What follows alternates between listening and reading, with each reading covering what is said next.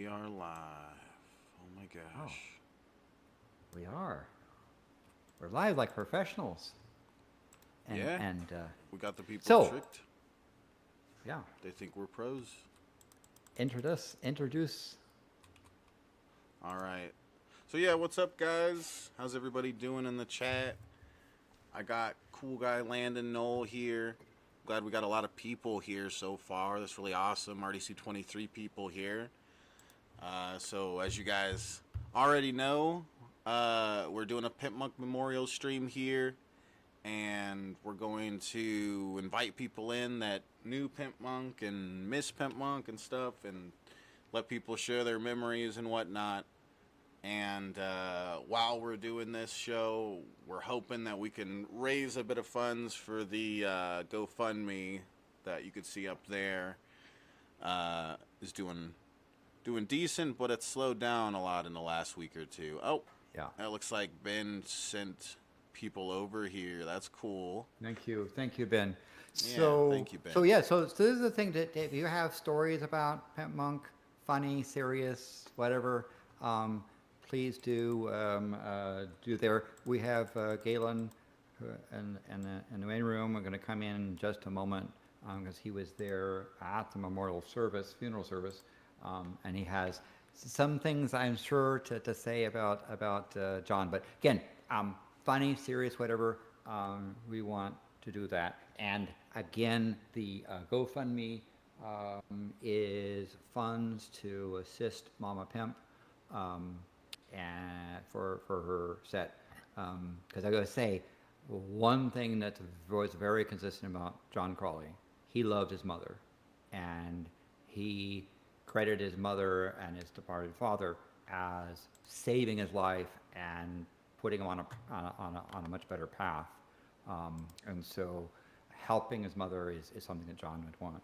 But shall we bring in Galen to? Yeah, your background is crazy. It matches the sidebar. Yeah. Oh, Um. yeah, So okay, yeah, wow. We got 58 people here. That's cool. So yeah, we have we got and we have Galen here. Galen, who was there at the actual memorial. So Galen, I don't know if The funeral, it shows you're muted, but you not can memorial, unmute. funeral. He was at. Funeral, yes, the funeral, This is the memorial. yes. Can How y'all are you hear doing, me? sir? Yeah. How you Y'all can doing? hear me? Yes, we can. Oh, okay. Good. How you doing, Yeah, I Galen? did go. Not great. I'll get to that later, but I went to the service for John. I felt, we had talked about his fear of death with his health issues, and I always told him I would be there for him, and if Mm-hmm. anything happened to him, I would be there for his mother.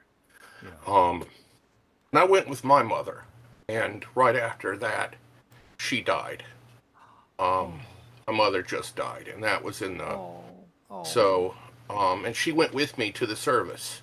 Mm. So, and John really always kept in touch with me, contacted Mm-hmm. my mother.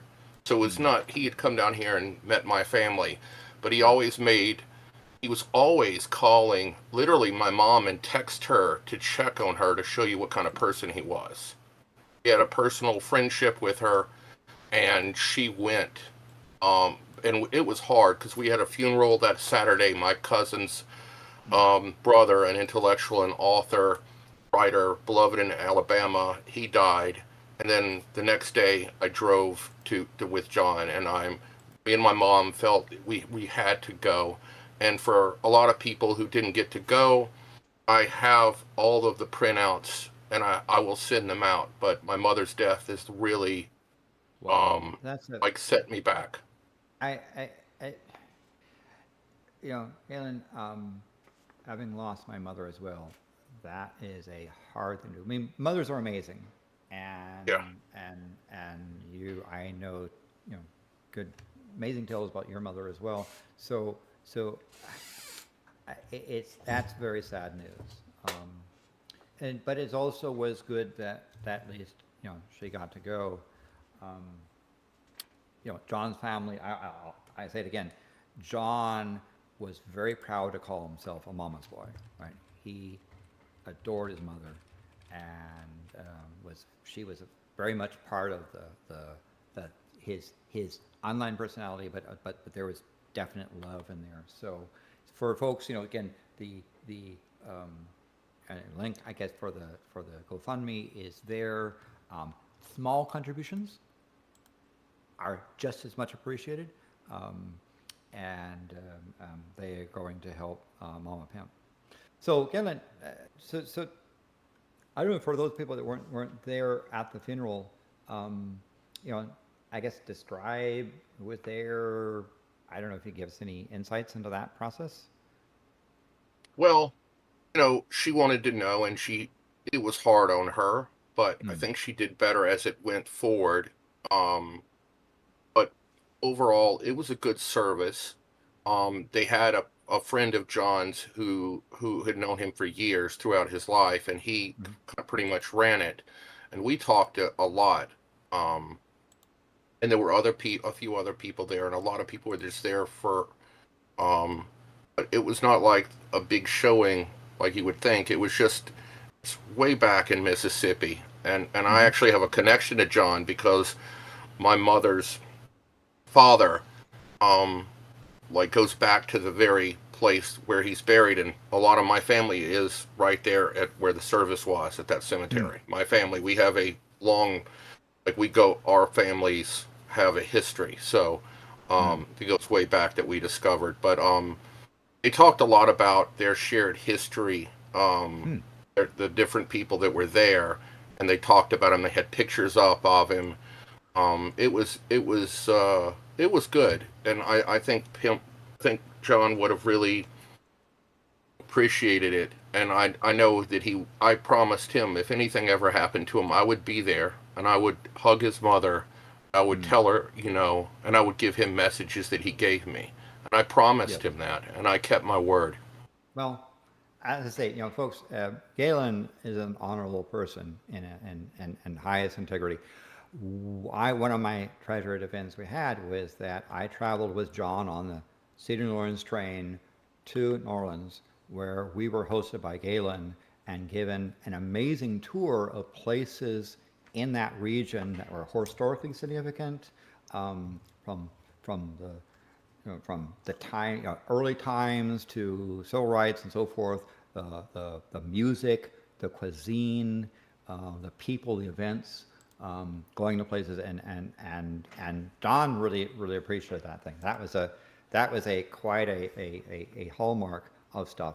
One of my treasured pictures was John, who is not a tall person, pointing up to the spot of the water line for the flood. We went to some of those places that were devastated by that terrible flood recently, as well as celebrating some of the great music places and places of cuisine and so forth there. So, thank you, Galen, for that experience, and going to Antoine's a very high class, very long established, I think like the second oldest restaurant in North America.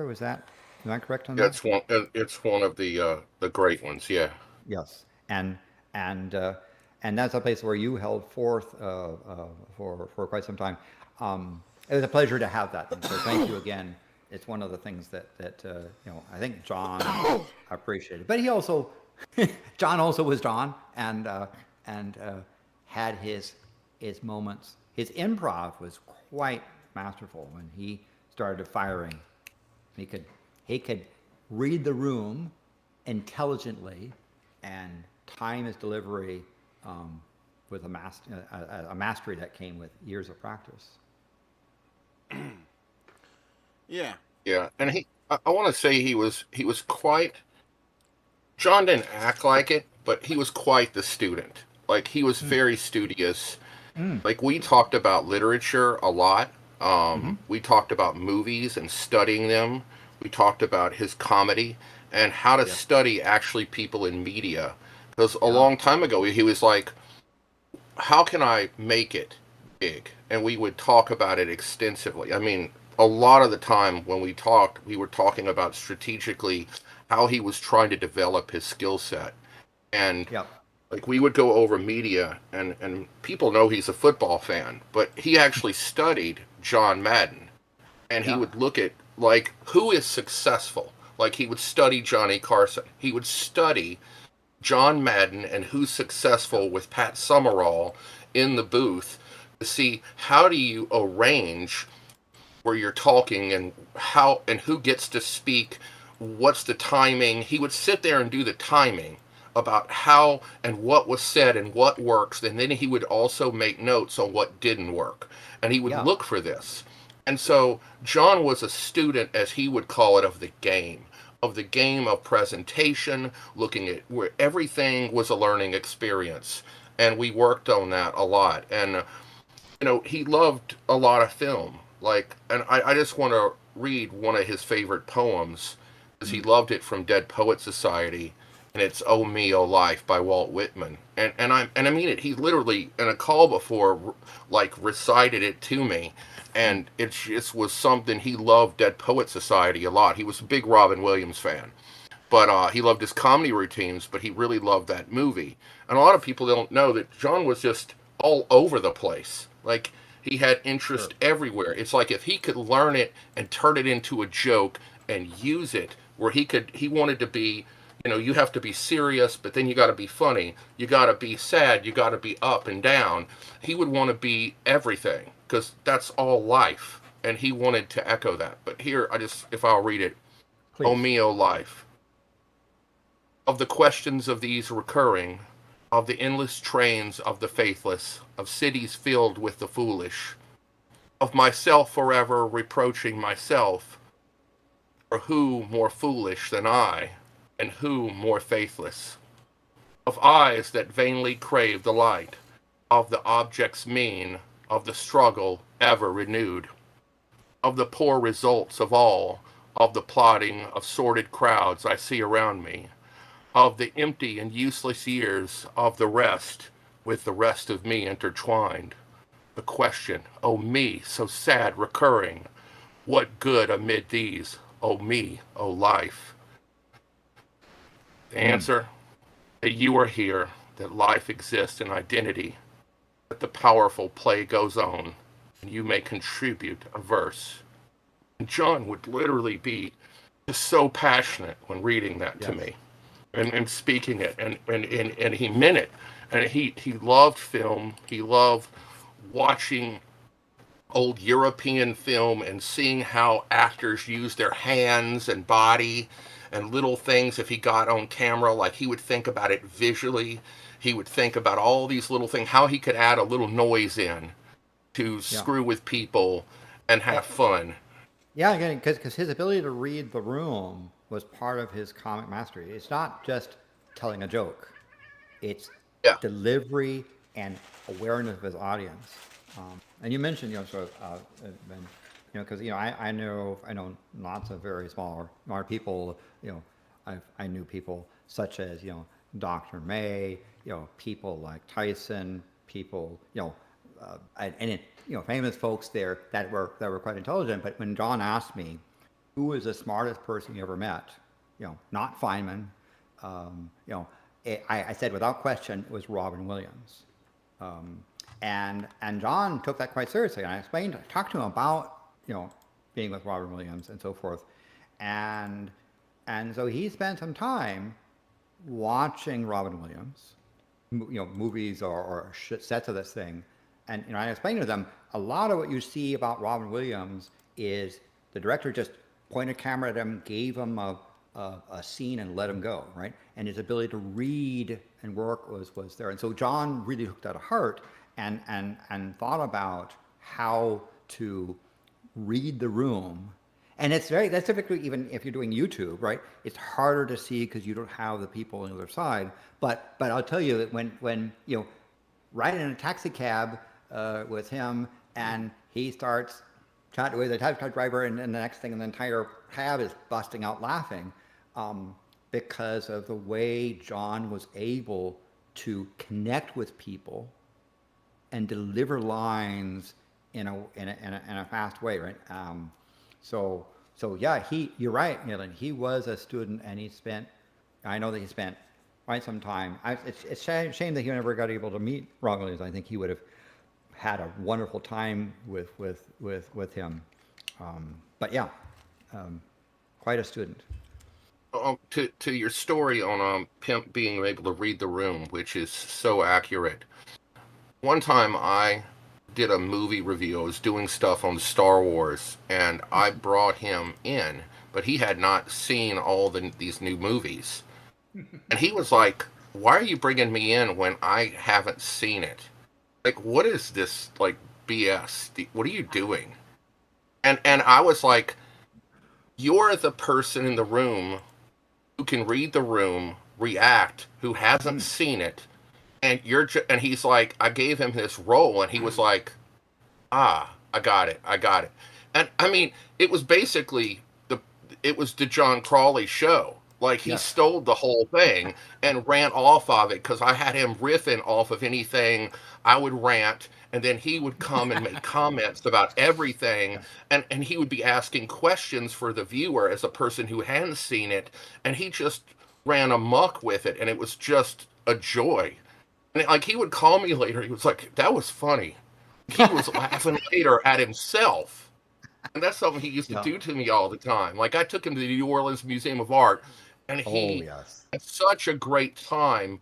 Like, he said it was the funnest experience, one of his in his entire life, because he went like wild at the museum. Like, he would be making jokes and commentary, and then later he was like, it taught him something that Yes. he didn't know Yeah. how he could relate, I, and like, he could go anywhere and do anything with his comedy. Like, it upped his level. He's like, I have to take this, he said, and put it and deliver it to people online. And if I can that do that, I can transcend any art. That's when he had the confidence after that. He told me, I'm going to yeah. do it. I'm going to kick some ass. Yeah, and that's the thing. John, um, believe it or not, at one time had a fear of crowds. He had a fear of public Yeah. stuff, and so I pushed him hard, right? So I told him and said, you gotta get your toe in the water. You gotta get wet. And so the very first time he really traveled, even outside of his region, I set him up. I said, okay, I'm getting a limo. I'm having you go to an airplane, flying to VidCon. I made sure that the staff that were on the flights understood who he was, and it was nervous, and and helping him become and coming to VidCon was a big opening thing for him. That was a scary thing because again, you believe it or not, at that time he was uncomfortable in large public crowds, but he got over it. He pushed himself into that.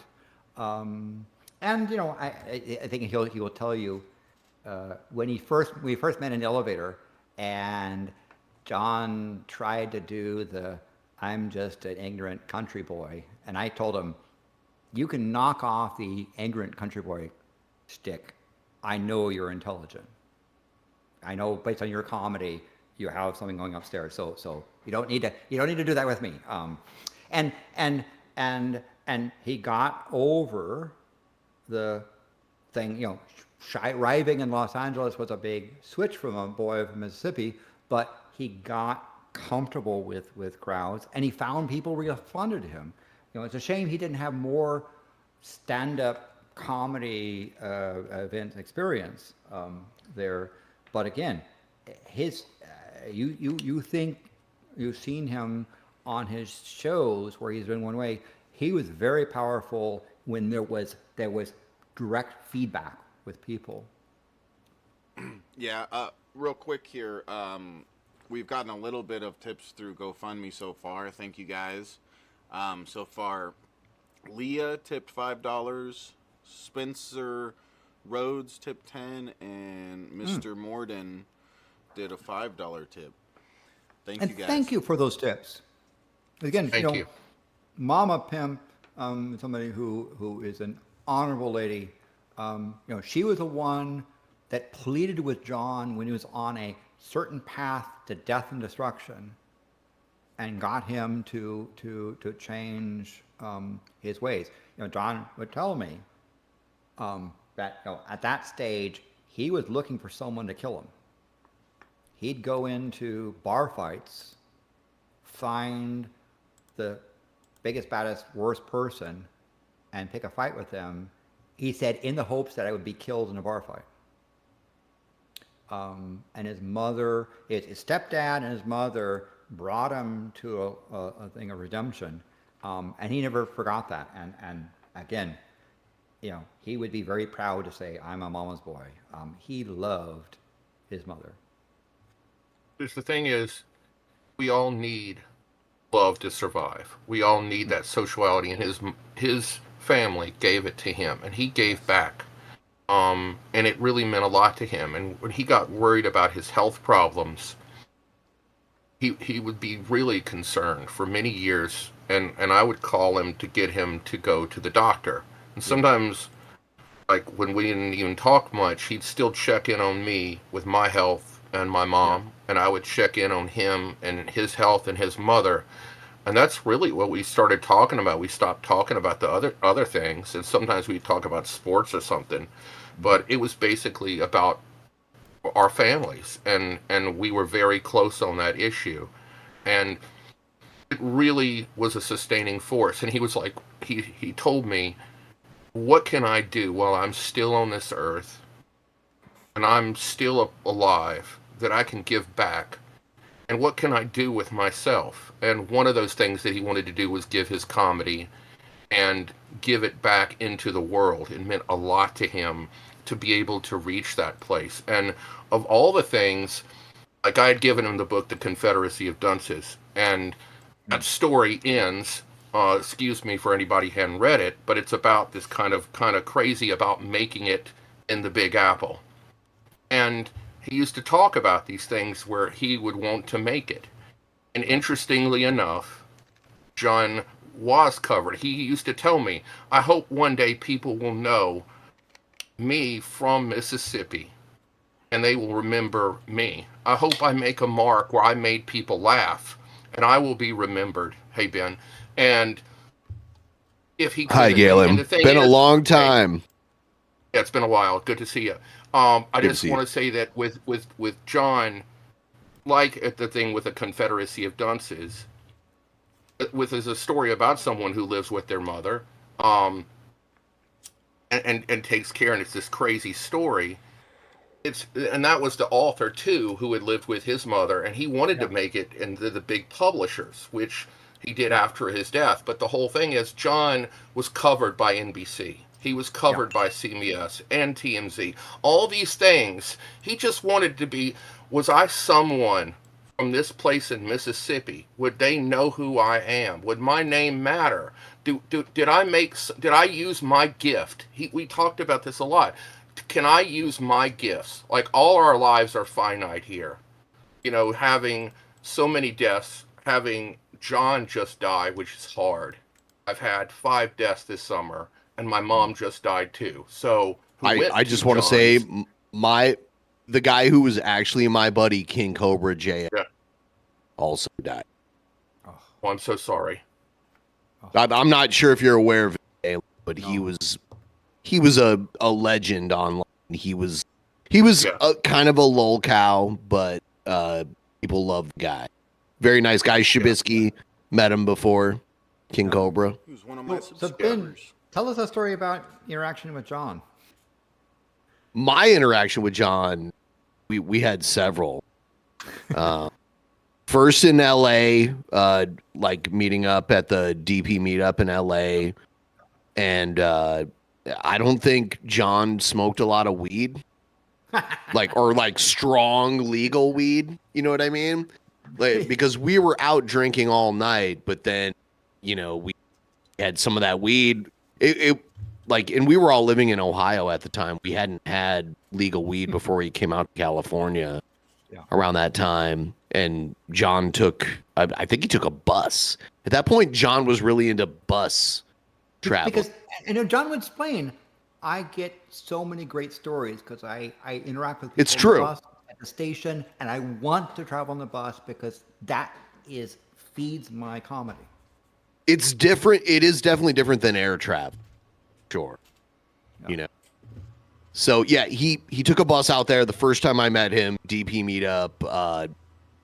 It was LA meetup. I think it might have been Santa Monica or something like that, but like a club there. And he came back with us to the house we were all renting out, and he got super stoned. And I don't think the Mississippi weed was quite up to par with the California weed. You know what I mean? Yes, it was professional. So, and that's where the whole like I don't like pain thing came. Like that became a meme at one point, and we came up with the BDSM game show because of that. Yeah.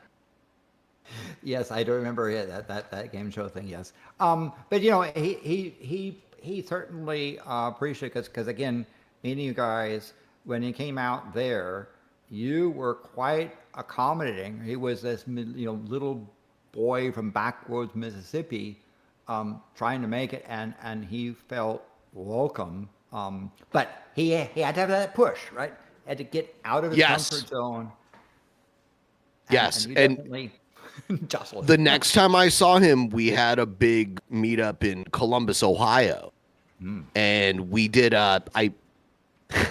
we did this in the same day, which is insane. Like John loved good food, sure. Oh yes, and we that day for lunch, and he knew he was going to eat the giant burger the day after, but or later that night. Actually. And how big is that burger? And it's called the Terminator, and it was created by bodybuilding competitors at the Arnold Classic that would go there every year for the big Arnold Schwarzenegger bodybuilding tournament. Yeah. It's probably a full pound of ground beef plus all this other stuff. Yeah, like it is massive. Piled on. Look at it, like Google the Terminator, and you'll see it.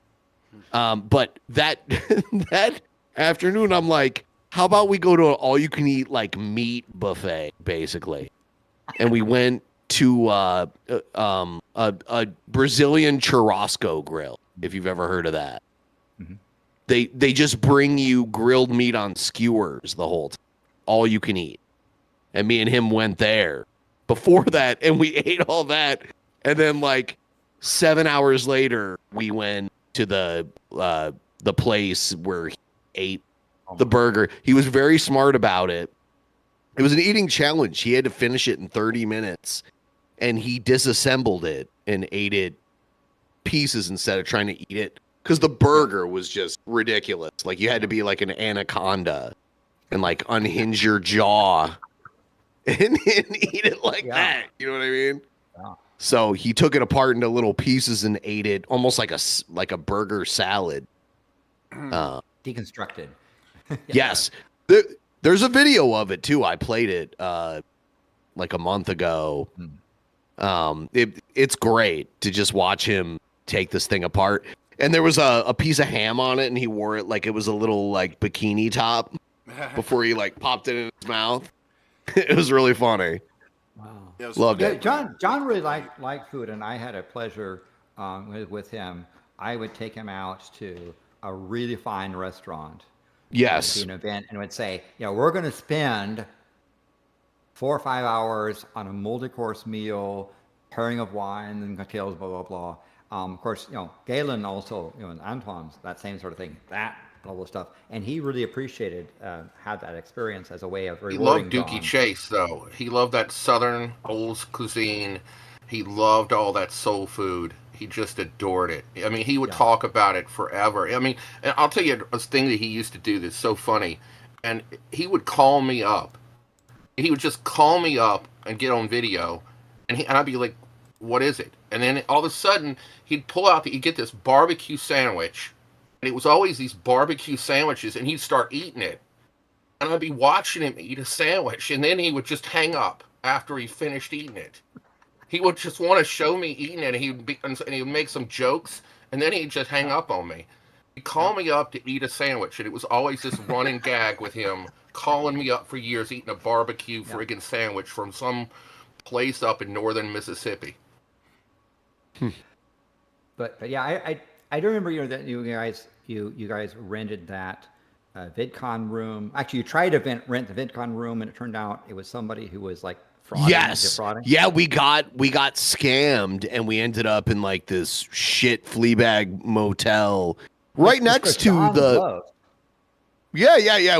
He slept in a chair, and John but it was next to the massage parlor with the happy endings, right? It was a Yes. Yeah, there was like a bar there and a weird massage parlor right there too.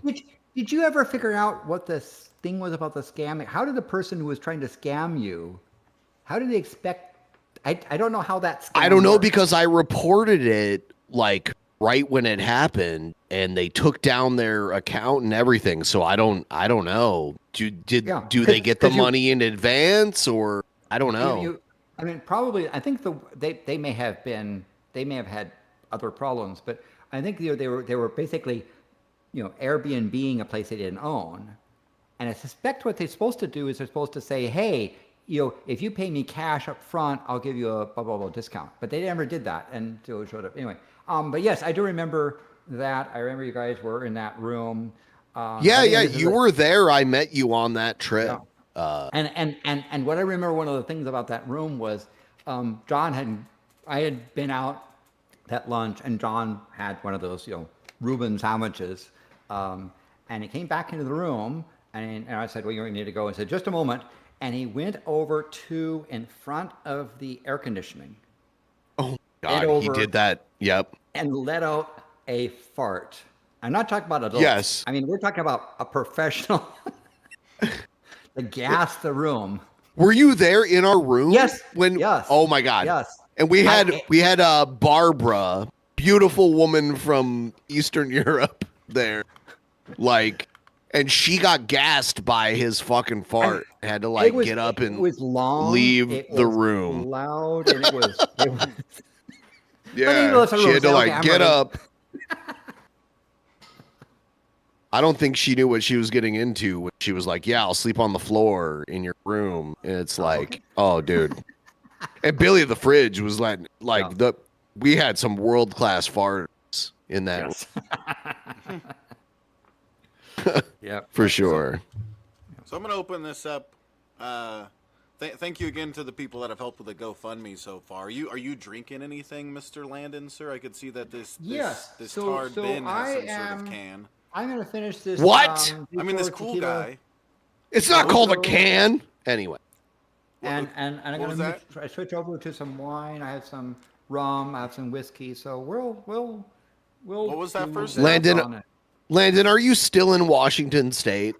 I am still in Washington State. I am. I've lived here for almost a decade, and every time I've ever hung out with you, it's been in others. What the hell? We have to do it in there because I'm up by a town called Linden near the border, if you know where that is. Above. Is Bellingham. It like near Bellingham? Yeah, above Bellingham. Okay. Yeah. I've taken the Amtrak to Vancouver multiple times, so we're on there. Yeah, so I enjoy the Pacific Northwest. I enjoy right next to the border.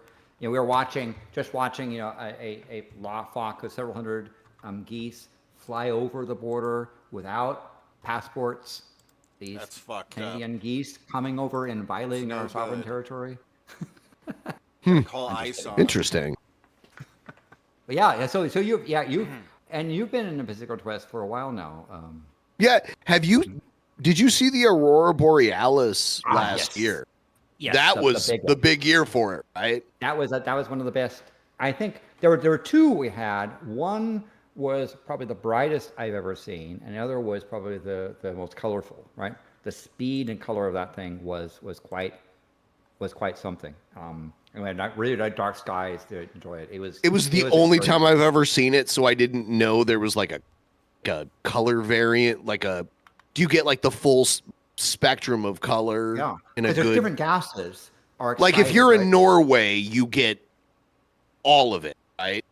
Yeah, it actually depends upon the energy because higher energy particles will cause other atoms to transition, right? So nitrogen does its thing, and oxygen does its thing, and argon does its thing. And so you need a flux of energy, and you also need the right polarity of stuff. But yes, that was a particularly normally the green is kind of the green, which is sort of the nitrogen exciting. Again, think fluorescent light, right? Yeah, Stars going through. it was the first time I ever thought about how, periodic elements can color things was, well, I went to Italy and I saw how they colored glass with various things. Yes. Yeah. So it's that kind of a thing. And so we had a really marvelous time. It was one of those times, again, where the sun was near its solar cycle. It was pointed right at the Earth. You had a big eruption from a sunspot, blasted away. It took only about 20 hours from the sun to the Earth, arrived, slammed in, collapsed the magnetic field. There's the backlash, right? You know how a boat goes through the water and you get a bow shock and it comes back and hits the back of the boat. That's what we were doing. Because remember, it was near midnight when it was really good. The sun's in the opposite direction.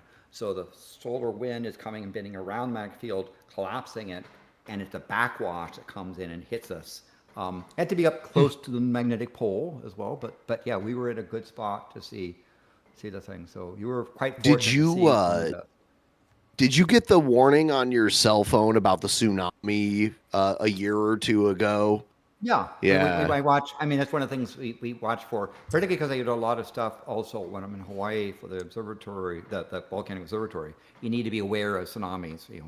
Wiggles. The Earth is very wiggling wobbly, but yeah, did you get a sort of see? I did here. Go ahead. I don't think the Puget Sound got more than like a little bit of ripple effect on it. Yeah. And you never know. It kind of depends. Sometimes it can be focused, sometimes not. You don't want to take those things casually. And my region is the Puget Sound, and I guess like theoretically it could rise the water level of something big. Yeah. And where it gets bad is if you've got a winter storm and a high tide and then tsunami. So that particular one you experienced was fortunate because you were at one of the very low tides. So there wasn't as much to cause it to come inland, right? It's when it's high tide and you got a storm surge and you got this thing on top of it, where it can be quite destructive. Yeah, I saw a news story like I think last year or something where like a tsunami, I'm sure you're at least like reasonably familiar with Seattle. They say like Pioneer Square could be under like 100 feet of water. I mean, you can get because the wave can channel, right? It can channel the wave in. So you might think that inlet will protect you, but if you've got a surge coming through and it channels into a spot, then that can basically amplify and rise up. So yeah, crazy. When there's tsunami things, take it seriously. Don't be stupid and go down to the beach to watch. No. I kid you not, but there are people when the horns go off in Hawaii, they have to have police come and tell people, no, don't go down to the beach to watch the wave coming in. Don't be stupid. But I wanted to make a YouTube video. Well, there's that movie from the early 90s, Point Break, where the character goes to surf to like kill himself.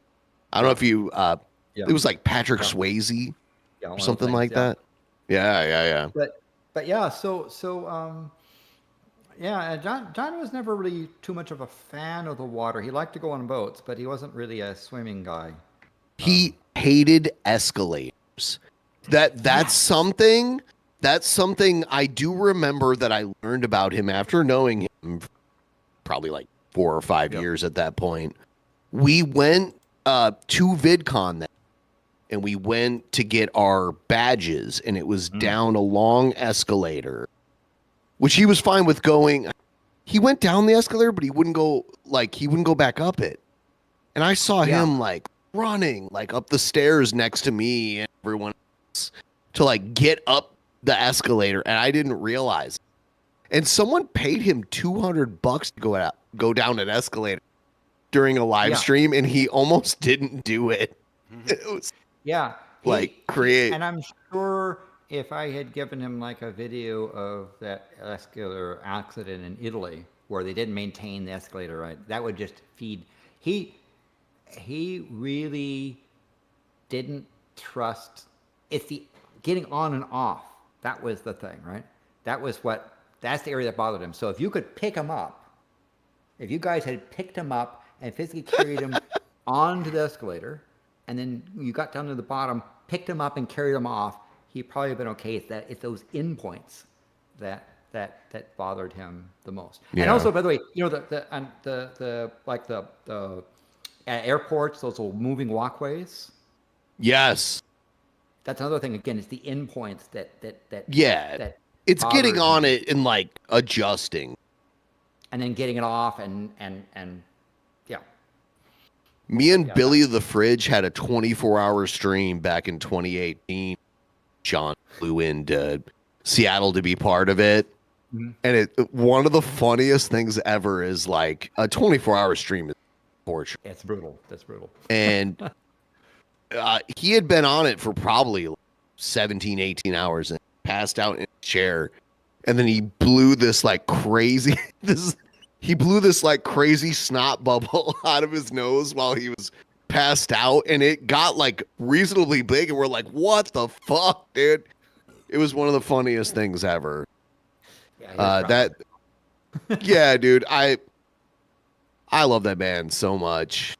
We never lost contact. I have contact. I have DMs between me and him, like, probably like 2 weeks before he went in the hospital. It's man,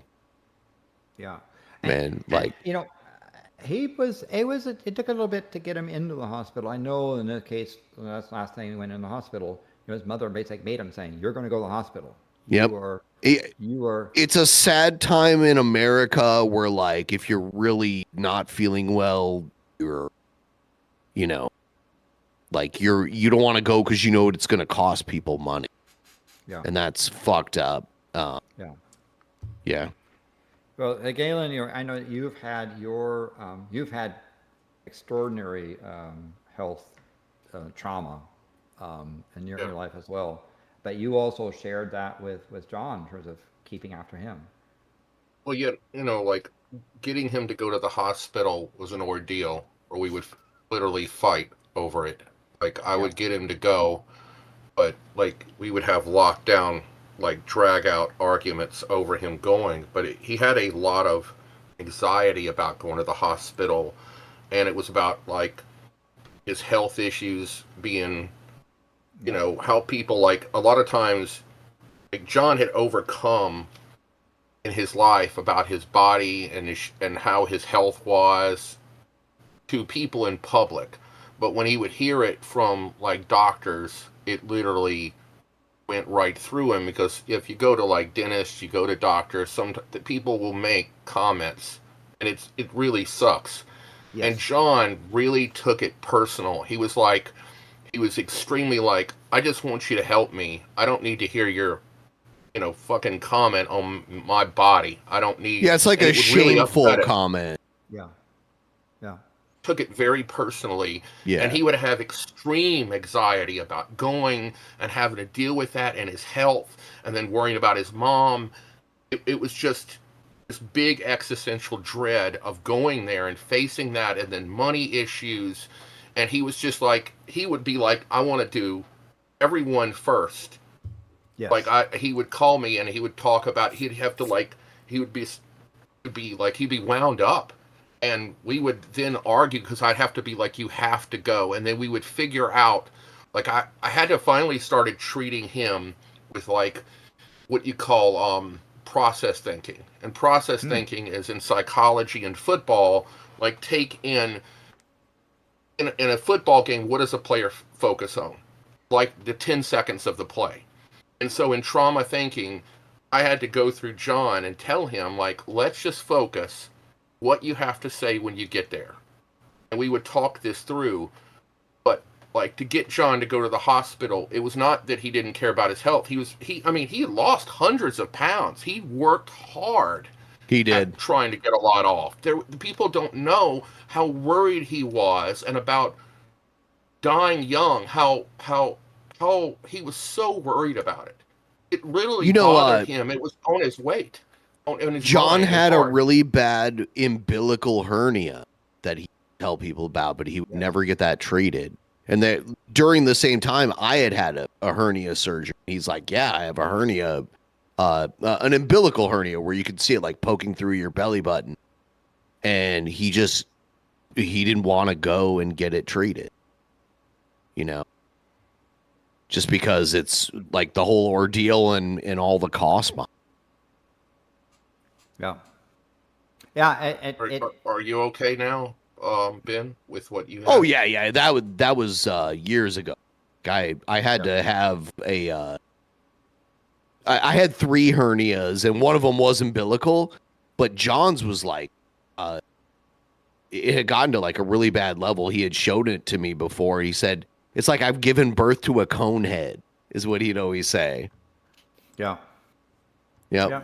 John had some real challenges. I know his blood Yep. pressures, numbers. He showed it to me too, and then Yeah. he in the comedic self, he started talking like he was that character in Total Recall with Schwarzenegger with like the, and he started making like a voice for it, for his hernia, like it had its own personality. Yeah. That's Of course, funny another as thing fuck. that John was quite proud of is one of those rare humans that had 3 testicles, and they all were functional. Yes. Some people Oh have. well, he was also he also claimed he was partially black because he had sex with so many black ladies that like it made him partially black because of that. Yeah, but yet that other thing is He was that inside was, of a lot of black girls. Yeah, apparently. That matters, okay? Yeah. Makes him at least 5%. Yeah. So yeah.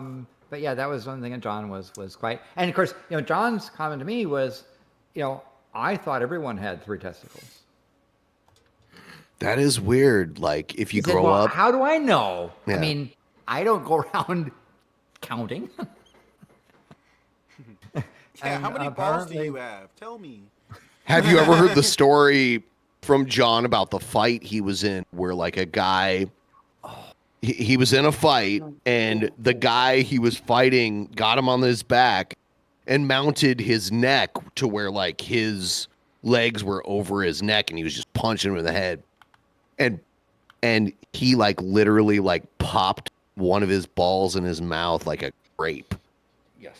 And we were like And John had a very graphic way Yeah. of telling that. yes tale. yes It was well that was my buddy. Like me and him talked about all the like really crazy graphic shit all the time and he was like really open and honest about.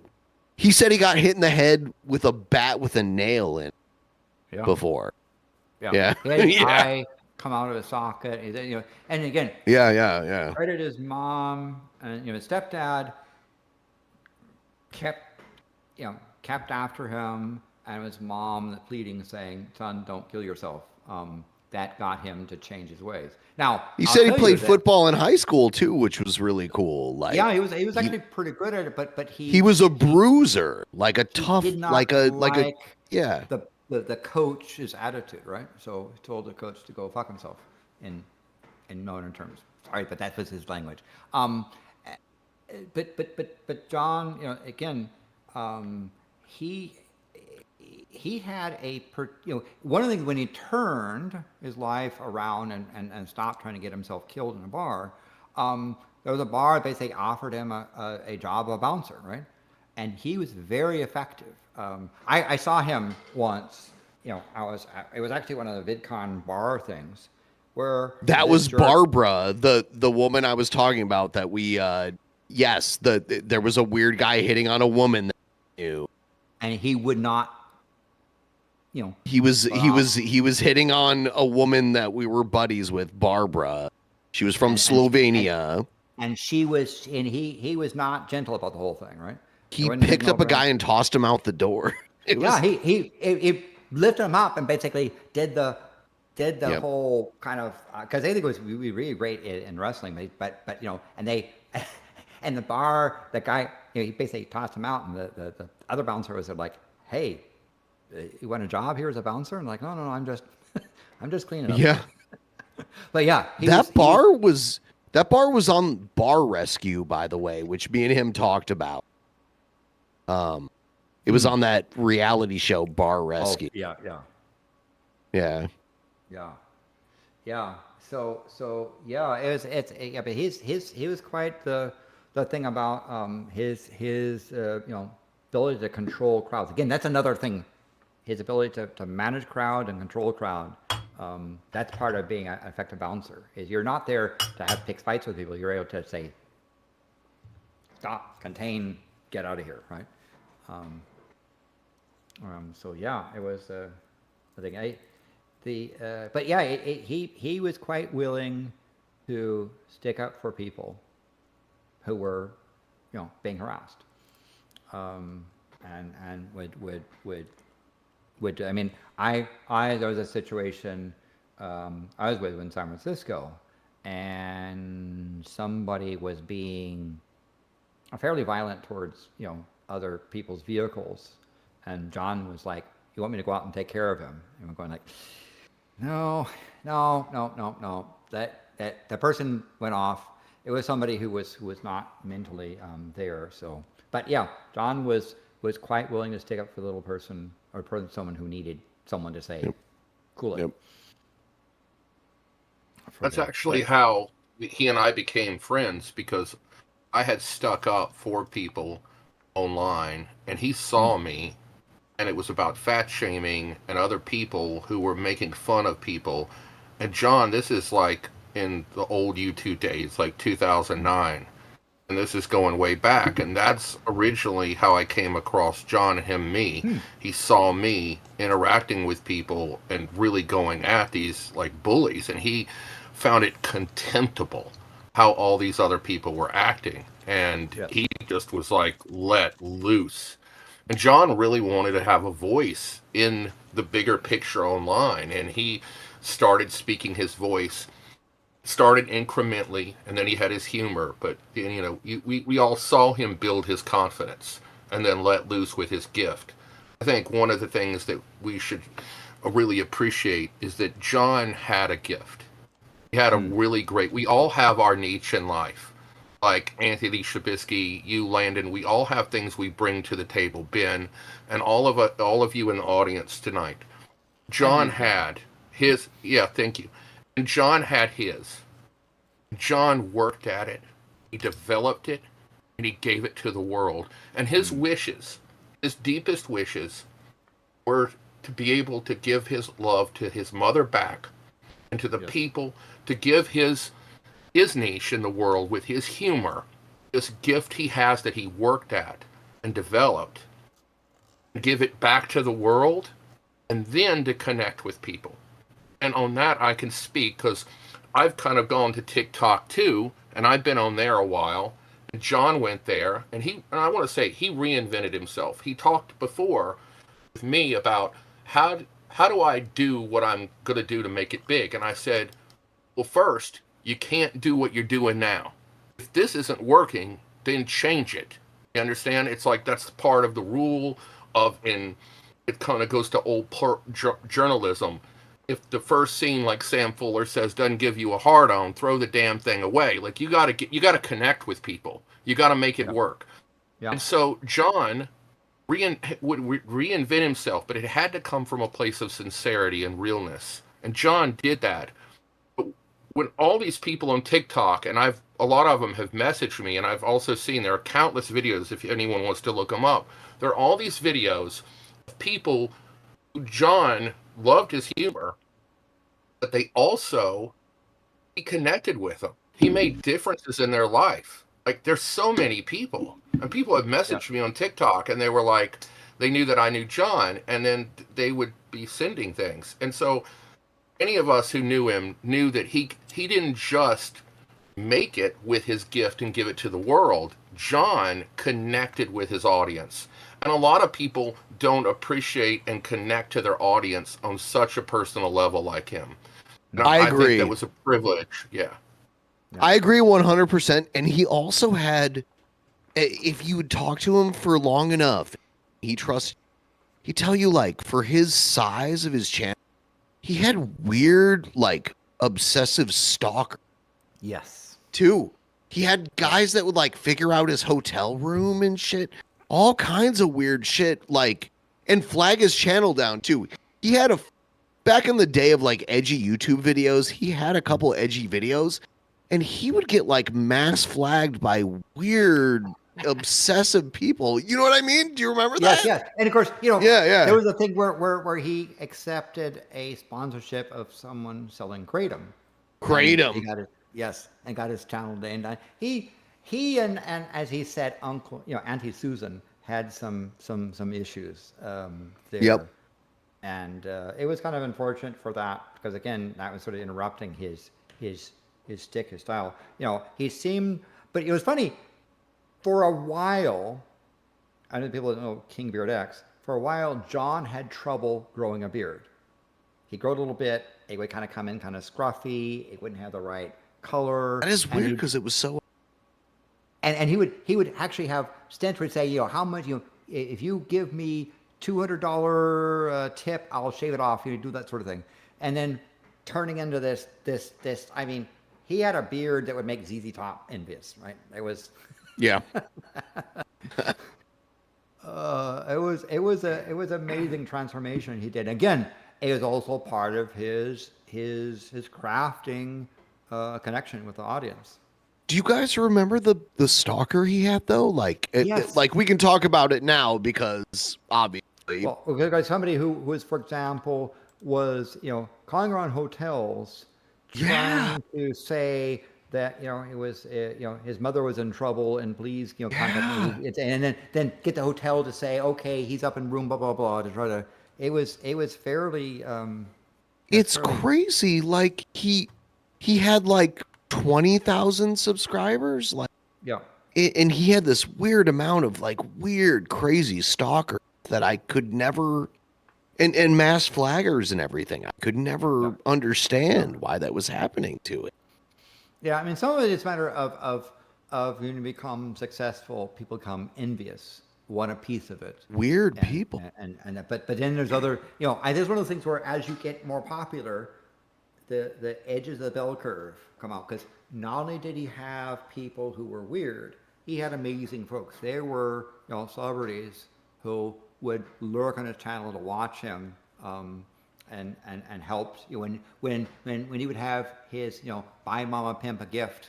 These celebrities that come in would go and buy her stuff because again it was all about his mom, and he had. I had those people that were stalking him. I would have them like they would send the video to me, be like, "You want to watch that?" And I'm like, "No, that's weird. You're like stalking a guy in his hotel room."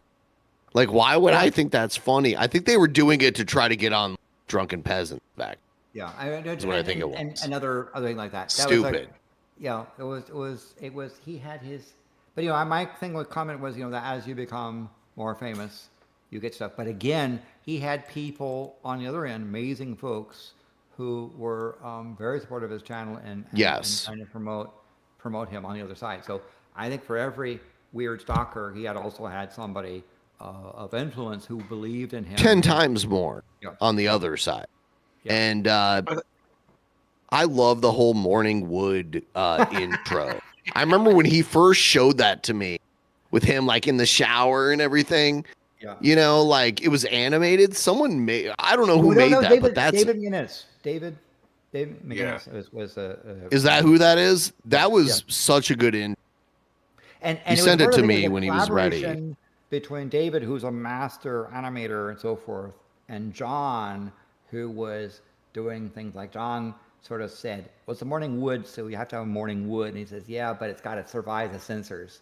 So it's like, how do you have at the end, little doing, doing, yeah. And the hole in the fence and pixelated. Amazing. Yeah. David is a master animator, but again, that was a collaboration with John, who had that sort of stick thing, and so it was kind of John was feeding in crazy ideas, and David to figure out how to animate that. David. I just wanted to. I want to say that about Ben's comments on those weird stalkers. That is so true. I think one of the things is that John reached out to so many people with that personal connection. So he made these good connections, but there was a lot of crap too. And then these people, and some people would want to take advantage of that, but like, that's just one of the things with it. It's like part of the territory, because he did reach across to so many people on such a personal level, and he would be able to connect with people. But some of those people really were unstable, but John was always, the rebel, the exile. He liked being almost like, I used to call him a pirate, and he would get a kick out of that. So John liked being this oddball. Like he loved it. He loved that he was from Mississippi, and then he would be this continual fish out of water, which he'd take advantage of. But you sometimes, part of getting successful, there's good and bad, and that's just part of any adversity that we always face. But John, I think, really dealt with it well. But man, there was some. Ben hit the nail on the head. There was some weird motherfuckers. Excuse me.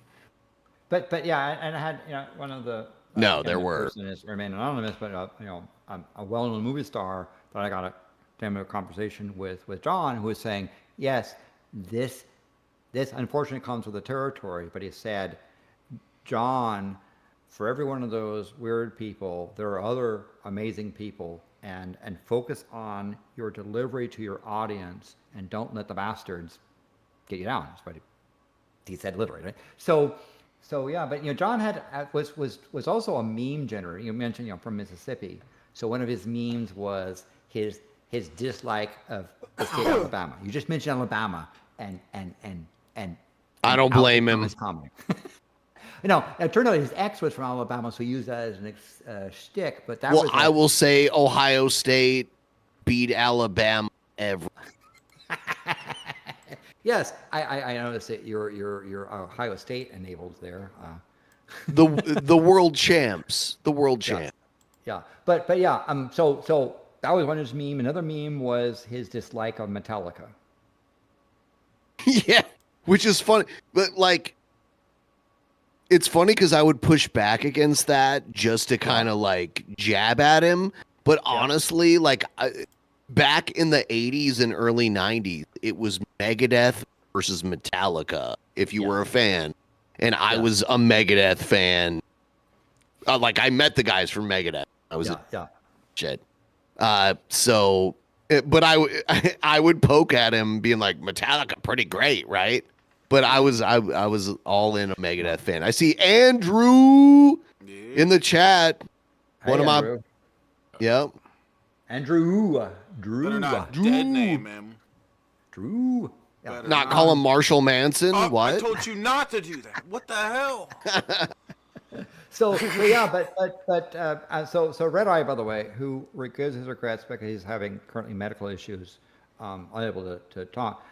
One of the times on the Morning Wood, John, I think was heading to, actually one of the times he was heading to VidCon, so he was unable to do the Morning Wood. So he turned it over to Red Eye and myself, and we had a 2-hour special on Metallica, and trying to say everything we could say about Metallica and so forth. Just Joe, and then John was like, "You sons of bitches," because again, he really leave those memes up on there. But did he ever tell you how his voice got the way it was? Because he told me before. Tell folks, he got punched in the throat in a fight. Yeah, is how his voice got the way it was, which is crazy. Yeah. Now, he had his mama's eyes, right? Those very distinctive eyes that John had. If you see pictures of his mom, genetics works, right? The thing. But one of the eyes was also kind of a little bit cockeyed, because at one of his fights, it actually came out of the sock. He came home dangling out of there, and he was talking about, how weird it is when your eyes over there looking this way. Yep. Orbital bone break. Yeah. So he had some, but he had those scars there. But again, his mama pleaded and said, "Son, for my sake," she said, "for my sake, please don't kill yourself." And that. I don't want to give this too much attention, but did you guys happen to see the Brett video about Pimpmunk? I understand it was something bad. No, I did not. I have made it my personal mission from now until the day I die to torment Brett Keane for the lying sack of shit grifter he is from now until forever because of the video he made about Pimpmunk like 2 days after he passed away. And I'll never let it go. And it was done with deliberate malice and forethought. It was not just yes. It was calculated. Well, that's Brett. Yeah. I didn't see it, but I can just say this, that in the end, that guy doesn't know our friend and brother John. And that's what I call him all the time. There was a song he liked from New Orleans called Brother John. It was about this person who had passed, and John always liked it. And it's Brother John by the Wild Chapatulas. It's Mardi Gras Indian group, and they're the Neville brothers are all in it. Anyway, Brett King doesn't know John. He's not capable emotionally, existentially, in any way of appreciating, because he's a cockroach, and he can go back to, being a fly on shit, and that's what he is. And the people who loved and appreciated John, he lives. All I can say is let his love guide your heart and his humor stay in your heart. And because that's what he wanted. He wanted to give a piece of himself so we could always laugh. And we're going to be laughing for him forever. Yeah. So Cheers. I love you, John. Well said. I will say, Galen, you knew a side of John that was more like me and John was like, we're partying, we're bros party. And you knew him on a different level than I. Yeah. So it's interesting to hear that. But also people we were literal bros partying. Yeah, you guys were great. John was quite appreciative of the fact that he could hang out with you guys and have a good time. But also John appreciated when people believed in him. He took it. In fact, pretty good say, I believe in you, and I believe you can make a difference for your mom. Because one of the things was, I want to buy my mom a house. I want to take care of her. So, by the way, again, just a little shill. There's a GoFundMe. The proceeds are going to his mom, Mama Pimp, an honorable lady, funny as all get out, wonderful person, and it is a terrible thing for a parent to bury their child. And by the way, and Pimpmunk lost his dad 5 years ago, too. So, but yeah, like Landon said, there's a link at the top of the chat, guys. Help with the GoFundMe if you can. We've made a little bit of progress on it. The more you guys tip, the more we'll drink. Mama Pimp lost her husband 5 years ago, and the Pimp last month. So So it's just other people that know him. If you want to come in and give some tales, let Trubisky know. Jump in waiting room if you want. But yeah, I think John also really he did like all of the science bits. So I took him up to big observatory. Watched him through large telescopes. He really was quite fascinated with the universe. He was a very intelligent person. Now his shtick, he tried to do stuff. But as why that puppy dog walking down the street like that? Yeah, exactly. But I would say, John, you didn't cut the ignorant country person. I know you're very intelligent folks, and I treat him as such. But he was quite an intelligent person. Again, very business minded. Him and I had very business minded, very intelligent with his finances and with how he spent his time and everything. Very intelligent with that also. Yeah. And had other thing, so I know that he certainly looked up to your advice because you've had some very interesting business challenges, and he was very appreciative of you giving him advice on that. I know that he referenced you guys as as somebody who knows the business, because he was very interested, as Galen said, a student of the business. He was. Yeah. Yeah, I miss doing the morning wood. You know, when Pimpmunk passed, I looked back and thought about the morning wood and stuff, and I wish I could go back to doing that again. It was fun. Yeah, so basically, you were a co-host in a number of things. And I should ask, online, you know, there's the notion of trying to get access to his channel. Yeah, Were you able to figure out that we're thing? working on it and stuff. I'm slow, but John was more about the content and wanted other people to basically do the I just want to producing. say, like, in the earlier days of YouTube, John made one of the funniest videos I've ever seen in my life, and he may have told you guys about it. And this is not anti-Semitic kind of one a bit. it's the one where John is like genderly ambiguous and a Nazi, Yes. and it was called Nazi sizing. yes. Oh, my It's one of the goodness. funniest fucking videos I've ever seen in my life. You can, yes. The let's just say that he It's was so doing edgy. the arm exercises and stretching exercises and and of Yeah. course it sounds like, you know, how could it be funny? But It is. John knew how to do the timing and stuff. Of course, it would get so banned so fast. It did. That even back then, It took down even his if channel for a little while. I remember him being like, "Damn, my channel got." Yes. It was So- really funny. It was So, yeah. worth it to him if he could get someone to crack up. Like he would, like when he would dress up, doing his like female routine, he would Yep. again he would do the Pimpisha. random Pimpisha, and he would call me as Pimpisha with a video call, and I'm all of a sudden looking at this, and I'm like, what the fuck are you doing? And then he would start making jokes, and again, then he'd like hang up on me, and then he'd be just like fucking around, and he just wanted to get a rise. You just see me like have a WTF moment, and then I would do it, and then he would just start laughing, and then he'd hang up. Yeah. But again, I say, Mama Pimp was also an important part of his show. I mean, who can break those times when he would kind of pretend sass her, and then she'd get a broom and come and swat him.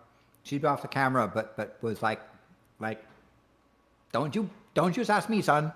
Tick, tick, poke, poke, poke, poke. That's funny.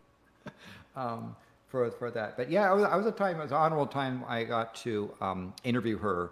She's had some rare times she's been on video and camera. Interview her. It's very interesting to hear her life story, and you know, talking about sticking up for her son, who she really adored. So yeah, but I do remember that Nazi sizing thing. That's it's one of those things you try to. That's one of those memories you try to like. Okay, but nope. I'll keep it around forever. It's like, but still, it sounds terrible. But it really, he had a really good way of building it up, build up, and his time. This is what they call timing, right? It's Some not of the just stuff he reading the did was joke. so silly. It was so silly, and stuff that a lot of us wouldn't do, even for a joke. And he would cross the line. He would go so far, and we would just be like, "What is going on here?" We would be in another dimension with him. Me and John hosted the Altered Perspective with me and him as co-host for 3 years. Like, you know, once a week for 3 years. And yes, that was his. I had to tell him to dial it back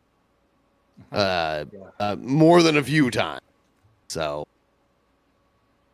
amazing. I think it's funny. Yeah, I didn't know how many episodes I did with Pimp, but after he passed, There's quite a few. Yeah, after he passed, it's weird because I could have swore a while back they weren't live, but if you look on his channel now, all the Wood episodes are live, and it's really odd because if you look at the oldest one, I'm in it, and then if you look at the newest one, I'm in it. Even though there's lots of things he did prior to that, but And before that. but there's like 900 videos. It's like, what? How many podcast episodes did I do? Because I'm on most of those. Yeah. It's like, There's so many. There's so Yeah. many. I didn't even And realize. the thing is, it was like he went through so many iterations of lives online. Like he did stuff, going back, 15 years ago. And then there was stuff that he did, like he did when he was having his around 2015, where he was just doing 14, where he was doing his own stuff. Then there was the Pimpmunk show, and then later he did the Morning Wood, and then later he branched out to other things like with the stuff with Ben, the Altered Experience, all this stuff, Yeah. all these different. He had one thing after another that he kept going, and every time he would keep learning, and then he would reinvent himself, Pimpmunk to Kingbeard, and he would be like, "What else can I?" It was not just like I'm going to do a new personality. It was like I got characters, he would say, that are part of me, and I got to bring it out. I got to develop it. It was like he was a sculptor of comedy as he saw it, and he was trying to bring it out to give it to everyone. It was a gift that he was giving to people.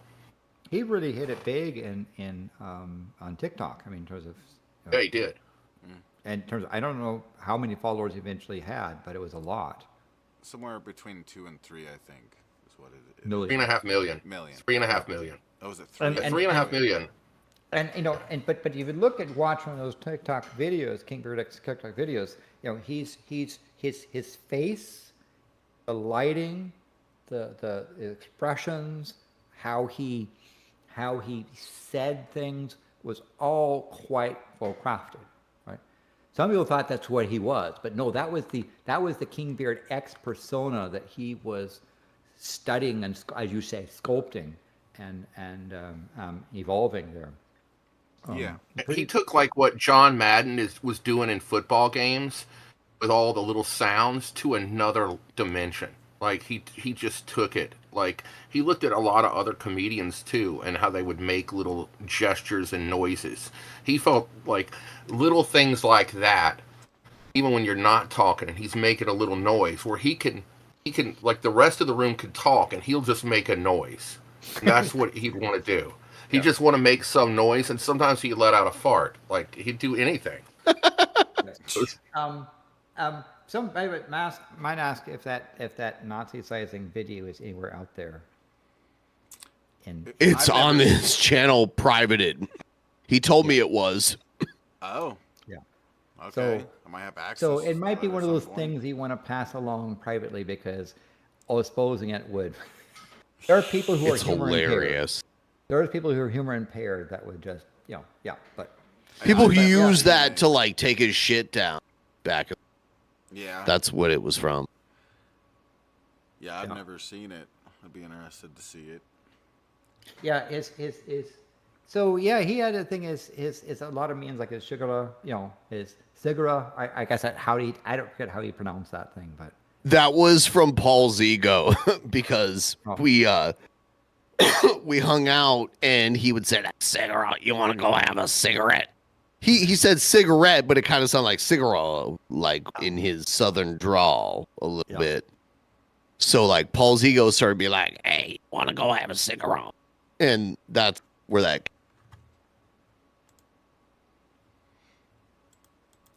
Want a cigarette? like I said, we're working on, recovering that channel. So stay tuned.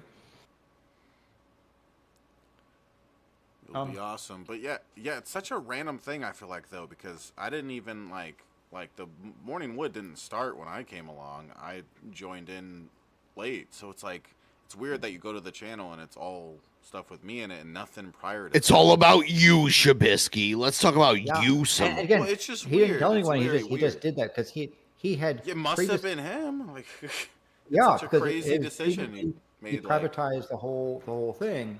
Yeah. I guess part of his thing was he's trying to reinvent himself as KingBeardx yeah. and wanted to have that. Maybe so. That was huge for him. Yeah, for stuff. Yeah, it's that took off. So anyway, that are saying KingBeardx, John Crawley, Pimpmunk, he went for the number of these sort of personas that he had. Pimpisha, another one he would do. So good. His characters. Yeah, and his mom was like, and I remember one of the times, he was doing the Pimpisha thing, and she was like, "Damn it, you took all my mascara, you son of a bitch." Because he would, she was quite the off-camera comedy accent to his stuff. I don't know. Yeah. But yeah, so I switched over to this wine here. Oh, all right. So Alan Reyes came through with a $10 tip through the GoFundMe. Thank you, Alan. Thank you. Yeah, keep it up. You guys tip and we drink in response to your tips. It's great. Let's get Landon. There's a guy named Chubby Ben. I am chubby. You're chubby, Ben. It's funny because I was always like the thinnest DP man. Fat. Yeah, you were the not quite the micro DP, but you were the slimmer DP. Yes, yeah. Well, I was like at that point in my life, I was going to the gym every day. Yeah. All kinds of crazy shit that I can't do now in my mid 40s. Like I can't handle it. I'm not trying to complain, but can't quite do it. Diverticulitis, crazy illness that just hits you, and like that's something I've been dealing with for the last couple of years. It's just an insane illness. Is it? Again, I'm not familiar with diverticulitis, but it's an infection. It's a weird infection in the walls of your large intestine. And the medical community is actually kind of divided about what causes it, really. Some say it's little. There's a rash. It's a spectrum of things, or a... Yeah, probably like not just so. Yeah, it's very strange, but if you don't get it treated within like 3 or 4 days, you will die from like an infection of the large intestine. And I've had it 3 times in the last 2 years, and the last time I had 105-degree from it. Ouch. Yeah. That's hallucinatory level. Yeah. It was. I was trying to ignore it. That was the problem, because it feels like you're getting stabbed in your intestine. One of the worst. Yeah, it's crazy. I guess it's becoming more common. I don't know why, but yeah. Again, it may be one of those things where there's multiple causes. It's a class of syndromes rather than just one thing. Yeah. But yeah. That was one of the things that and my mother had before she passed. She had that. That was not what got her. They didn't get a pacemaker into her in time. Otherwise, I would have saved her. I had given her CPR, but my mom just died. But like, she had diverticulitis, and I had to take her to the hospital, and like all the stuff you were saying, and that was really an ordeal getting her through that. My condolences, Galen. I'm sorry to hear about your. Yeah. Like I don't know if you heard earlier, but she went with me to John's service in northern Mississippi because he knew her personally. Like I didn't know that. John, he would contact and knew, because we both had mothers from Mississippi. He used to call my mom his second mom. It was really, really sad for me when my mother died, because one of the first people I would have told that morning would have been John. Like, he would want to know. That's so sad. Yeah. John would have been here with me, and like, he was always the person who kept in touch with me. He always so sad. cared. Sorry, man. Like, I feel like I feel that's really sad. Like, yeah. And diverticulitis is so terrible. Like, it just feels like you're being stabbed in your like intestinal area. It's one of the worst things ever. She And hurt so bad. She was hurting so bad when I took her to the ER with it, and we got through it. And it was just really hard. And so I just want to tell anybody out there, if you have health problems, get them checked, get them seen, work on it. It's just like anything in life. You got to work through it to keep going. You don't have your health where you're 20 forever, and part I'll of say, like, getting older. if you catch it early, it's easier to deal with, too.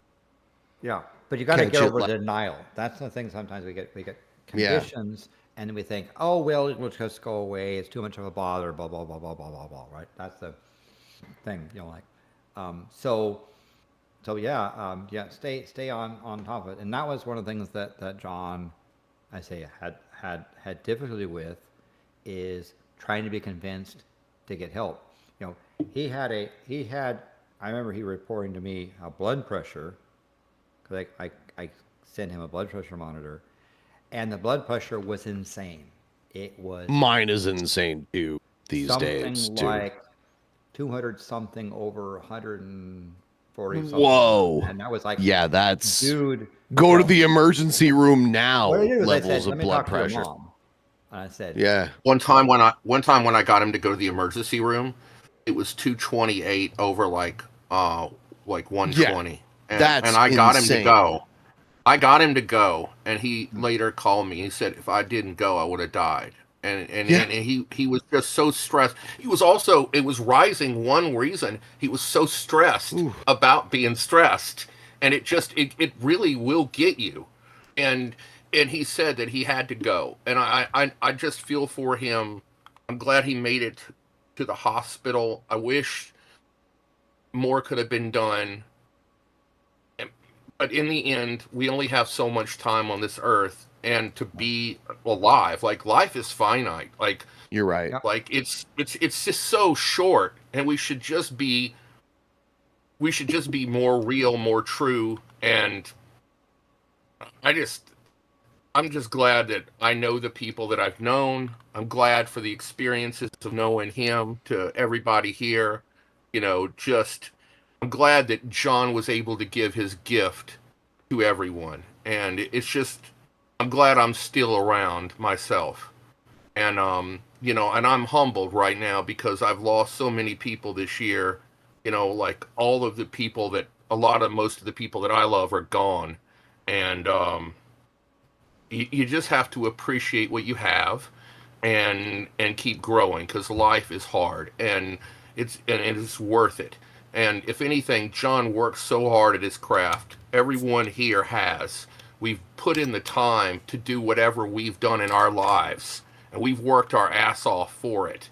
And John worked hard for what he did in his craft. He cared, and he cared about people. He did. Yeah. No, I couldn't say it better myself. You're 100% right. yeah. So yeah, John made a mark, and we are all the better for knowing him in various ways. Again, I have some wonderful photos with experiences of several times with him, as well as enjoyment of pushing him out of his comfort zone into the public, and beginning to mix with folks. That's and that business of getting you gotta get your toe wet to We should invite people in the anybody out in the audience. John was the master of the photo bomb. So if any of y'all have photos with him bombing the photos to be a complete jackass, please post them up. Send it out to us. Yeah. Like, put them up wherever you are and tag him on whether it's on X, on Facebook, anything, or send them in. Yeah. Like, please, in this like, Discord, share there's your a stories. pictures thing that you can post pictures to that as well. So yeah, I've been going and grabbing some of those photos and dropping them in. But I don't know, Shabitsky, did you see my comments in the Discord? Yeah, you said I look cute today. I think you look cute Yes. too, Landon. Oh, thank you. Of course, it's Jack. That's the one that Jack Yeah. was like. So He's Shabisky, always you good. got to come up to Washington State, and you and me will hang out land. Yeah. Yes. You'll be my. There you go. Yeah. He's already We come. could have a Like he threesome. already came up to Bellevue and stayed at my house for like 2 weeks, and you probably didn't even know about it. Yeah, I don't pay attention that much to stuff. I could have swore Landon lived in California. Well, you're sometimes you are No. He lives well, here. you know, Didn't people you live pay in you California to not too long take- ago? I could have No. take a bit of stuff. I mean, he lived in Antarctica too, also, but like, no, he resides in Washington. Well, I'm sorry. I'm a He bad resides in stalker. Washington. I'm Yeah. horrible at my Well, job. learn something, Yeah. loser. I know. Yeah. Need I more say practice. Yeah, but that's okay. But yeah, it's actually Jack that we want to see. That's why people come. Yeah, we're more of a fan of Jack. Yeah, who isn't? Jake the cat. Jake the cat. So Oh, let's that's keep it very up on the GoFundMe up there, right next to Benjamin's head. A You see it? A Somalian immigrant just ate Jake the cat. We're all screwed. Shucks. because we know that's a fact. Shucks. That's crazy because anybody- I lived in Ohio for a long time, and there's plenty And of how many like cats did you eat? none, but also I knew plenty of Somalis that were refugees from the 90s. I remember the Somalian refugee crisis from Yeah. the early 90s, and yeah, they don't like to eat cat. Like I don't know. I don't know. I'm just there are a number of marvelous things about Ohio. Yeah. One of which was that it has some of the densest concentrations of McDonald's restaurants in any place on the planet. Snake Mound. Have you ever seen the Snake Mound, Ohio?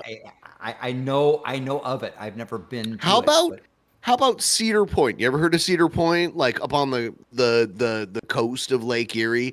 It's the largest roller coaster park, which is a testament to like physics, like the roller coaster physics. I don't know. It's a good roller coaster because there's roller coasters and there's It's roller coasters. it's the number one roller coaster park in the 50 state. Yes. Do they have like wooden roller coasters or is it like the modern? They have thing? wooden and steel and like the kind that shoot you up and like bring you back down and all of that. Yeah. Yep. Yeah. Wooden is cool because they have to like fortify it. Yes. You know what I mean? And it also Yeah. has those creaks that give you that It's more like of a rickety kind of ride too. Yes, Cedar Point in Sandusky, Ohio is the number one roller coaster park in America. Sorry. Landon. I understand that you guys a are little pretty closer? good at football too. I think. Yes, well, we're the champ right now. Also, Landon, you want to move your mic? we a also little won closer? today. I'm sorry. Yeah, move it a little closer to you. You don't Okay. have to be right By the way, Just close- Yeah, you don't have to- the Seattle Mariners have not been to the playoffs more than 2 times in the last 2 decades, and tonight they're playing in the playoffs, which is pretty You cool. understand they're doing pretty well. Yeah. Oh, they used to be they're the only current team in Major League Baseball that's never played series ever. Yes. So they're notorious for being bad. But one of the things sometimes is that you can get, you can then find such players that will come in and shine where they couldn't otherwise. It's true. They seem to have hit on something. So I wish that give the fans something to celebrate by. They're tied right now. They're playing in downtown Seattle. I just pulled it up. They're playing against the Detroit Tigers, which is like where I grew up in Toledo, Ohio. That was the big team because we're like Michigan adjacent. So And is this a play? This is the playoff. So it's a it's the first. A first of 5 in the American League West playoff series. Yep.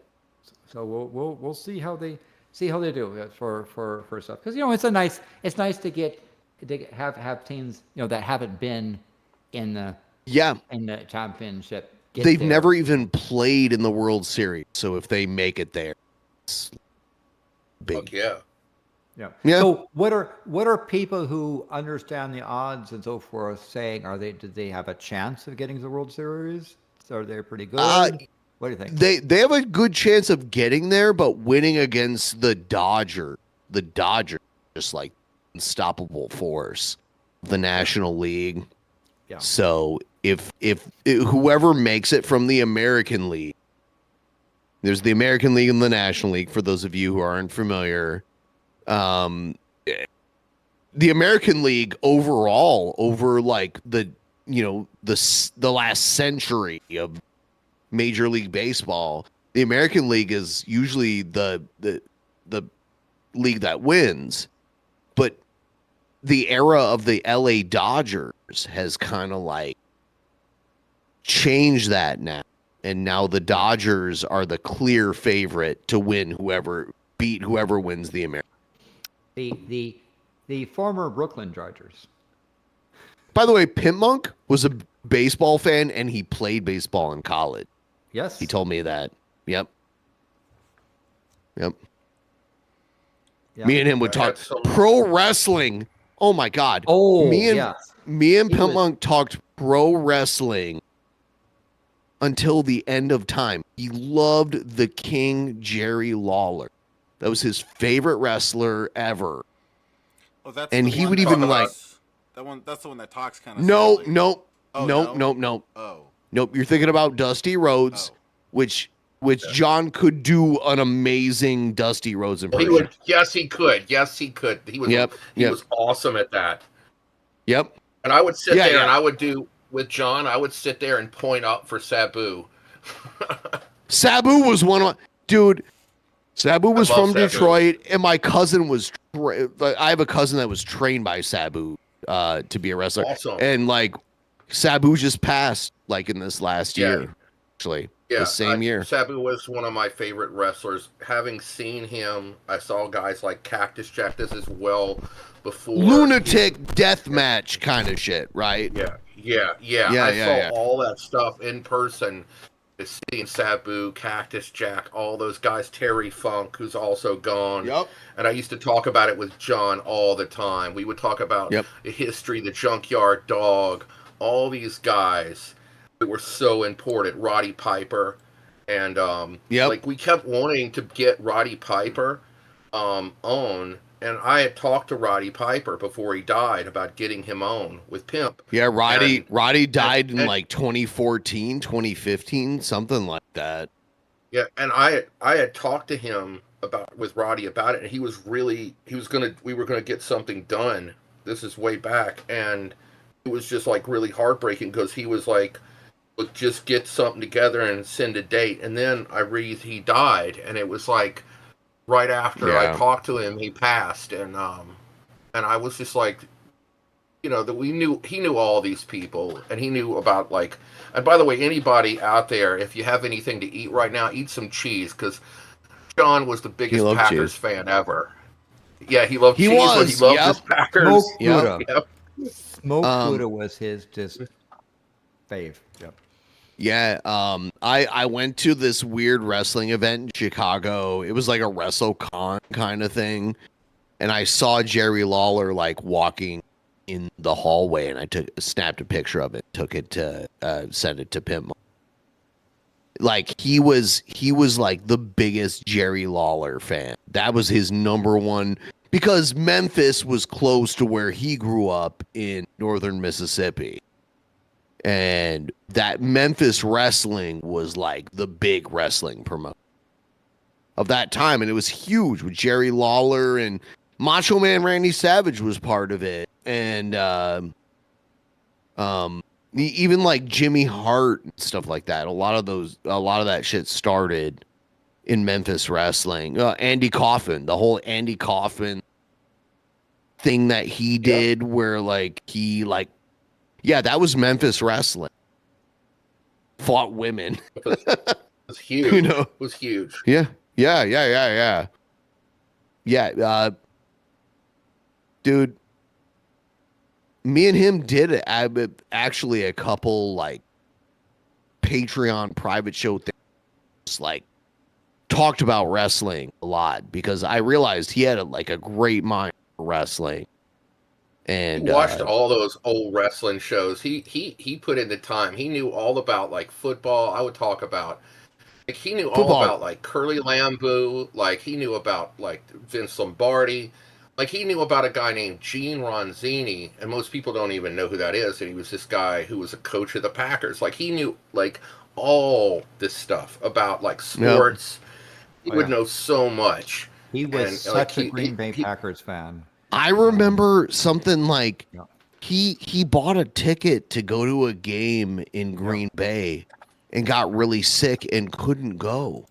Yeah, I mean, there's a he bunch of couldn't he people. couldn't. There was actually a famous, actually it was a famous celeb that put the money together to get him a ticket to go, and really good seats. But he had a genuine medical emergency and was Yep. unable to go. It was Yep. heartbroken. I remember that.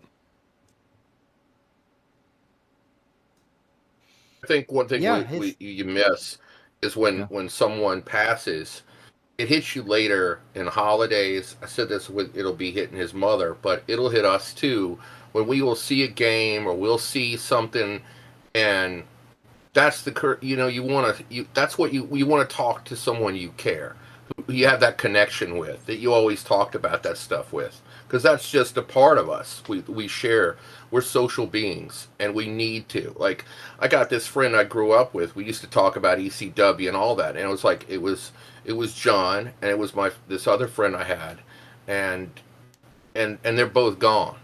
And it's like we used to talk about all the same stuff. We would talk about all the stuff with Jerry Lawler, like what Ben is saying. But Yeah. that's where it's gonna hit us, is yeah. when we wanna reach for the phone, or online, and Telegram, Discord, and they're just not there, and it's just But you know I would I would recommend, that one of the things that John's passing is that we won't have any new stories with John. So it's important to remember, Yeah. right? And the little things, the big things, which is why I've been going through the photos to look at things to remind myself of stuff, because those are the memories. That's what we can treasure to hang on to remember John. So that's the thing that I counsel people. Yes, as Galen said, there'll be those things where you'll see something and remember, but also remember the memories, right, of things. That's an important, because that's what we have now is those memories. Which is why it'll also be fun to see some of those shows showing up, some of the embarrassing things too, which will be fun to see on those shows. There, but yes, I think it's our society does not do well, unfortunately, with death, and I would recommend saying instead focus on your experiences with John, what you've seen, what you watched. Those are the things to treasure and to keep his keep his memory alive in your mind. Oh, look at that. Who's that cutie? Some little creature. That's my little puppy. She's 9 years old, but she's only Wow. like 3 pounds.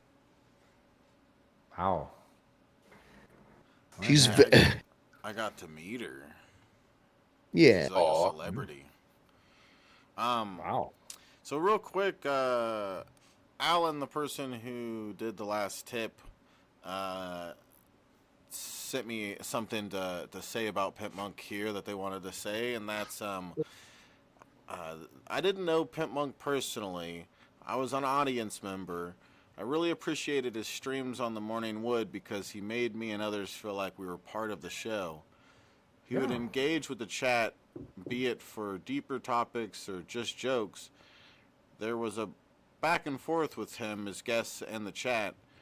For me, as an autistic person, it was therapeutic to have that semi-social outlet. He read your super chats and even made jokes out of them, so he gave you material back for your buck. R.I.P. John Crawley. bonus. R.I.P. my brother. Yeah. Yes. Bonus. They put a little thing at the end. I first heard of Pimpmunk from the DP cast. They were watching a big black lady tear apart a convenience store. She was yelling, "Call the police." Paul did a Pimpmunk impression saying, call the police.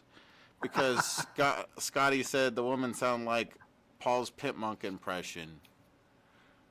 Call the police. Call them. Call the police. Call them right now. Oh my God. Yeah. But yeah, I certainly know that you learned a lot, Trubisky, being on the Morning Wood Show with John. Yeah, I mean, it's, I don't know, it's just, I guess it gave me a lot of experience with just kind of being a co-host on the show and stuff. I do best, I think, working off somebody else, and that's what Pimpmunk was really good with, him being the main person, me just making jokes off of what he does and adding to it, making it a little better, But yeah. I miss those days. I really do. I miss the morning wood and stuff. That was, it sucked that we woke up so freaking early. I woke up really early for it. That's early for you, you fucking weirdo. It was like, I think that we start. Most adults wake up before 9 a.m., dude. Well, no. Depends on We would which start time at like zone 7 you're in. a.m. Pacific Standard Time. Yeah. It would be like 10 a.m. Be a man, Trubisky. I have to get up at like 6 Stay up till o'clock. 3 in the morning. Or maybe it was Yeah, 8, sometimes something Pimp like would that. call me before the morning wood at 5 o'clock, and then I'd be like, "Why don't we just go online?" And when we would just start ripping on the news, and we would just be joking because he would get up early and he'd just start going. Like he had that like high energy. He's like, "Let's just talk and let's go," and so and he did the morning wood, and he put in a lot of time and effort to it. And by the way, everybody. Another thing we can't go without talking about is the Sleep Monk stream, which is yes, I love it. Off. Yep. Yeah, and he would get a little mad when I would talk about it, but it was one of the funniest things ever. And he would he did the pass out in his chair stream. Yeah, and I was getting people calling me. He was streaming, and he just went to sleep. And I've done that too, though, so I can't trash talk it. It's just hilarious. Ron, that's the thing. Yeah, he. And John's agitation was all funny at it. It'd bug him with it.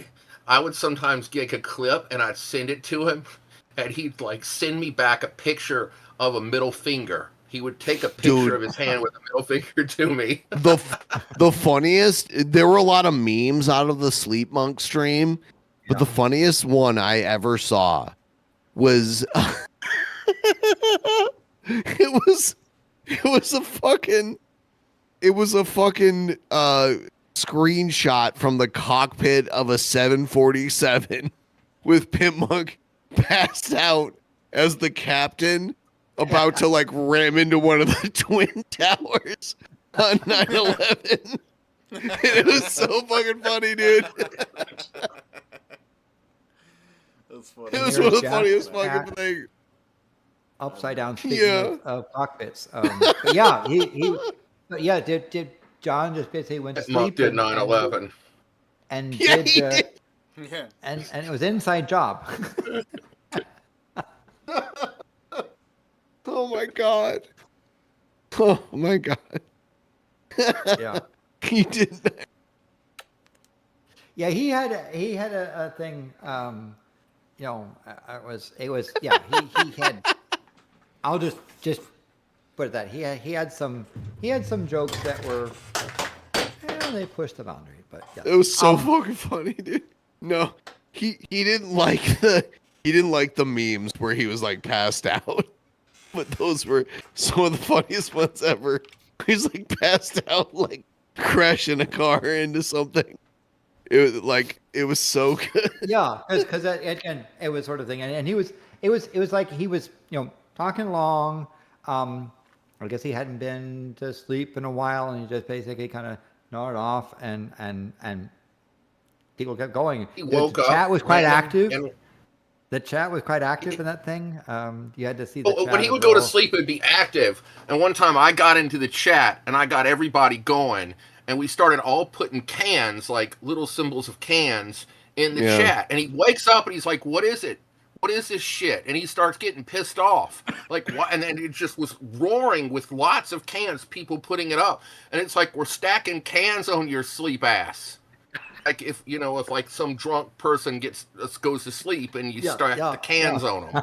And he got so aggravated, he started cursing and he cut off the stream. And he was screaming at the stream. Oh my God, my little dog's being. Come here. Come here. Got a cutie. And of course, Jack the cat is one of the few cats that just wants to be upside down. It is. That cat hates Shabisky. When Shabisky dies, it's gonna pick his bone for what's left. Yes, he's gonna look at it. nibbling. Look at him. Look at him. He doesn't even know. The cat's just biding its time. Waiting for right? Shabisky to become cat food. Landon, are you a David Lynch fan? I'm no. I mean, maybe kinda, that's not your bag. I don't know.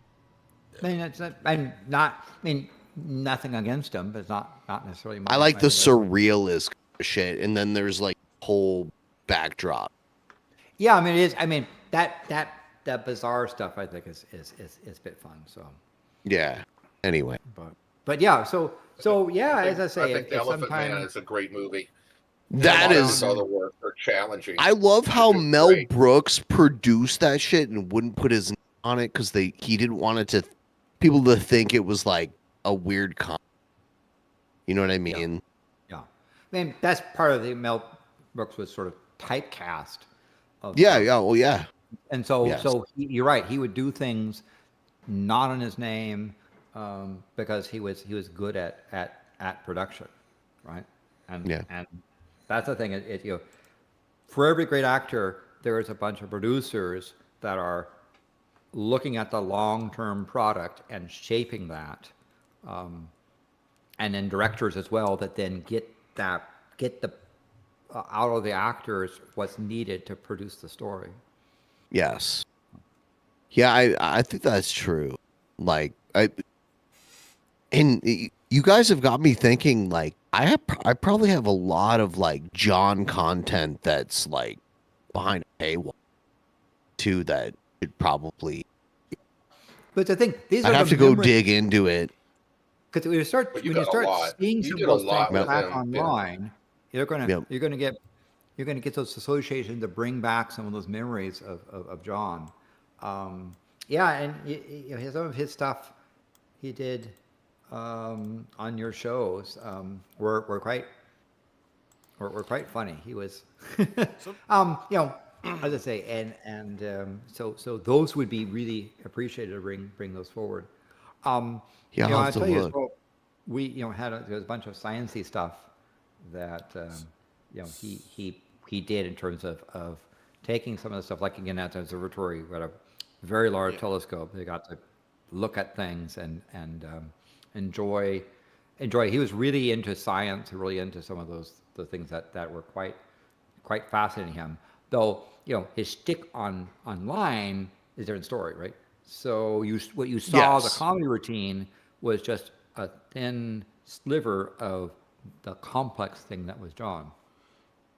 Real quick, sometimes when you're talking, Ben, it cuts out a little bit. Would that be maybe because of a noise gate or something? I might have like a noise gate and stuff, but I was ready to like step off and like let some other people on that wanted their thing. Thanks, Ben, for coming by. Next time, and if you're in Saddle region, I'll go say, hey, Ben. Yeah, and nice to hear from you again, Gail. It's been a long. Yeah, and I just want to say is like we have people that we love that we lose, but they're look like Ben's doing his work online. Shabisky does his. Everyone, please support and share the material of the people we have. and just enjoy life. It was good to talk to you, Ben. You too, Yeah. sir. Thank I'll see Ben, you for again. Showing up, Thanks again. hanging out. Thank you. Thank you. Whoa. Okay, so is there if anybody else wants to join that was part of the people that would be invited, not just everybody's exactly, but Yeah, if go into you the waiting have just room. one story or a thought about that would share, we would give us your perspective. It doesn't have to be long. Yeah, Andrew's in the chat if you want to join anytime, Gage. Yeah. So how would they do that? How would they if they said? Well, I don't want to just open You can it come up through to the everybody. Discord. That's the problem. Yeah, come to Discord and get just open it up Shabisky's to the attention. public. If you come to Discord or know how to get Shabisky's attention. You can send me a message if you want to be on, and I might send you a link to the Discord. I'm trying not to open it up to the public because people can be trolls and stuff. I don't want us to deal with that. But if you want to be invited on, just message me, and I might respond back with a link for you. Yeah. Hey, Shabisky. Huh? And even if it's a short story or just a small thought, we'd love to. I just want to say, with regarding Shabisky, Pim's mom personally told me at the funeral service how much she appreciated you and the others who supported her son, and especially you, and how much it meant. And I want you to know that I do, and other people, how you have stood by John when he had his health issues. And other people have privately commented to me how much they have so much respect for you and what you've done, what you're doing, and who you are. And I just want to tell you that I appreciate you and all you do. And so does John's mother. She does, and she really does care, and it really does matter. Cheers. Thank you. Sir. Thank you, Galen. Cheers. You always say, so people in the chat, if you want to share even a short story, get a hold of Shabisky. His attention. Yeah, I'm surprised that there's not more people in the Discord waiting. If you're part of the people that are in the Discord that we're in, you just go into the waiting room. There's a waiting room chat. Go in there. And if you're not part of Discord, but you want Shabisky to think about it, if you know how to contact Shabisky. Yeah, send me a message on Twitter or Discord or whatever. It's not very hard to get a hold of me. Yeah. Send a telepathic message to Jack the Cat, and Jack the Cat will tell Shabisky. Some of the people I was trying to send invites to for this, you have to be verified to message them and shit. It's I don't want to pay to be verified just so I can message. What the fuck? I tried messaging as many people. You did? Yeah. I messaged people to come. Yeah. Again, sent out even if it's a short story or something like that, or a little tiny Taylor vignette, or just share your thoughts, because I think we all would appreciate that. I have to say as well, I think that he had, John had his ups and his downs, but through it all, he had a comedy that was really quite special. So I think he also was at times. John could be very diplomatic. There's a therapeutic part of him who could reach across the aisle to others privately, and all he's funny and all he did care immensely for people. That's why he was really one of these persons who streamed that really reached across into his audience, and that was something great. By the way, there were a lot of other people, over time who he worked with, and a lot of people have, we make connections, but then we lose touch. And I just wanted to give a shout out to some of those people. I'm not even in touch with them, but some of them I have reached out to make sure they knew, like Tommy from the Bronx. I reached out to a bunch of other people. There are a bunch of others too, but I reached out to a bunch of people to let them know about him. And some reached back, some I haven't heard from. I know that there were a lot of people who cared for him, like Raisin and a bunch of others. I haven't heard from them, but I know that they know. And so for everybody who cared for him, you know, we all appreciated John. And my thoughts are with everybody else who has missing him and has lost someone. And then we've lost John. So we have him, and we're still going. So just I just wanted to give a nod to everyone who cared for him. Yeah. By the way, is that Gage in the general thing? You want to? That is. Going to come in and share something, because I know you've had some experiences. Yeah. There's Gage. Hilarious. Awesome. Is that Gage? Is that Gage? Yes. Hello, sir. That's pretty you are gay. On the air. That's pretty gay. You're probably muted. He'll come around. Gage guy. Yeah. Doesn't even know how to work a mic. It's fucking 2025, Gage. Get with the times.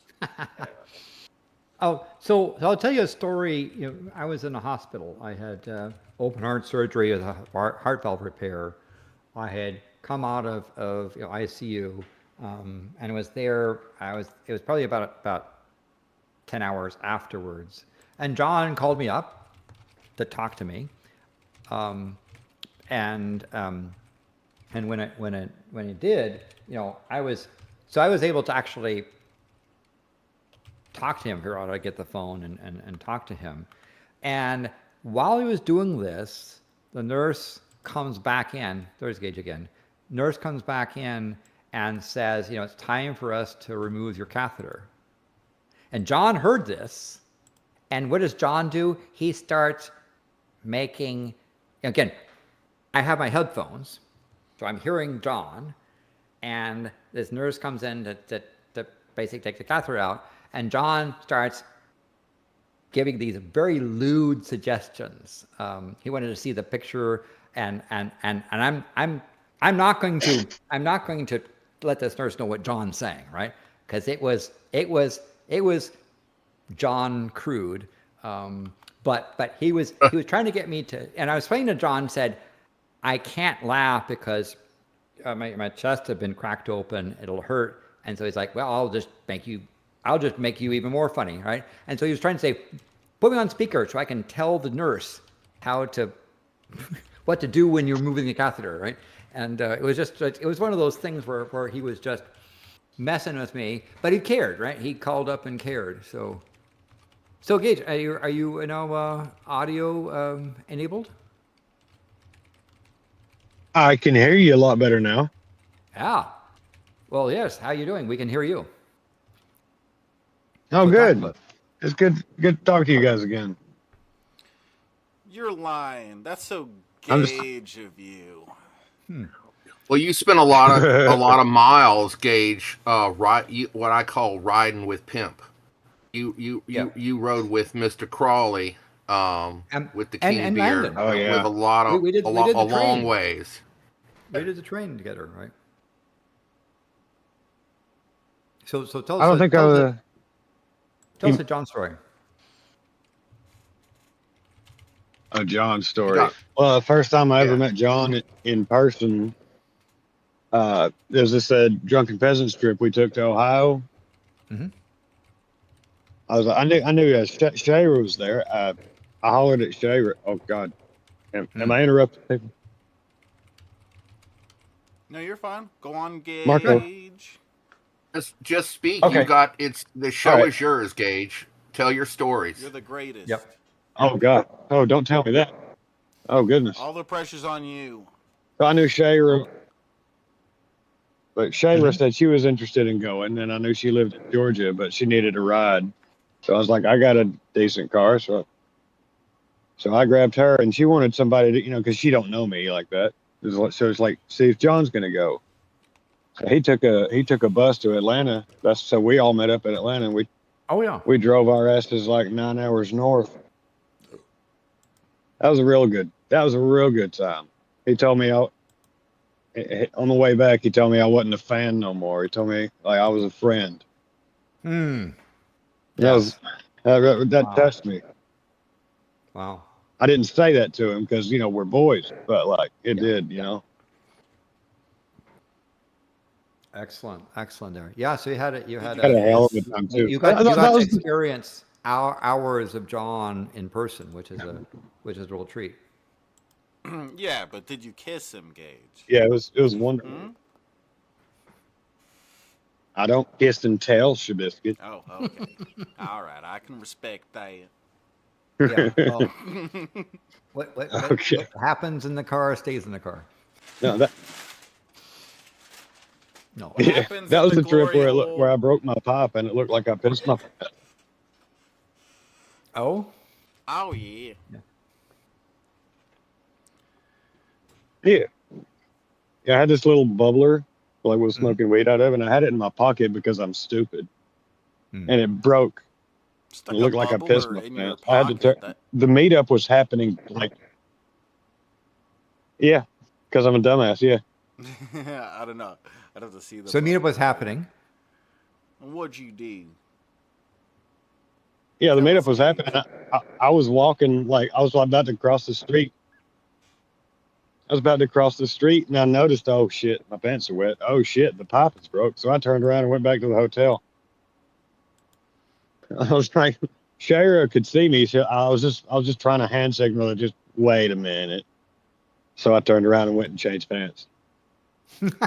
I missed that little dear. pipe. Oh dear. Yeah. Yeah. Yeah. Yeah. John. John certainly was enamored by places where he could enjoy things. He wasn't. I wouldn't call him a stoner by any means, but other hand, he did appreciate places where it was legal to engage, and he would do so.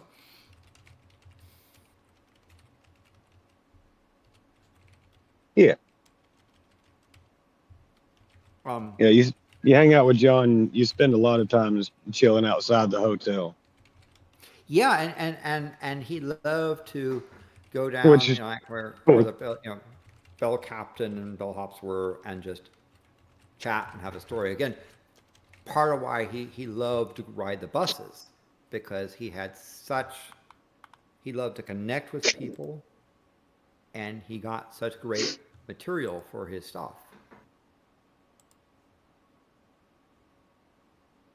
Yeah, It was a real privilege. You got to and we met a good handful of prostitutes that way Oh. too. So we just got another. It- I think that was David Frank. You yeah, said David Frank came through with a $6 tip on the GoFundMe. Thank Donation you. on the GoFundMe. Again, these tips Thank you. are really appreciated, and Mama Pimp is really appreciated. Did you ever get to meet Mama Pimp, Gage? Gage, we talking yeah. to Once, ye? Oh, just the one time, but yeah, she gave me a hug and all. Yeah. Did you hear me? Southern hugs. yeah, we hear Yes. you now. Okay, sorry. I think I One must of those be on a Southern delay hugs. or something. Yeah. You're fine. You're I fine. think I might be Gage. delayed a little bit. You're just a little Yeah, slow. It's okay. We're fine with that. girl Pimpmunk. We Yep. understand. Yeah, be like David Frank and help with I don't remember this which right I don't here. remember which trip it was, but I drove No, the Pimp. other way. Yeah, but you gotta There. lower your hand a bit while you do it. Oh, yeah. See, he's pointing. See, he's doing. Raise it. Yeah, yeah. No. Yeah, Where there, did- yeah. See, What we're all story pointing was at it, it now. Gage? You gotta help with that. Yeah. Cheers, you guys. Oh, it's got to go from The there. link. The link is There pinned at to- the top of the chat. There you go. Yeah. What's There's a delay. Hey, at Gage, what what was see. your other story? Supposed to move. You had another one. Gage. Tell us Yeah. more, Gage. You are someone who knew Pimpmunk very I beg your well. You're one of pardon? the few of us who's kissed him. Tell us Tell you more more. about him. Tell us more stories or something. Did he tongue? Yeah. Did you hear use me earlier Tom? saying we met like a good handful of prostitutes? Yeah. Did what? Yeah, I mean, No. Yes. and I don't he, kiss and tell. but he claimed it was, he always claimed that he had a small penis. That was his shtick. But What a I don't know if bragger. anyone actually medically confirmed that, or that was a meme he did. But he always tried to claim free balls with small penis. But he would then You want to claim know that, it's how you use it, not the size. So Landon? Do you know the other side of the joke to that? Is please. that it? He says that he said, look, I may have a small penis, he said, but he says it depends on who gets it excited. Yeah.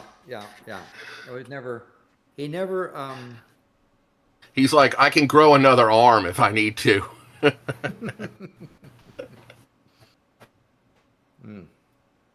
So, yeah. yeah. So that's say, but just out of, again, this is the wine I've been drinking. It's a really nice wine. And it's a really nice Petit Syrah thing from the Fairfield, California. It's nice wine, relatively expensive, but decent quality. But yeah, that was a thing that introducing John to a caliber of alcoholic beverages. Although I must say, he really enjoyed some of the bars in New Orleans. Some of the classic New Orleans drinks he really quite enjoyed. Well, he loved coming down here for that. He did. Oh yeah. He liked going into Memphis too, to some places up there. Yeah, for both. Like he loved getting into Memphis. He loved getting down here to New Orleans, and he really did enjoy himself. I'm glad he did. I'm glad he got to live. I'm glad he got to live his life. He wanted to get out and see the world, and he did. So, he got out to the world. John traveled. He lived his dreams, and he got to give his gift to people. And I'm proud of him. Glad that he got out of his own skin and he moved forward. John's I a don't know hero what's to going on me. with my connection, but it's apparently It's really okay. bad. It's I'm okay, sorry. Gage. It's It's okay. okay. It's okay, We can hear- Gage. we We hear love you. having you. But it's really it's important that just remember this. What do we learn from John? That look, you can get out there. You can achieve your dreams. You can do things. John made Get it. out of your shell. Okay. Yeah, you can do these things. So, and I know that John, if he would be hearing me and the three of us here and the other people in the audience here saying that he followed the hero's journey and he was our hero in that regard, I know that would really strike him. And I do mean it. I do mean it. Like he did things. He achieved things. He set goals. Mm-hmm. And it was a lot of fear in him to get out and do these things. Yeah. It was an He immense anxiety. he had a fear of crowds and a fear of travel. And so one of the things I did was to say, you're going to VidCon, and to help ease it, I got a limo to come pick him up, take him to the airport.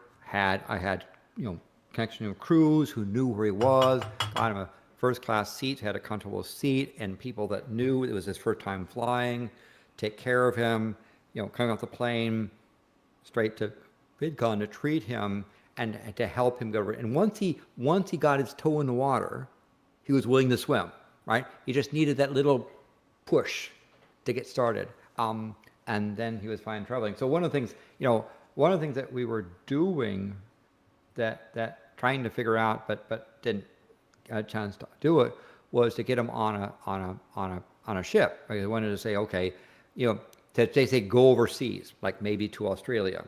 And so his idea was go down to the port of New Orleans and get on a cabin for a freighter, because he would enjoy being there with the crew doing not the luxury liner, but with the real people to head to Australia for that thing. I think he was in for that because he did like boats. He did like paddle boats on the Mississippi. So I said it's like that, but you would be with a crew, and I would know that he would just enjoy that process of seeing how he can get to Australia because he was interested in getting out in the world. But as I say, we all try to do things, and that's something to admire about John was he had those fears, he admitted it, but if it just given a little bit of a nudge, he was willing to try, and good for him. So specifically, how did you meet John? Well, it's not some crazy story. Really, it's just one day he posted on Twitter and he said, like, oh, if anybody wants to be a guest, leave a comment or whatever the heck. And I was like, okay. I had never met him. I'd never been on DP or anything at that time. I was just like, I'll be on. I commented, and then he messaged me like right away. And so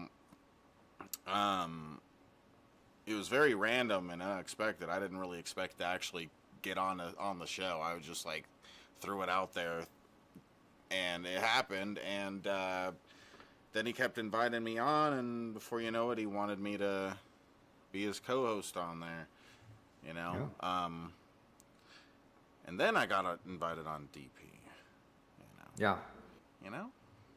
But yeah, you would do things. But even then, that was a thing where you were doing stuff for saying, tip this much, and then Shivsky will imbibe, right? That would be the. Yeah. Yeah, it was cool times and stuff. We had a lot of fun on the Morning Wood. A lot of fun. A lot of years of doing. Yeah, we were on for several years as well. So, but again, yeah, 3 or 4 or something. To look at it. Yeah, I missed those and times. I'll say, we had a lot of fun. Morning Wood was. Thank you, Raisin, but you got to do the little frilly things on the side because that's an important part of there for your kind words and for your you had some wonderful experiences with John, and I know that he admired you, and he really was quite I know that he thought quite highly of you, and you certainly touched him deeply. So thank you again, Raisin, for being a part of John's world.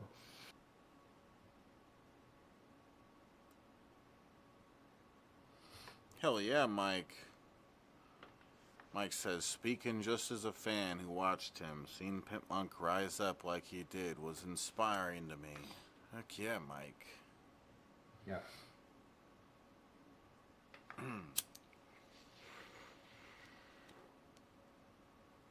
Yeah, so great stuff. And again, I remember, we had a nice time. You came up one times up to Seattle.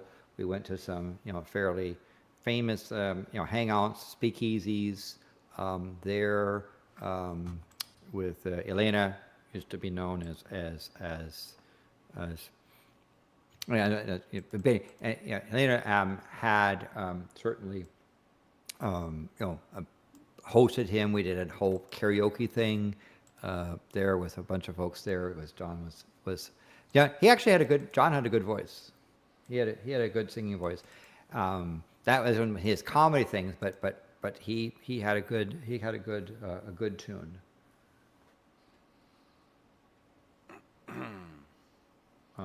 Yeah, and there's a lot of people that was on the invite list. Who's gonna come through next? No, anyone else want to pop in to say a word or two? You're welcome to that. Again, short, even short. That's fine. Yeah, you got to go into the waiting room in the Discord. right now, maybe we'll just keep it to the people invited, but maybe here in a bit I'll let more people come through. Maybe I'll open the floodgates or something. Dirt. You know? Does somebody say he'd hop in? Well, if you want to hop Yeah, in, hop in, Dirt. hop into the Discord to the waiting room, or you know, get a hold of Shabisky if you don't have access to that. Yeah, I sent him a link. All right, I'm sure he's part of the Discord. Dirty Squirt. Yeah, but it was fun to see John get out into the world to and again to interact with people. He had certainly a way on his show, but if you had a privilege to be, you know, hear him live, where he had to read with you and so forth, he was quite skilled at that improv of the pacing.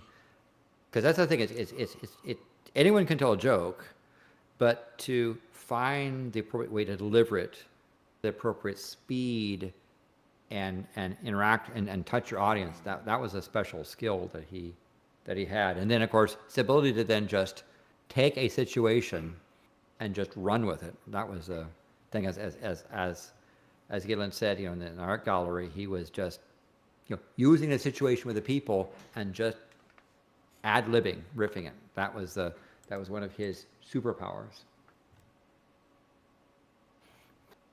But yeah, so we're waiting. Again, there's that donate thing, that GoFundMe that will help Mama Pimp. Something that John would really appreciate doing, because he was proud to be a mama's boy. He loved his mom. Yeah, help us with the GoFundMe. Here's the goal bar here.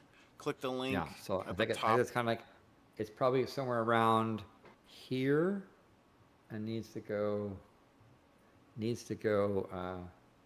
there. Yeah, let's go here. Yeah. Yeah. Let's keep it up, guys. You know what I'm saying? Yeah. Yeah. Cheers to that. So how much And wine have you drank, Galen? I don't know. How many glasses? Although I don't know how where Galen is there, but you know, Galen is more about the quality. Wait, did I say Galen? Yes, you did. Oh, I did. Oh, I meant to say Landon. I'm just getting you two smarty pantses mixed up. What the heck? No, Galen knows his wine. He has some stories shit. he's told me about being a maitre d'. That's one of the things that you know, the art of a maitre d' is sadly an art that is being lost. And there's a person here in the region who was really understood the art of being a maitre d'. And I said, by the way, you know, I've watched, you know, the masters of the craft, and it's a pleasure to see someone who has their eyes on the restaurant, who will fill in where there's a need. He will go the extra mile. He will, you know, the front of the house, back of the house, watching things going on and helping the flow, right? Not just someone sitting there checking people in, but making them feel comfortable and seeing to people having a experience at their restaurant. And to see someone do that is a really real pleasure. Sadly, it's something that is rarely practiced well, but the places you find it, it's a pleasure to watch. I don't know, Galen, you have any comments on that art? I'm just wondering how inebriated you are. Yeah. But Galen, as you're saying? Go on, Galen. Well, like, the thing is, like, managing a dining room is managing people. And there's a flow to it. There's a lot of different parties active, and sometimes they're interacting, sometimes they're not. And you want to keep a flow. And there are a lot of people out there. And, you know, it's the same if you've been a host online, a streamer, you're directing an audience, and you have audiences when you're dealing with different audiences. So it's a lot to manage, but you just have to be open. You can't like look at everything individually. You got to manage everything and just let your mind open to it and be there. Sure. And you just want to keep a certain tone. It's there's similarities to that to streaming because you're dealing with people. It's part of sociality and Yeah. management and of organization. And I'll tell you that, I've seen something, I'll finish there and the Dirt Speak. Like one of the things I enjoyed watching in Community was there was a table which had some young kids, and young kids were kind of having trouble behaving. And what you did was to get down to the kids' level, eye the kids, and ask the kids if they could help make sure that their parents behaved well.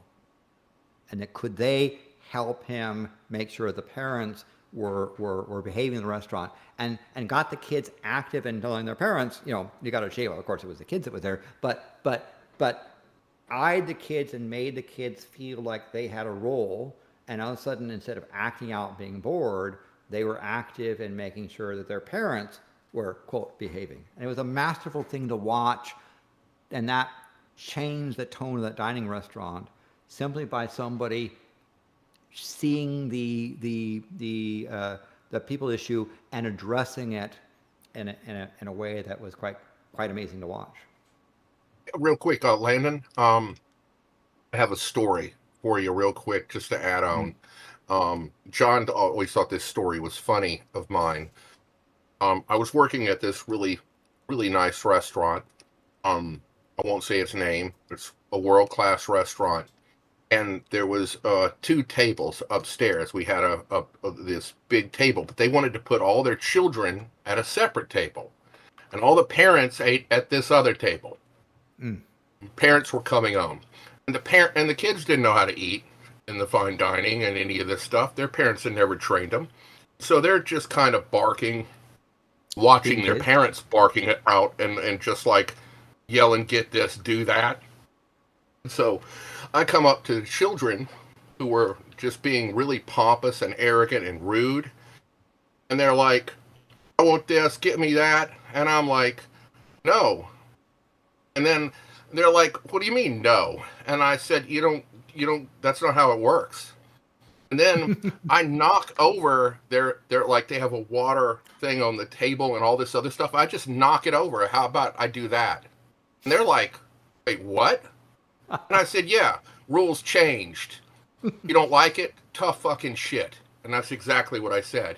And then I cleaned up the table. I said, if you want to be good, I can show you have the greatest dining experience of your life. And then they were like, okay, but remember, you don't have to eat with your parents. We can do this the fun way. And they were like, let's do it. At the end of the meal, I had taught them all this stuff about dining. They had a fun time. It was one of the really most enjoyable tables I've ever had. It's the second most, actually. The first was actually serving Hunter Thompson. The second was this table. At the end, they got up and they saw their parents, and their table was impeccable. They had a great time. Their parents were all drunk. The table was a pigsty, and they were like looking at their parents like, what is wrong with you? Well and their done, parents sir. didn't Well know done. how, like, they knew how to cut, like, do everything, cut a steak, have everything. And I just gave them whatever they wanted. But I said, know how to have the dining experience. So, and they were laughing at their parents. Like, our parents are idiots. They don't even know how to enjoy themselves here. They just, like, get a bunch of cheap alcohol. They don't even know what the good stuff is. And they were hearing my, like, critical comments of their parents, and they were just loving it. But, And Galen, you may, maybe one of that stuck with one of the kids, and you have created someone who has amazing experiences dining, or even maybe part of the restaurant to trade. You never know. Yeah, you created another Galen. No! Well, here's the thing is, if you go up and you watch a table, and you have a table, and there's, like, parents and children, and you see that the adult doesn't know how to even hold a knife and fork properly or cut their steak. They're like trying to take their steak and cut it with a fork like a complete fool. They're like grabbing the knife by the blade. Yeah, and then they're literally ripping it with their hands and eating it like a bunch of like fools with their hands and ripping it apart. What you do is you don't go to the adult. You go to the child, show them how to cut food. All of a sudden, the parents start sitting upright and cutting everything properly. And all of a sudden, the manners are restored, and everyone's doing it. They're like, yes, son, this is how it's done. So this is again part of the maitre d', right? You know, and filling in when there's an issue, seeing that there's a need, and coming and stepping in to help the dining experience. You know, somebody who was looking for a particular type of wine, and we're hearing it, getting on the phone, calling any restaurant, say, hey, you have a bottle of blah, blah, blah, blah, yeah, and then going and providing it. That's kind of the service that a high quality maitre d' can provide to a restaurant, and its pleasure. It is really, and that's something I've launched in Galen. I've learned that there's a true art to that thing, and when I see it in somebody, it's a pleasure to watch them do their craft. Right? It's a thing. But like I said, and good. Bigger in Pimpmunk, Pimpmunk got to see some places where they knew how to behave and they knew how to manage a restaurant and enjoy themselves. But we have a. You're pointing the wrong way, Landon. Point the other way. Yeah, there you go. That way. There he is. That way. No. You Hello, had it Dirt. the second time. He's somewhere. Yeah, there you go. He got it. Hey, Dirt. That's Dirt. Yeah. Dirty McSquirty Squirt. Tell us a Pimpmunk story. Hey, team. All right, so I guess you could say maybe I prepared a statement. I didn't write anything down. Maybe I should have. That might have helped me meander through this less. But I think I've got some things worth saying. First, I guess I'll just say I was smitten from Pimpmunk. It was love at first sight.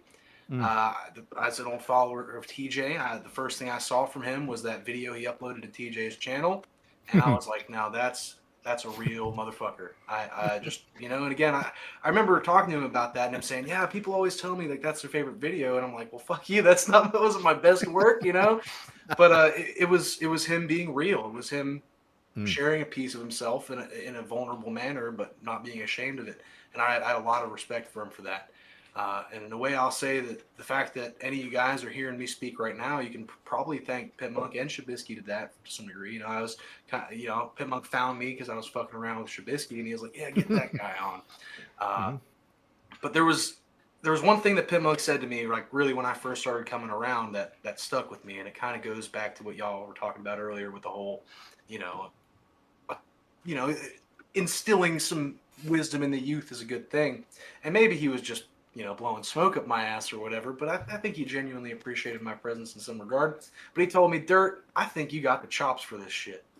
And that really stuck with me. And that's a compliment. He doesn't say that often.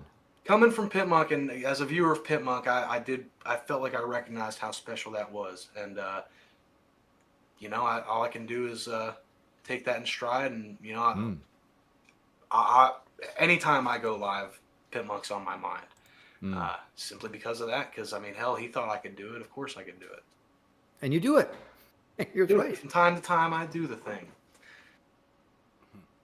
But I had the pleasure of I'd call the man a friend.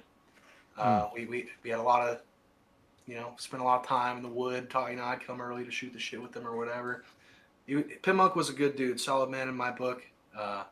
And yeah, I still think about him all the time. I think I always will. He was a major inspiration to me in what I do here online. Yeah. Well, that's a great compliment to him to talk about being inspired by him and the fact that he had showed confidence in you and you took that. But you took that push and went forward. So congratulations on that. I don't know how many people I want to ask Dirt if anybody's seen the Pimpmunk show. I saw a comment in here by Raisin and I wanted to read it. She said, He was a true friend, always looked out for me, and I'm honored to have fond memories with him. He was a brother from another mother. And I hope it's okay that I share this, Raisin, because we've talked about this in times past. She saw this episode of the Pimpmunk show, and he had Tommy from the Bronx Zone and others, and it got really deep. It dealt with child abuse, and John balanced it with his humor, but it was deep, and there was a lot of tears, and it touched a lot of people. And a lot of people don't face this content. I helped produce that episode, but John had the balls to put that one on stream, and he managed it well, and it still matters to a lot of people what he did on that streams that he did, because he would bring up really hardcore subject matter. But he liked to be real, and he wanted to find real people, like what he said with Dirt, because Dirt's a real guy. He's a real good person. I'm proud to call him my friend, as I am both of you. Anyway, he there are so many people that he had reached that with some of his shows, he had his humor, but he had his serious parts too, and he connected with people on a profound level to where they weren't just friends, they were family. Yeah. I know that Raisin. And he did not just with Raisin, but to my mom.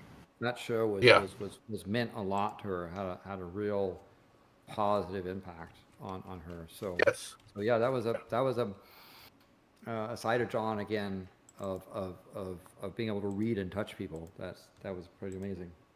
That's another thing about the TJ video I saw. It sounds like maybe he touched on a lot of themes and probably expounded on them in the stream you're referring to. If you know where it's at, if you have a link to it, I'd love to see it. If it's gone, it's a shame.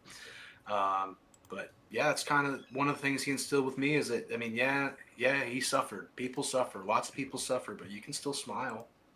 Even if you're smiling about your suffering, that's your right. You get to laugh and make that joke.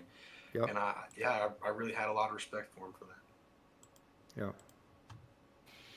Yeah, and so I say we're grateful for the experiences that we've had with John, and from the goofy to the serious, definitely is something to treasure. Again, there's a thing that I would say for someone's passing, take time to remember the small things, the big things, everything in between, because this is what we have. When someone's passing, what happens is we no longer have new experiences.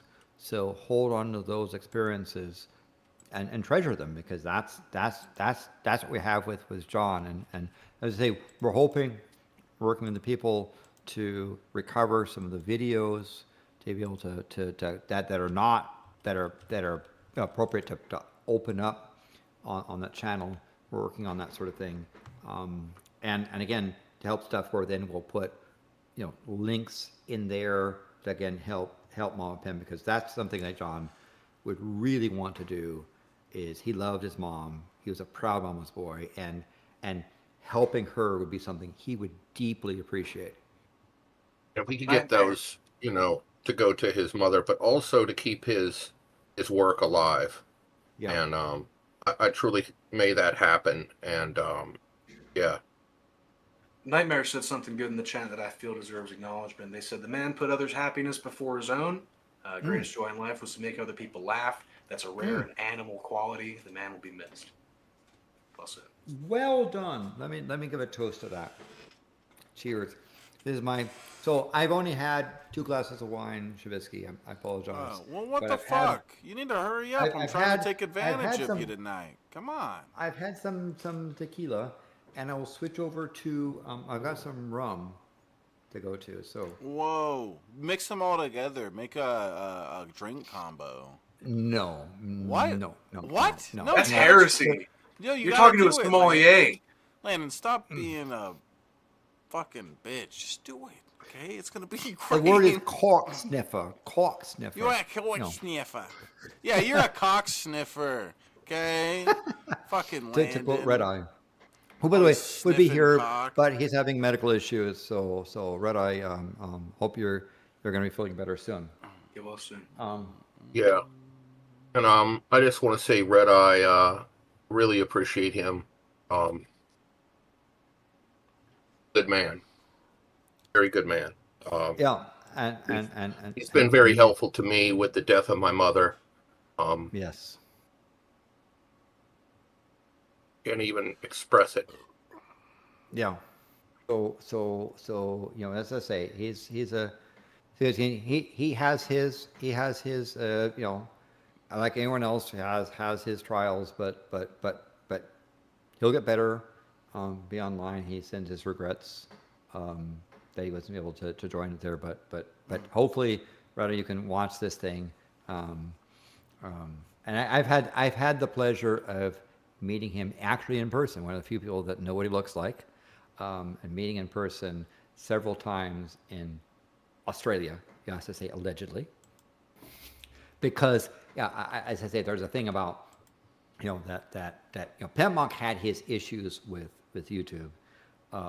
So was I, because apparently I made a joke that you know I would say that Australia was allegedly might not exist. I was sort of parroting that weird flat earther thing to say that Red Eye is a fake continent, and someone complained to YouTube that joke could potentially offensive to Australians, even though they weren't Australian, and because of that, I got banned from YouTube. You should get That's double ridiculous. banned now, Well, just for mentioning don't fuck with Australia, Landon. You learned that. Pimpmunk thought that was funny that I got banned off of YouTube, even though I didn't have a channel. I don't have any videos.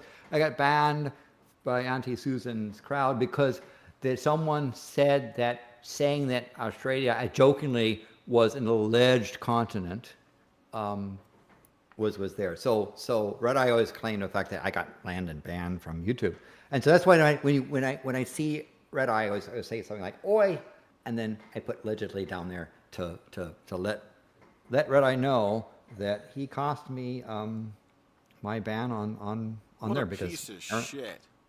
apparently Well, having a joke that Australians now again, the person who complained was not Australian. But Pimpmunk thought that was funny, saying, you know, never Landon know. got banned. Susan might have citizenship in Australia too. You never know. well, Landon, I'm a critic. I'm a critic of artificial intelligence and everything going on in the world today, but I'm a big fan of that particular Cylon. So yes. Yeah, he's a interesting character, and in person he's also again one of those people that you know if he's not like Pimpmunk, he's not getting out is a little bit hard for him to do, but yeah, he's an amazing person, and he was an extraordinary friend to John, and John thought a lot of him. That's what I'm trying to do, is to get John down to Port New Orleans to go on a freighter as a passenger to head off to Brisbane to go to Australia to see. That'd be crazy. You know, that was our thing, to say get him in, and I knew because then he would connect with the crew on board the ship. The couple weeks they would come into port, just I'm sure laughing their heads off. Being an adventure. Yeah, it'd been an adventure thing, but yeah, he those are the things we were trying to do, is to get, again, nudging him a little bit farther, and stuff.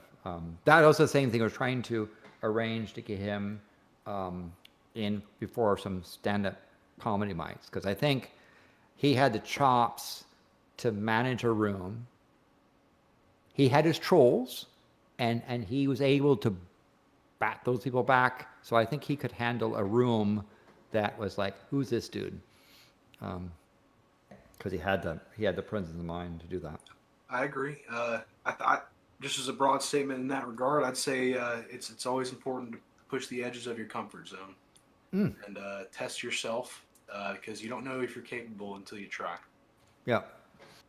And comedy is not about remaining comfortable. Comedy, as in itself, pushes the boundaries. It pushes free speech boundaries. And I'll tell you, as a former elected official, you can't take a joke, get out of the office. Yeah, Landon But used to be president, guys. no, no. Highest thing was mayor pro tem of a city, but no, seriously, that's part of the thing. When you're a public official, you sign up to be a target, and it's important for people to hold those in authority up to ridicule. That's one of the things that keeps them grounded. Deborah Colpots in the chat says Pimpmunk had 150% the amount of balls and heart of a normal man. That is more accurate than you think. That's accurate in many ways than one. Yeah. Now, I was tempted with the thing with the medical examiner to sort of say, could you verify? But I never. Are you sure it works?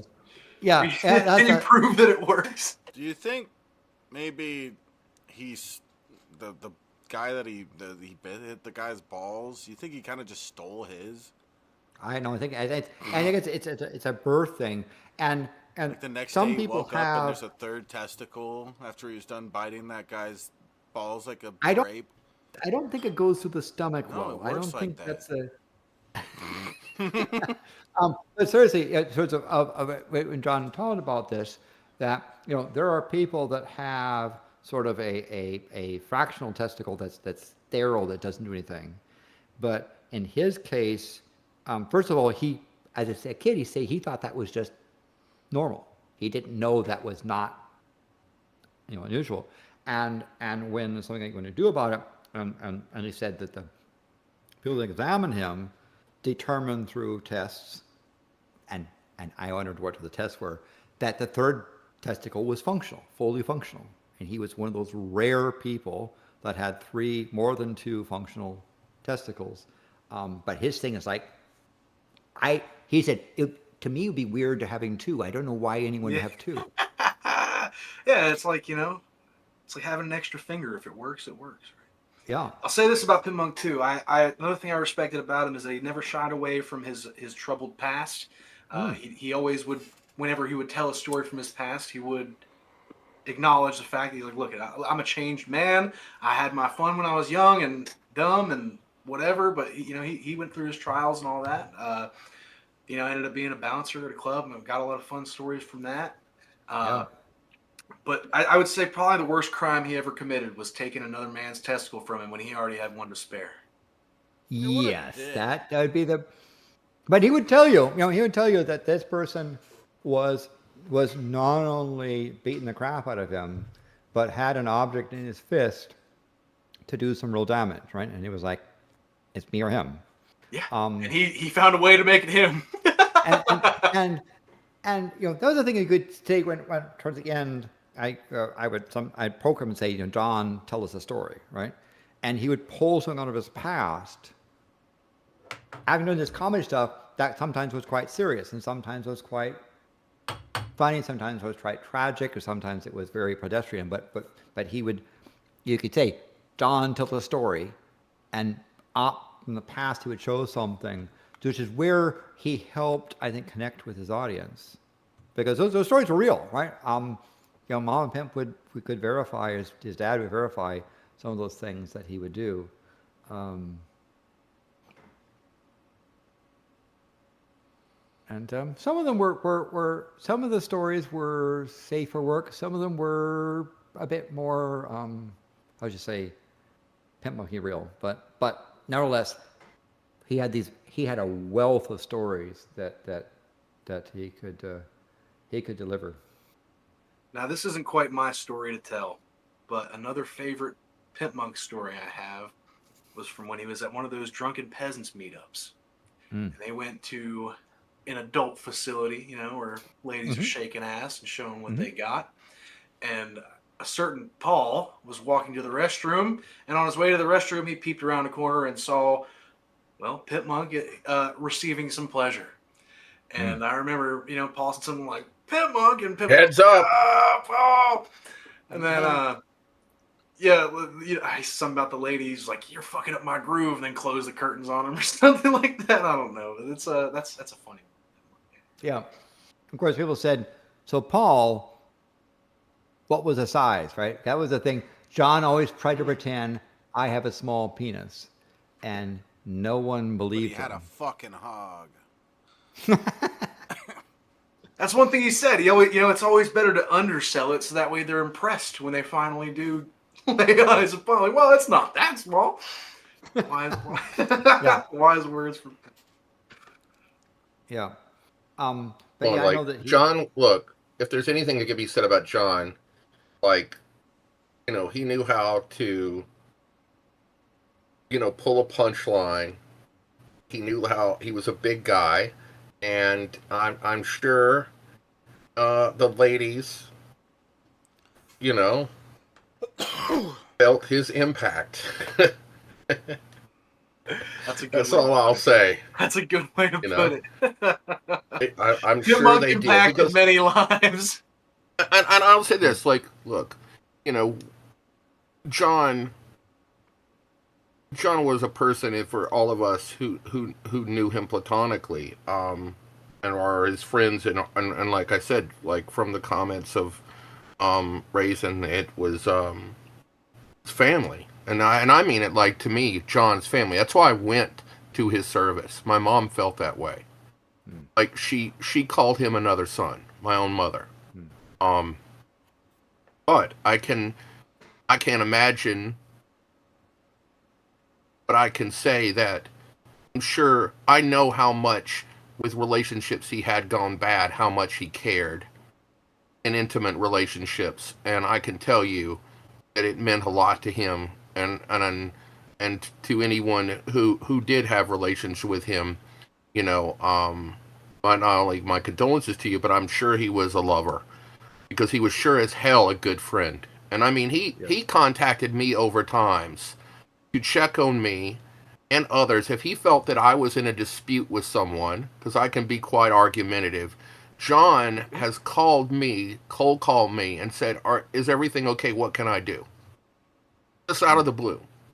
Even years later, when we didn't talk as much, he would cold contact me and said, what's up? What can I do? That's what he did. He would ask me about my mom. He'd ask about my health. And of all people, the hypocrite, let me call him that, he would get on me about my health. And like, why aren't you going to the doctor? Yes. And when but just saying, And there are people times where I get some people together behind the scenes, these supporters, to put money up, but then to get them to get to the doctor, we would basically give the money to Pimpmonk's mom and have her ride his ass to get there to get some medical treatment. But as I say, yeah, the birthdays. His birthday is on November 28th, and he would have been 48 next November 28th. So we used to have the 28 Days of Pimpmunk there, where what was that? It was a wish list for his mom. Things that his mom needed for the kitchen, for the house, so forth. That was what he did. And there's other people that really sort of stepped up there to help her, because that's what's important. Again, it wasn't for him. He's not one of those people that said, gimme. It was, here's stuff for my mom. Okay, he would put in a half pound of smoked Gouda cheese because he was a Gouda cheese fan. But So it's crazy to think. I mean, you mentioned his birthday, so I'll state it. I started coming around the wood and all Trubisky and all that when I was 21 years old, fresh, young faced. wow. I, as the clock struck 12, turned 27 today. It is my birthday, and I will say this. Happy birthday to you. Happy birthday to you. Happy birthday, dear Dirt. Happy birthday to you. And hopefully many more. But if you felt any need or compunction to show me some birthday love, I would like you to do that in the form of clicking that link to donate to Pimpmunk's family. That would be a great gift for me. Thank God. And happy birthday. As I turn 27, there's no place I'd rather be right now. So 27 is a nice number. It's not prime. It's a cube. Hey, I didn't join the 27 club. There's that. Yeah, and as it gets, is it still not too late? It is 3 times 3 times 3, 27. So 4 times 4 is 64. So you got to wait till my age to get another cube. So enjoy your cube while you have it. So wait, you're dirt cubed right now? I'm 4 cubed. But I'll turn 5 cube on the 28th. Okay, so we're all cubed. We're cubing. No, I'm not 5 cube. That's too old. That's 128, 25. I'll be 65 when I'm there. So, but I'm still a 64-year-old man, as the expression. Just 1 cube, okay, that's all. I'm 4 cubed. I'll be 4 cubed plus 1 on the 28th. But yeah, so Pimpmunk was on November 28th. Mine was on October 28th. Well, happy early birthday. Thank you, and happy birthday now. So I think birthdays are important. They are these marks to help us think about what happened over the year. So let me ask you. So you're turning 27. What was probably one of the more memorable things that happened in your most recent year? Well, I mean, I would say it's been a productive year. I'd say things have been well, aside from dealing with loss and all that. It's there. Of course, with every year, it'll come its struggles as well. But to focus on the positives, I'll say I've advanced in my career and become more valuable at work. I get I get a raise every time I'm a good boy, pretty much every once in a while. Excellent. I'm doing all right in that regard. The podcast that I've shoved a few years of my life into at this point with John and Shabisky, it's doing pretty well. I mean, we had a nice spark at the election. That happened this year. You had an election? Oh. Yeah, I guess last year, within the year that I was 26. Yeah. But, or I guess you could argue whether or not that was true. But anyways, it's whatever. Things are looking up in a grand sense. But it's been quite a year, and I think all of them will be. I think that's just the way life works. Yeah. It's part of life, and celebrating those years is important. I met Shabisky for the first time when I was 26. We all hung out in D.C. And I imbibed some psychedelic mushrooms. Had a blast with a bunch of wonderful people. It was a good year. I had a lot of fun. There was imbibing with Shabisky? There was imbibing. There was a lot of imbibing. We imbibed all sorts of stuff. Is that possible? Is that What's happen? that mean? I'm shocked. What's that? That's a word? What the fuck? You guys are just creating words. You hear these guys, Galen? I think they're smart because they can make up words. I could do that too. Goobla poop. Boom. New word.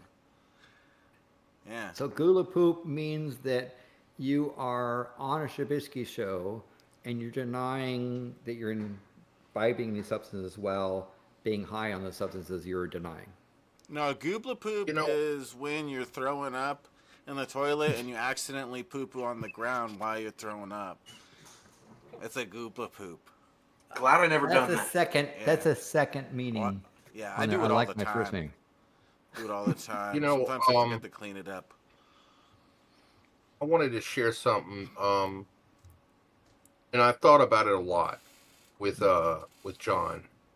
Conversation we had, because we talked about movies a lot, and one of the movies that he really liked is a classic film. There were two. I want to just throw them out there. I'm going to speak about one. One was 12 Angry Men. He really loved that movie. And we talked about that a lot. He would rewatch it. So anyone who hasn't seen the original 12 Angry Men, you should go watch it. Not the remake, the original, yes. Right, the original with Henry Fonda. And then another film that he really adored and watched again and again was Inherit the Wind. Yeah. And there was a part in that film, and I'm going to quote it, that he talked about that was very deep to him. And it goes where Drummond is talking to Hornbeck, who he's critical of. He says, when you go to your grave, there won't be any, he's talking about there between the two, When you go to your grave, there won't be anyone to pull the grass up over your head, nobody to mourn you, nobody to give a damn. You're all alone. And the other one responds, you'll be there. You're that type of person. And John one time got teary-eyed. He said, other than my mother, will anybody even care that I'm on this world? And I said, there are a bunch of people who care about you. Yep. And it was a slow realization Yep. that people cared about him. And that's one reason.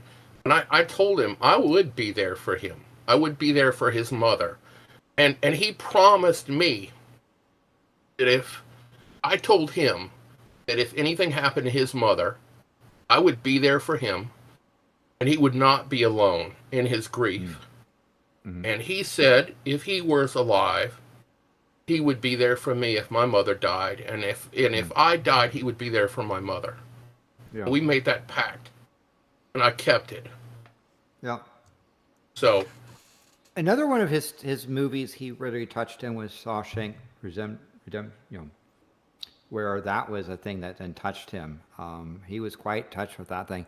And prisons were a thing that had a thing. So one of his life goals, I'm very, very serious, was to go to Alcatraz. So I arranged, came to San Francisco, to have a private tour with the Park Service for John, and there at Alcatraz prison, went through the cells. They said there's only going to meet, and this is somebody who actually is one of the prisoners that was there in the final part of the prison, who got to talk to John about really being in the prison. Talked about the he was there for a long time, redeeming himself. And so that was a thing that John was quite touched with Alcatraz, was, again, and he would say, that's one of my life goals, is to go to Alcatraz and see it in person. So I got to, with the connection of the Park Service, go there with John, have John experience that, to have be slammed in a cell and locked in there.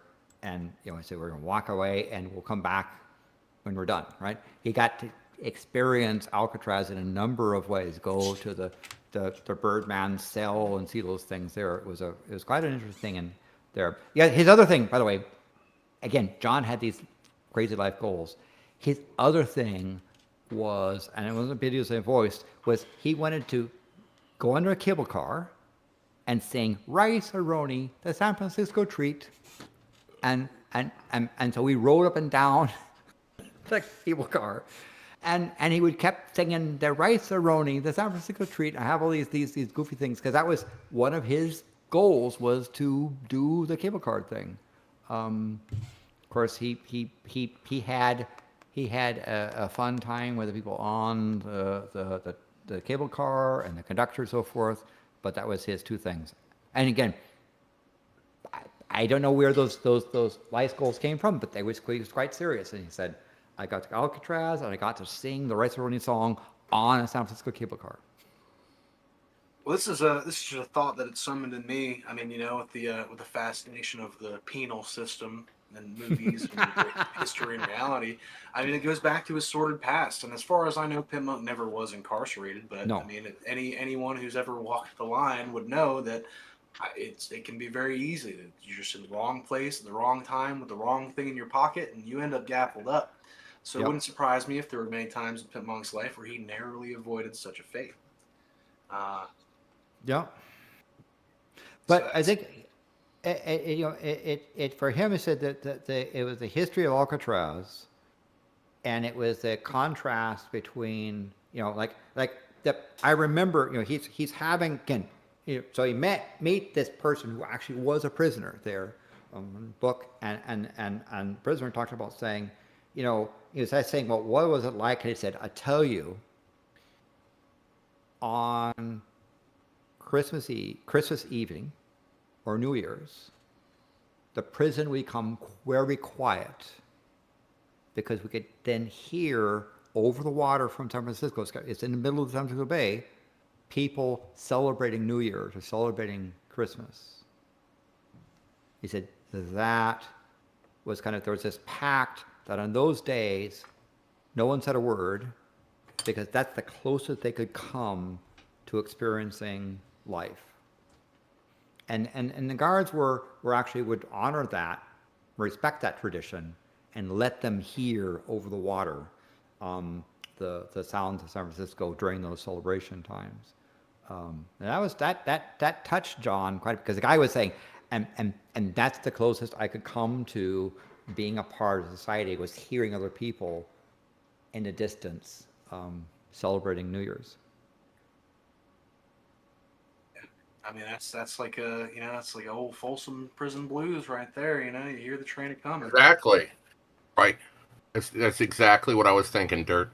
I was sitting there literally going over the lyrics in my head of, you know, I hear that train a coming. It's coming around the bend, you know.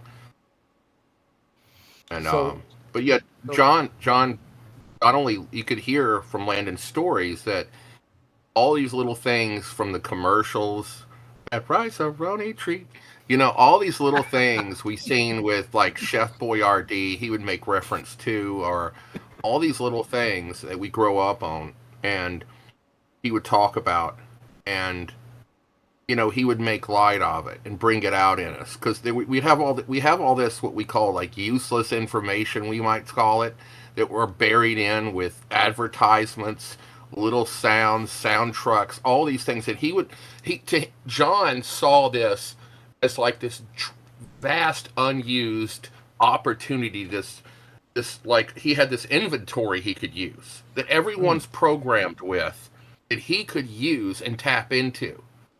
And he's like, why aren't people doing this?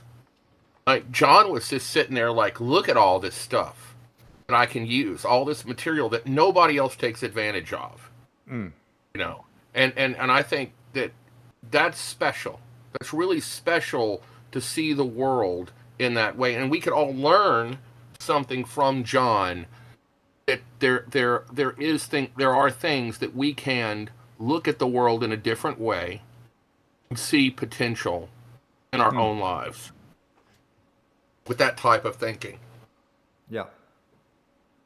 By the way, I think John singing the Rice Aroni song on a cable car, one of them is in the list of, I think, of pictures and so forth. I think I posted that.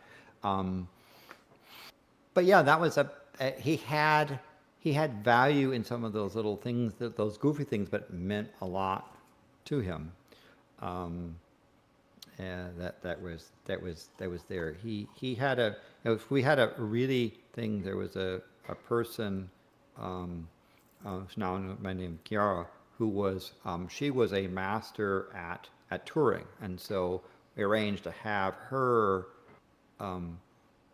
take a solid 24 hours where we went through San Francisco, the nooks and crannies, the highs and lows, and so forth.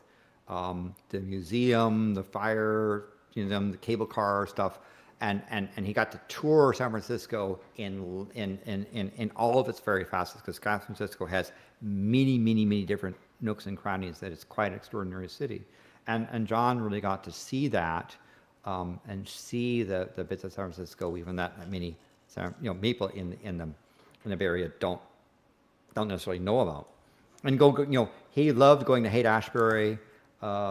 Going to the Presidio, at Twin Peaks.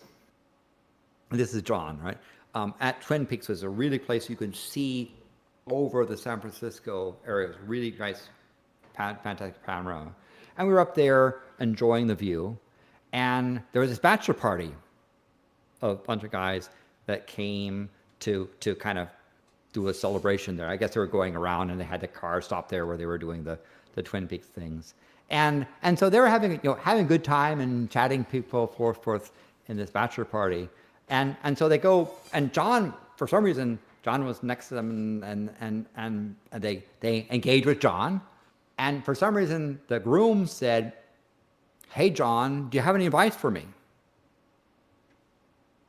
And John's response was, "Don't do it." And yes, everyone just bust out laughing. It was just, they were howling laughing, like, that was the last thing he expected, which is why John said it, right? And just the timing, the way he did, it was extraordinary. His ability to read that, and they just hugged him and said thank you very much, went off. But yeah, that was how John could touch somebody and read the moment and do a masterful job of. Yeah, don't do it. Like you guys were implicating, he certainly was an artist. And one of the things I wanted to touch on that stuck with me that Galen said, that the quote he shared from you with Gone with the Wind. Oh my God, Inherit the Wind. I haven't seen that movie, but now it's on my list. But that really touched me with him wondering if anyone would care, simply because, again, as a guy who knew this man since the ripe age of 21, sitting there slamming beers, drinking black velvet whiskey at 8 in the morning so I could be primed for the morning wood. He touched a lot of people, and not to say I have a chip on my shoulder for it, but there's people that I've seen that I haven't spoken to since high school who were sharing the news of his death on their Facebooks and stuff like that, where I'm like, wow, you knew him? Me too. It's, Yeah, I had a sleep study done recently, and my sleep study person, my technician, they knew who he was. Yeah. It's what I'd be in public and I hear, yummy hot dogs. Yeah, and and I say there are people in Hollywood, people in Comedy Central, that basically was saying to John, and I think the message loud and clear, John, is that do you understand the business? Because there are a number of people that are funny, but what they look for is somebody who understands the business, because at that level, comedy is a business, and so there was a lot of things that people watching John to say, do you have the chops necessary to be part of the business? And so things were working, and particularly when he started doing his KingBeardx on TikTok, where he reinvented himself again, and people saying, that's Pimpmunk, right? But again, they saw that here was somebody who could reshape a different persona and then push that.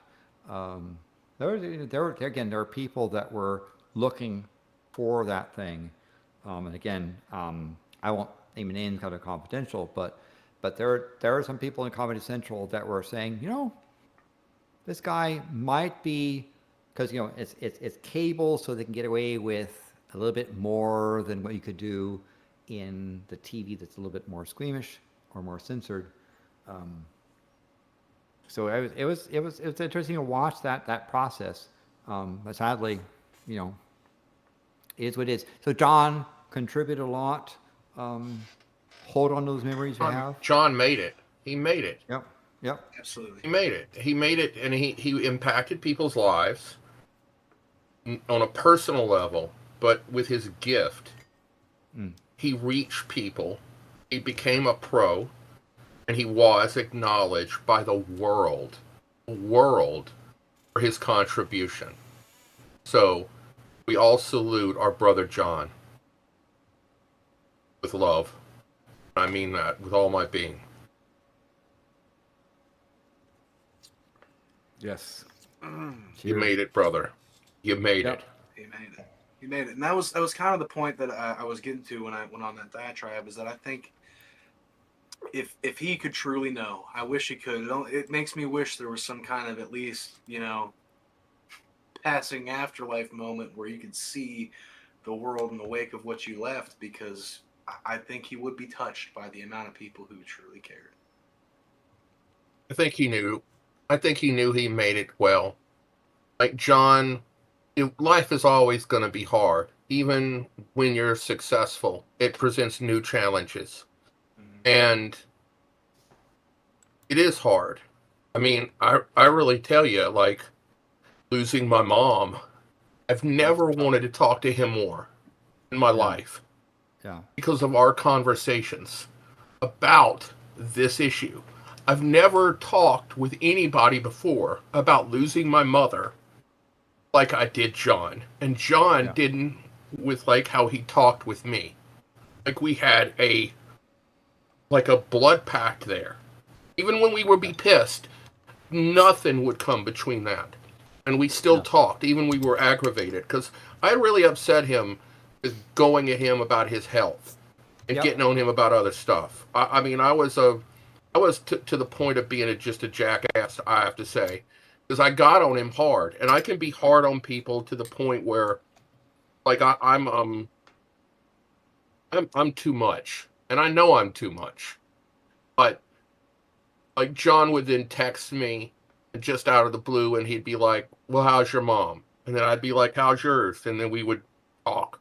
So in the end, it was like, you know, like I would say we began as friends, and then we ended as disgruntled family.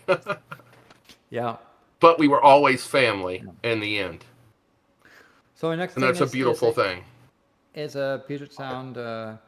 Move that mic came, closer to your rum. mouth, you dick butt, Landon. So yes, Coben Cane, a honey flavored rum from Puget Sound region, so Saddle region area. Landon, as you take a sip of Cocaine? this, I want your sommelier review of that nice tall shot glass you got there. Take a sip if that's what you do with that thing. But I want to know, I want to hear your review of this, because I'm telling you, as a person who doesn't like rum, I'll drink pretty much anything you hand me, but I'll turn my nose up at rum. But honey rum sounds fucking fantastic. I've never seen it on the shelf. So this is so it has a notes of butterscotch on it, right? If you think about butterscotch without the sugary bit. And so the because honey and cane sugar, while sweet, have a very different flavor profile, and so it's that bridge of stuff. So you can imagine, again, like caramel without that heavy sugar. It is 60 proof, 30% alcohol. Solid. And so it is more than just simply rum, right? The kind of rum that they turn into grog just to get sailors drunk, that kind of thing. There's better than it. Just like there's wine that's bad and wine you can enjoy. This is a wine. This is a rum from a local company here in Puget Sound that has a decent profile. Again, it doesn't taste syrupy. That was my big question. If it was kind of thick. It's more viscous than just water, but it's a lot less viscous than honey. Liqueur. Right? Yeah. It doesn't have. There's no grittiness to it. There's no sediment to it because it's not the case that they just dumped a bunch of sugar. In the rum process, they use both honey that gave a flavor. Now, I don't know what kind of honey they use because, as you know, there's many. It depends on what the bees go after to give the honey there. I'm not sure what kind of things, but it is. But they say that it is a rum 47, which is lightly sweetened with honey from the Pacific Northwest. Creates a sophisticated flavor rum that is a perfectly swift sipping for neat. This is a thing where I wouldn't put it in. You don't waste and make rum and coke with this sort of thing. This is something you sip in, which is why you have this nice tall glass and you enjoy it, because you're not trying to basically pound down alcohol in order to get drunk. You're enjoying the process, and that's the thing with Pimpmunk. When I would take him out to a restaurant, I'm in a restaurant. We had a number of alcoholic drinks that were paired, right? Because you can pair alcohol with a dish. And I taught John, saying, "Here's what you do, John. You take a bite of this food, and you enjoy it. You take another bite, and it's enjoyable, but it's at the same thing. And then you take just a sip of something like this that complements or contrasts, and you just take a sip, reset your palate. Now take a bite of it again. And you back to that surprise of like, wow, that's amazing. Instead of time to say, 2 bites, sip, 2 bites, sip. And what you're sipping can either be complemented, like if you had a really nice, custard or something that is that creme brulee type of thing, go well. But the other way you could do it is you contrast. You could have something which is very salty and peppery, like maybe a really fine breaded calamari that had a lot of pepper in it, that this would contrast. And so I shot John saying, 2 bites, sip, 2 bites, sip, and you pace yourself. And the other thing, of course, I say to John is, I would say, hey, John, we're here for several hours. We've rented the table for the evening. So don't get in a hurry, right? This is not a scarf down all the food because you don't know where it's coming from. This is we're going to enjoy this process. Just chill. And yeah, to enjoy A good rum, by the way, is Flor de Cana. You know that one? Yes. Yeah, that's a good rum.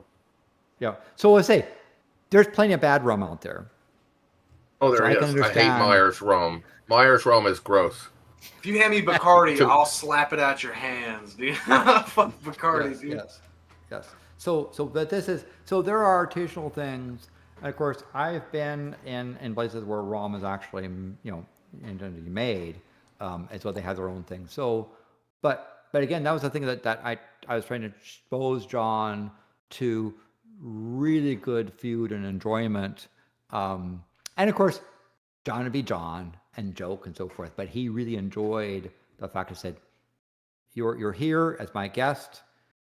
We have this amazing staff who's going to take care of us, and they'll help you sort out the menu. I said, if you don't understand what the menu is, ask. They'll have a conversation with you, and they'll try some things, and you'll get to know what it is, and they'll guide you towards things so that you have an enjoyment, right?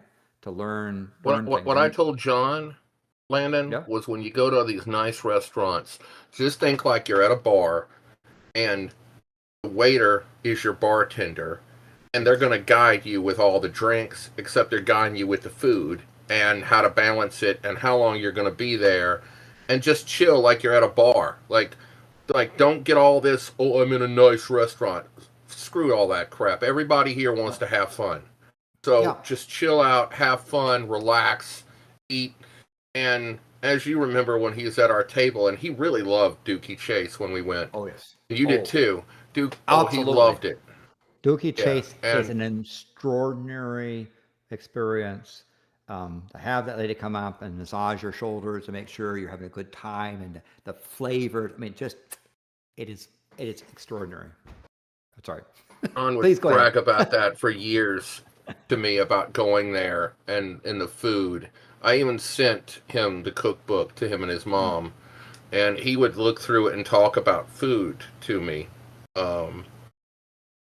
That was a good experience with both of you. It was really a lot of fun going to Dookie Chase and the fried chicken there. Just so people know, like you could get the fried chicken and you get some sides, or you can order like the red beans and rice and still get the fried chicken, which is like a great deal if you go for lunch. And it's not too much. It's just over like $20, but the fried chicken is so good there. Every time I take people there to eat their fried chicken, they cry. They literally cry. I had the blackened catfish there. Yeah. Extraordinary, right? Again, not dry, but just I mean, done extraordinarily well. So yeah, it's a thing. By the way, folks, I've had the privilege of being at Galen's house, where he has bookshelves full of cookbooks. Bookcases. I have 2 bookcases. Yeah. Yeah. I mean, you had even more than, but it was a thing, and I do treasure, because you have been kind enough to take some of the cookbooks out of your house and send it to me, like the one on that Southern cooking there that I go through. I still have it in my shelf here, and I pull out random spot and say, let me try this dish, right? That's the thing I've been doing is to try and help myself explore the kitchen. Something also I've been helping Red Eye with, because he was kind of afraid of cooking. So one of the things I did for Red Eye was I went to some Australian shops to buy him decent quality, cookware. and fit out his kitchen so that he can do things like I said. You don't go to Domino's. You make your pizza. And he learned to he's been learning to build his own stuff. Again, that gift of somebody giving somebody, teaching somebody how to cook. And again, that some of those cookbooks you sent me, I use, I enjoy. So thank you, Galen. Glad you like him. But yeah, his it was fun to just see his library is just Galen's library is extraordinary. What? So anyway, yes. Yeah. He has books. Yeah. But yeah, so out of all the people I know with Down syndrome, Galen is the smartest. And just a note, I'm probably the only. I have sent Shabisky a book. Yeah, it's true. And it was a book about weed. It was a book about weed and getting high. So much. I've learned so much. You may be the only person in Shabisky's life to ever give him a book. Well, I believe in Shabisky. He's a good man. Aww. Yeah. Oh. Yeah. Yeah, I was trying to read the book, but I don't know. But I think you got high. That's what happened. Well, the pictures you got a little high there, like buddy. The old books I remember. So Shabisky is like Cowley personified. Yeah. You want to get like high? and You're a towel. he's like Pinky and Jack is and Jack is the brain. Yeah, he's my little brain. It's true. Yeah. It's true. Cheers to that. How much? Cheers. How much alcohols have you drank, Landon? I need to know how much longer we have until I can not take advantage. Well, it's still coherent. And the thing, that's the thing. I'll say this. Still coherent. All right, chug. Come on. I was able to drink Pimpmunk under the table. What? Because even though he had the mass, I had the pacing to be able to do that. That's part of the secret, right? But I enjoy, right? Because I don't drink alcohol to get drunk. I'm enjoying this rum. Yeah, me neither. I enjoyed that wine. I enjoyed that tequila. So first of all, get stuff which you get recommendations for, and then figure out how to pair it with it. Who so the I fuck just drinks to get drunk? I don't know. Pairing- And so it's pairing like, is real. Hippie, libtard bullshit to me. I just made it. I just before the show I made a really nice asparagus soup. Because I have a privilege of having a garden where we grow our own food. Whoa. And having a salad with stuff from your garden and onions from your garden and zucchini from your garden and carrots and so forth. Because there's something about you having made an effort to grow it, and then benefit from it. Of course, as gardens go, you get a bountiful of stuff to then can things to go forward on there. By the way, Galen, one of the things that in one of your cookbooks I've learned is how to make a decent frittata. And in that book, they had recipes, but they also had commentary about how you make it. Because it turns out how you make a frittata makes a difference between having something that's crappy and something that's elegant. So thank you again, smart, Galen. Good job. Real quick, a recipe for Landon. Okay, I'm going to give one live right now, and this is something that I served to both Pimp and KingBeard, and Landon. Yeah. When they visited. Did you also and serve at it the to end, John? Yes. Yeah, John Crawley, silly boy. Okay. Pimpmunk, the KingBeard man. Okay. Just making sure. By the way, one time I pissed Pimpmunk off because I called him Shawnee Boy. He got really mad. I would always do shit like that. I kept calling him names, but like Shawnee Boy, but it would always be a pop culture name, but he would get it. And later he'd come back to me. He's like, that was a good one. Anyway, because he had a good sense of humor with himself. But I gave you a Creole cream cheese cheesecake. You could do it with just cheesecake, but this was a Creole cream cheesecake, and I put Creole cream cheese and powdered sugar and blackberries on it. And you had that with you and Pimp had that at the end of the night, and it had a Bananas Foster soda. But since to tell you how to recreate the Bananas Foster soda, if you go to some ethnic restaurants, you can get, usually Latin or Mexican restaurants, some of those are groceries. They have banana soda. You can get those or order them, and and you could get a good bit. And then look up the recipe for Bananas Foster. It's made with rum, since you were talking rum. And if you make that and you pour a little in a glass, and after you cool the syrup, pour some of that in, and you'll have the exact thing I served you. And and you'll have an alcoholic soda drink that I served really cold and chilled, and it's bubbly, and then you'll have that with your cheesecake, and there you go.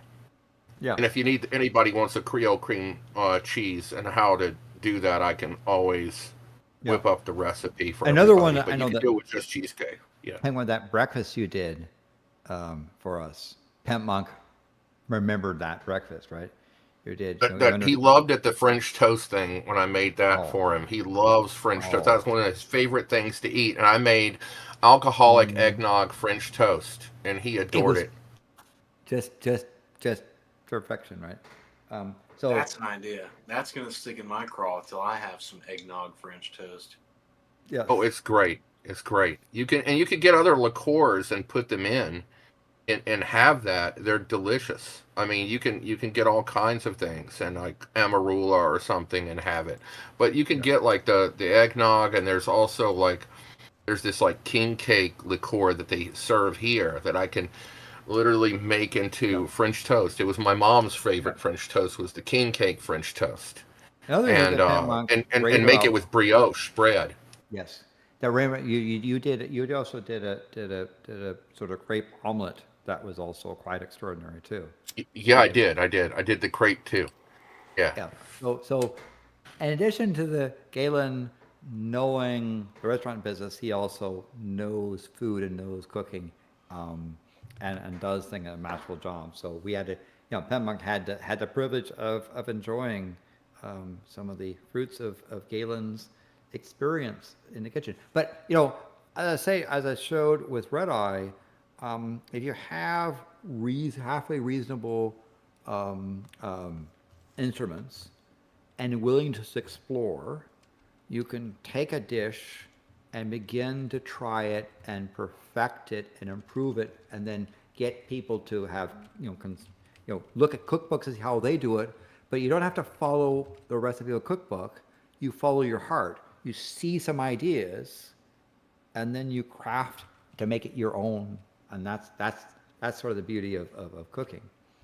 And so I love exploring. For example, making something like pizza, right? Making real pizza, making the dough, getting a base, and figure out how to do that and the things. But having a pizza stone it helps. But again, if you don't have those things, you can acquire things over time. But again, you take the basic concept and then give your own spin on it. That's the thing. I'll tell you, my hardest thing, however, is if I'm making a full meal to get everything timed to come out right.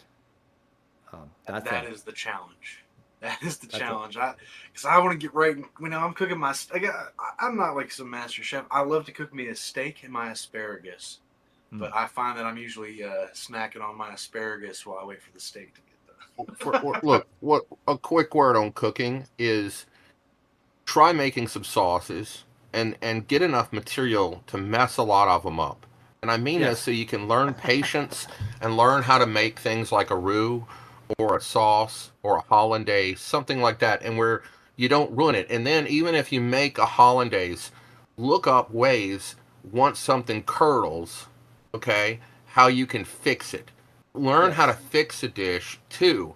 So these are little things you can practice. It's like when I was teaching my brother, okay, he was going to buy a car, and then he was going to get swindled. They wanted to $26,000 for a car with 350,000 miles. And I was like, I don't think so. And then I had to explain to him to get a mechanic to look at it. And then we got it down to this car that had a rebuilt engine, and he finally had 3 mechanics look at it to make sure, and we got it down to $6,000. So that was a better car for him, vehicle, And so, but I also told him, when you buy a car, you're not just buying the car and it's going to run, it's going to be good. You need to budget when you ask a mechanic, how much is this going to cost me this year to fix? What's the budget for the car? When you have children, when you have things, you got to budget your life. I'm going to get sick. There's going to be something that's going to screw up. You need to think ahead. And so when you're cooking, think ahead of how you can fix things. Don't just look at the recipe. Figure out how to do these things and then how to master them before you start venturing off like some mad fool. You don't just get in the car and say, hey, I'm going to drive 100 miles an hour, and you'll be dead. Like, you're going to have a bad meal if you do that. You need to learn and look at different ways to do it. That's a really good point, because, when I make it for myself and I make a mistake, then I try to work on it. Because I'll give you an example of a bad thing I did. I was making a potato soup. I want to make, a creamy potato soup with some local butter and think it was a nice thing. And I was spicing it, and I made a big mistake. I had a bay leaf in it, and I blended it, and I didn't take the bay leaf out. So I pulverized a whole bay leaf in this onion soup. So I worked, and if bay leaves are to be in there for a while and you pull them out, you don't grind it up. So I worked hard to try and figure out how to recover that thing.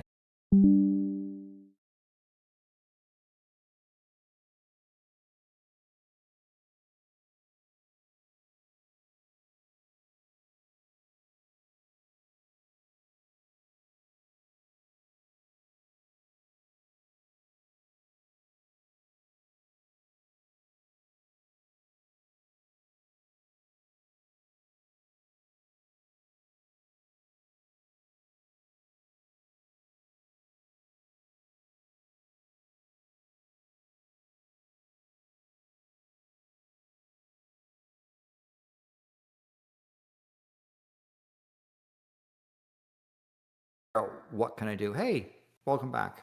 There he is. It happened without Shabisky's invisible hand. Maybe he's replugging the router right now. I don't know if we're live again. Yeah, but that's the thing. So John got to experience some really good restaurants. In one of the things that for example, I had a master chef from the Punjab province in India, right? And they put on a feast for John of flavors, and again, flavors he'd never had experience in, and was willing to try. Right, this kid from Mississippi being exposed to an extraordinary Punjabi cuisine from a master chef who knew their business, and helping John explore those things and show him a different world. Yeah, and cooking is a great place to explore the world. I mean, I gotta commend you for that, because it was John never made light that you were always a great friend to him, and you I mean, for lack of a better word, pampered the man. Yeah. And I'm telling you, he loved you for it, and I'm telling you, I can, as a young country bumpkin, I can recognize the value in taking a man like that who had to literally fight for his meals sometime in his life and give him the 5-star experience. That's it is a noble thing to do. And my thing is, I treated John as he was a very intelligent person who could enjoy things, and showed him those experiences.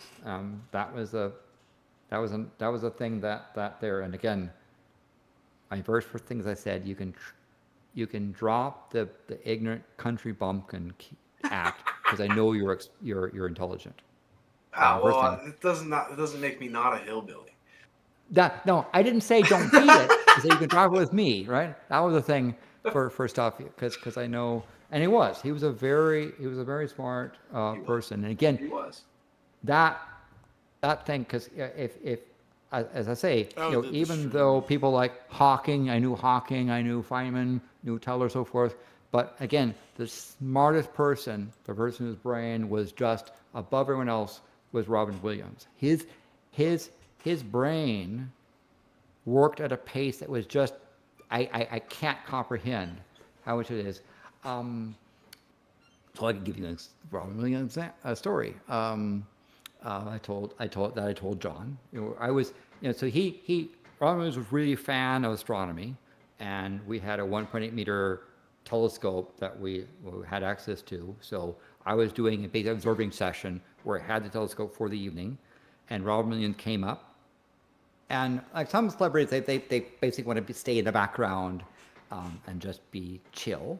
Like Johnny Carson was somebody who loved astronomy. He would show up, not say a word, and no one knew who he was because it was dark, and he would just do it. But Robin Williams, he just had to be Robin Williams. It was just how this pressure coming in, and so I was doing it that night. I was doing the planets, right? We had a situation where a night where we can go and observe all 9 planets. Yes, Pluto is a planet. And so when I got to the point where I said, so because we had Mercury was setting early, so we picked that. We picked Venus. We looked at Earth, Mars. There was Saturn, Jupiter. We saw Neptune next, and then I said Uranus. And Robin Williams said, Landon is afraid of Uranus. At which point he launched into a 20-minute dialogue about Uranus and anuses and uras and urine, and it was just bang, bang, bang, bang, bang, and he just couldn't stop. He just on and on. We were laughing our heads off because again, it was like, and he's Brian, afterwards he described saying, when you said Uranus, this thing came to me, and it took me 20 minutes to get out my thought. And said, that's how I do it. He said, when something happens, and it's the thing, he would just all of a sudden in his mind have this complete dialogue, and his delivery was fearful that he got to get it out before it was gone. Right? And you see things like in the first time he went to Australia, what they did was they said, hey, after you had that big conversation with the host, just go around and look at things, right? And so he was going around the studio, picking up objects and just start, right, was his thing. His brain worked at a pace that I have never seen before, and really distinct. Again, that 20 minutes of about Uranus was not just toilet humor. It was a whole collection of very sophisticated word plays and so forth. Just and just. And his brain said, "Yeah."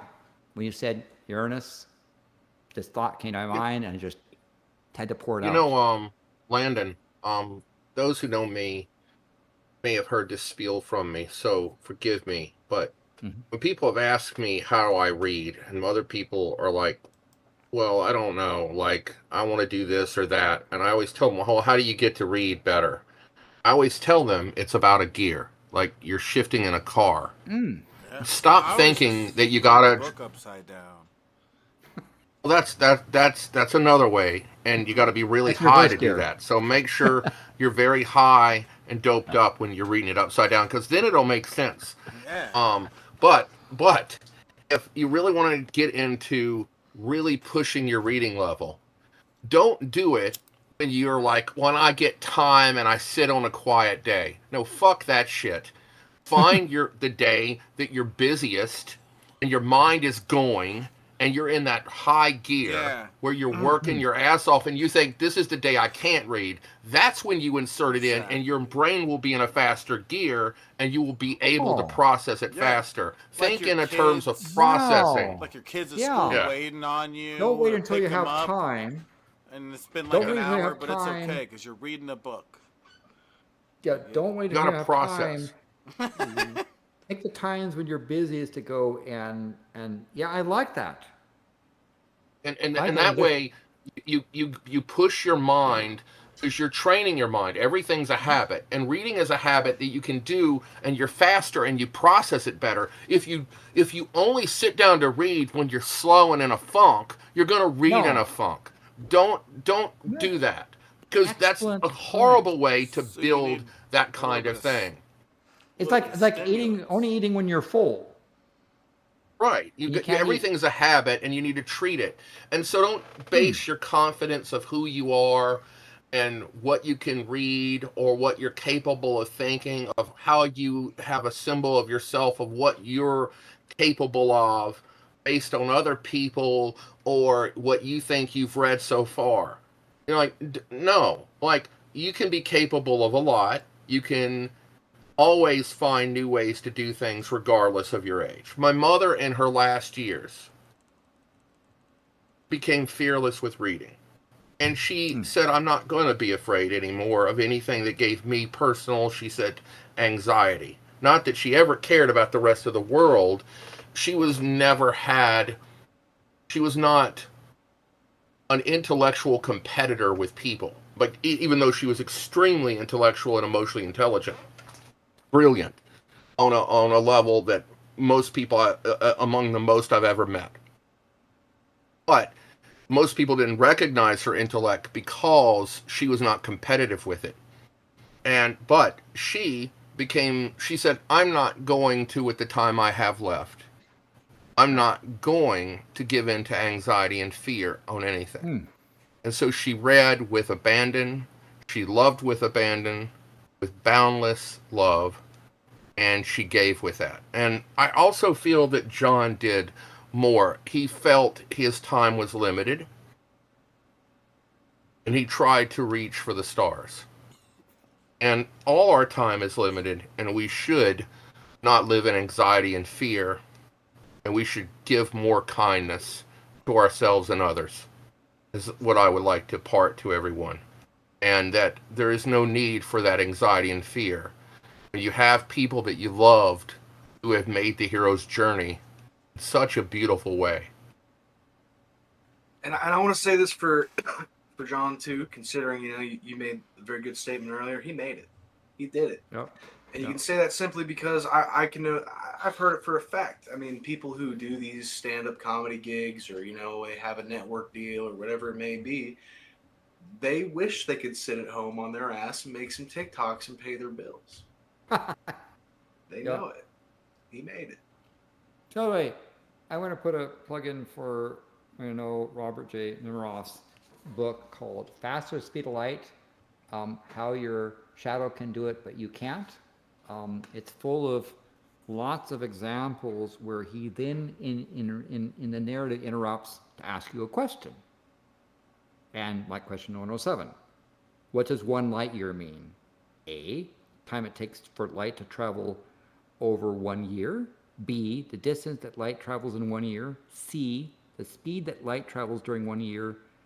D, a year spent in a room with light, right? He always has one that is funny, but basically and gets you to think, right? And then he explains, well, this answer is sort of correct except blah, blah, blah, but this answer is better because da, da, da, da, da, right? And he gets you to think stuff that can help you understand, like he said, you enter a dark room and turn on a light bulb. What is the slowest speed that the illumination front crosses the walls? 0. Greater than 0 but slower than light. Exactly speed of light. Faster than light. Super, super fast. Or why do you keep going into rooms, right? So he gets you to answer. And obviously there's one of the questions, one of the answers is silly, but the others he gets you to think, saying, well, maybe, and then he goes, explains, here's the best answer and here's why. And you learn through this thing by these very, and you'll find that there's a lot of stuff that you might think are intuitive, but relativity has some very non-intuitive things, and you work through that stuff. So it's a good place to do, and it's one of those books that has little snippets. You work through something, look through a question, ponder it, get the answer, and then move on. It's one of those books that you can pick up. And so I like Galen just said is that when I'm busy, stop, read a section, think about it, and go back to what I'm doing. Good advice, Galen. Thank you. So Landon, I actually I have two astronomical questions that were posed to my brain by your Robin Williams story. The number okay. one, was it always Uranus and it was dumb fucks like me that like to say Uranus? Or was there some sort of shift in the phraseology of, what scientists would call Uranus? Well, I mean, first of all, the planet was named after the god. Herschel, when he discovered the first planet other than the classical ones, varying, but because again, the notion of what a planet was evolved. I did a really nice video with another show talking about the history of how our understanding of the solar system evolved. And like the notion that Earth was a planet is actually a fairly modern concept. That those wandering things out there are planets was fine, but no one really, it took a while for them to realize that we're on a planet as well.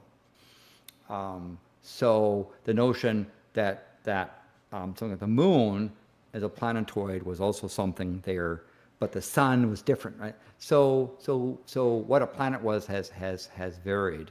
That being said, when you talk about the fascination with Uranus, so Herschel, when he came across and found Uranus in thing, and then identified, he noticed, he had a telescope that had enough magnification and noticed that it was not just a star, an interesting color, but a disk.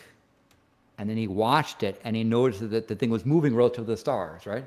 And so it was a thing of discovery of, here is the first time we found something that wasn't just the planets that influenced like the day of the week and that sort of thing, the days of the week. And so that it's actually after a god, what was the name there. And so then it comes the notion of what's your pronunciation, right? Do you pronounce it as it originally was, or do you choose to pronounce it, in a modern way? Both from an astronomy point of view, both are acceptable. But the part of what Herschel discovered it was in 1781, right? And he found this thing. It took a while for him there, and he had references to stuff. He chose to use chose to use a Greek deity of the sky, right? It had a Roman name as well, but he thought that the Greek name was there. And in mythology, it was the father of Saturn, and the grandfather of Zeus. So Saturn, or the Roman Uranus, Zeus, Jupiter, right, was the Roman thing, was there, and the great grandfather of Mars. So he's like, okay, it's in the family of stuff. I want to use the Greek name. And so that's where it came. Now, with regards to the name, it comes from the mythology. So now the question is, do you want to use it as, you want to say it as the Greeks do? Do you want to say it as the Romans do? Do you want to say it as Herschel in the late 1700s would have said it? The notion is, there are several ways to so Uranus is probably the more common thing, but Uranus is also that is the historical.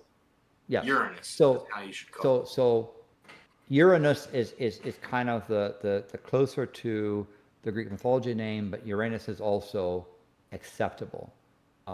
Just because of etymology and how. Yeah, and how you say it. It's one person's word. Is it Japan or neon, right? Nippon. Is it Turkey or Turkiya? right? It's somewhat your context, Iraq but or also Iraq? yeah. So that's the thing. But I'll tell you that more commonly, Uranus is a more common thing, but Uranus is also quite acceptable. And from the planet named after the gods, again, why did Herschel pick it? Because he understood classic mythology.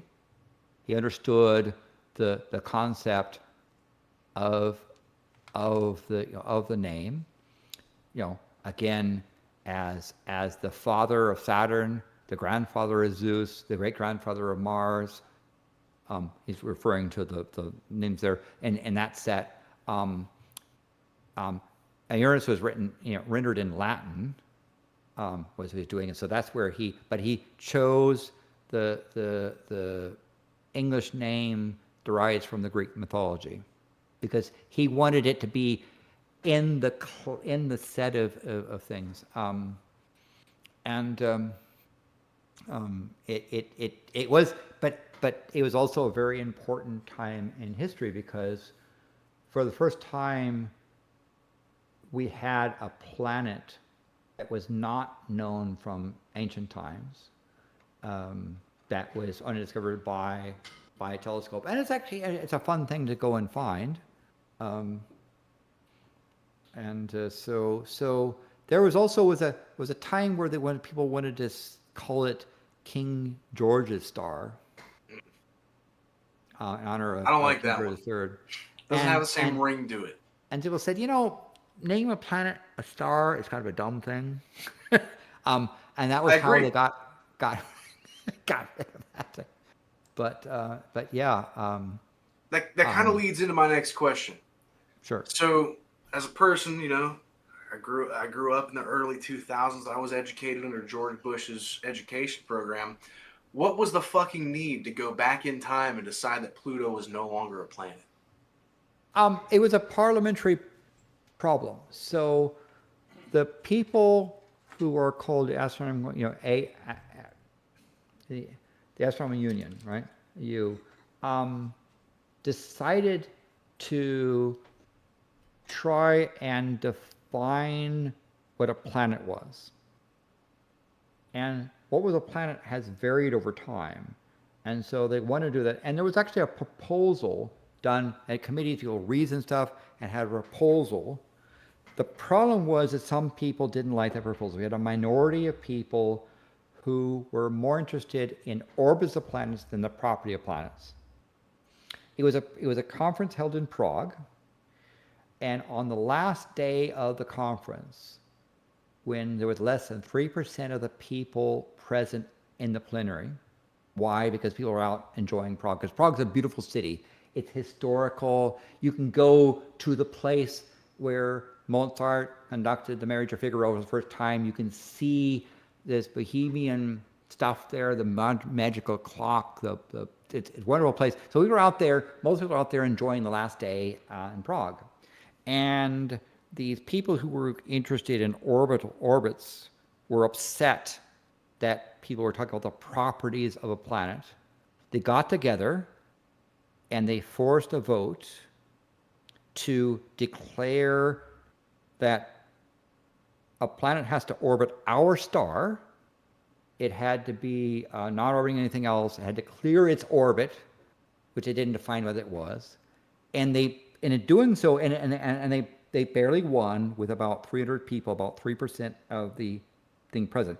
The problem was that no one there understood Robert's Rules of Order. And no one said, Madam Chair, I detect a parental lack of quorum. I asked for a quorum call. If they'd done a quorum call, they would have said, there are not enough members present.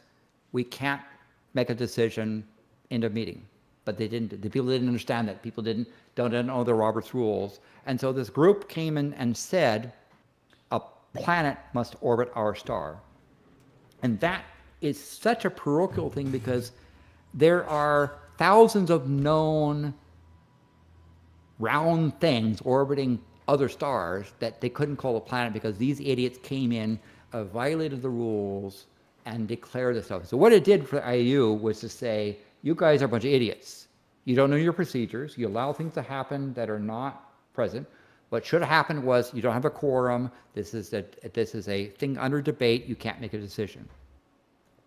Later on, 4 years later, because they meet every 4 years, they came back and they said, "This is a bad decision. We're going to create a class called dwarf planets."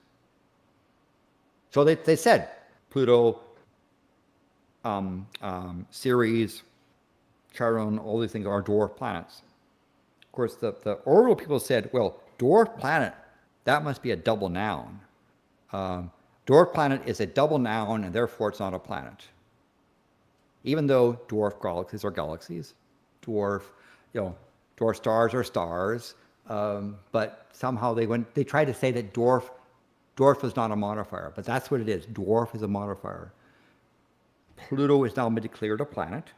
It's a type of planet. It's a small planet. By the way, the majority of planets we know in the universe are dwarfs. Rocky planets like Earth are kind of the oddball. Most of them are Plutoid. I thought they preferred to be called midgets. and so, in fact, now there's a geophysical definition of a planet, which says it has enough mass to deform itself into spheroid shape. So you got enough mass that gravity will crush it into roughly spheroid shape. It's not, it's not a fusor. It's not underground fusion. So it's not something that's a star or could become a star. And it doesn't matter where it is. It's really a matter of there. In fact, according to geophysical definition of a planet, our moon is a dwarf planet.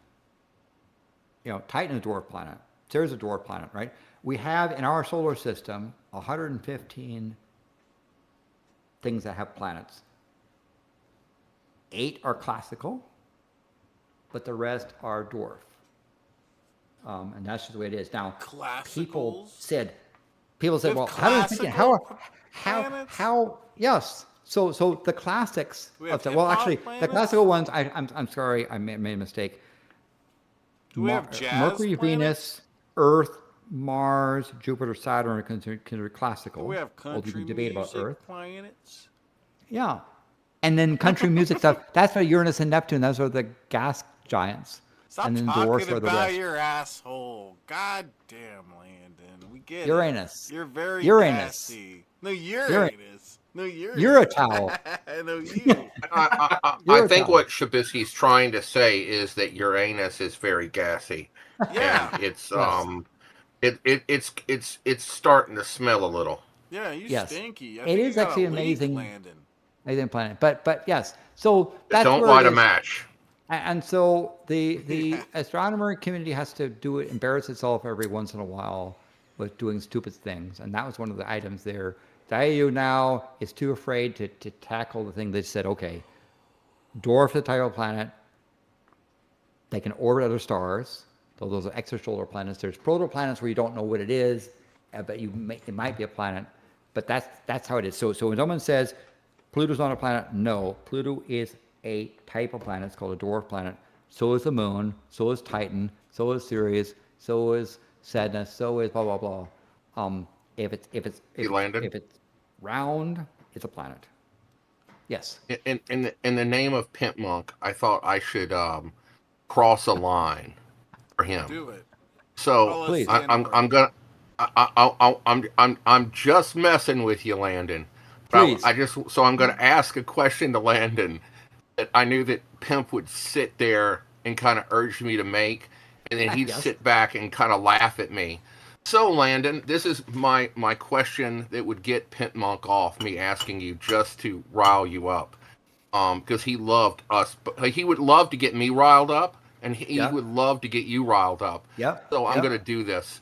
Please. So, how do you feel if the news came out that they just named some new star, Escalia?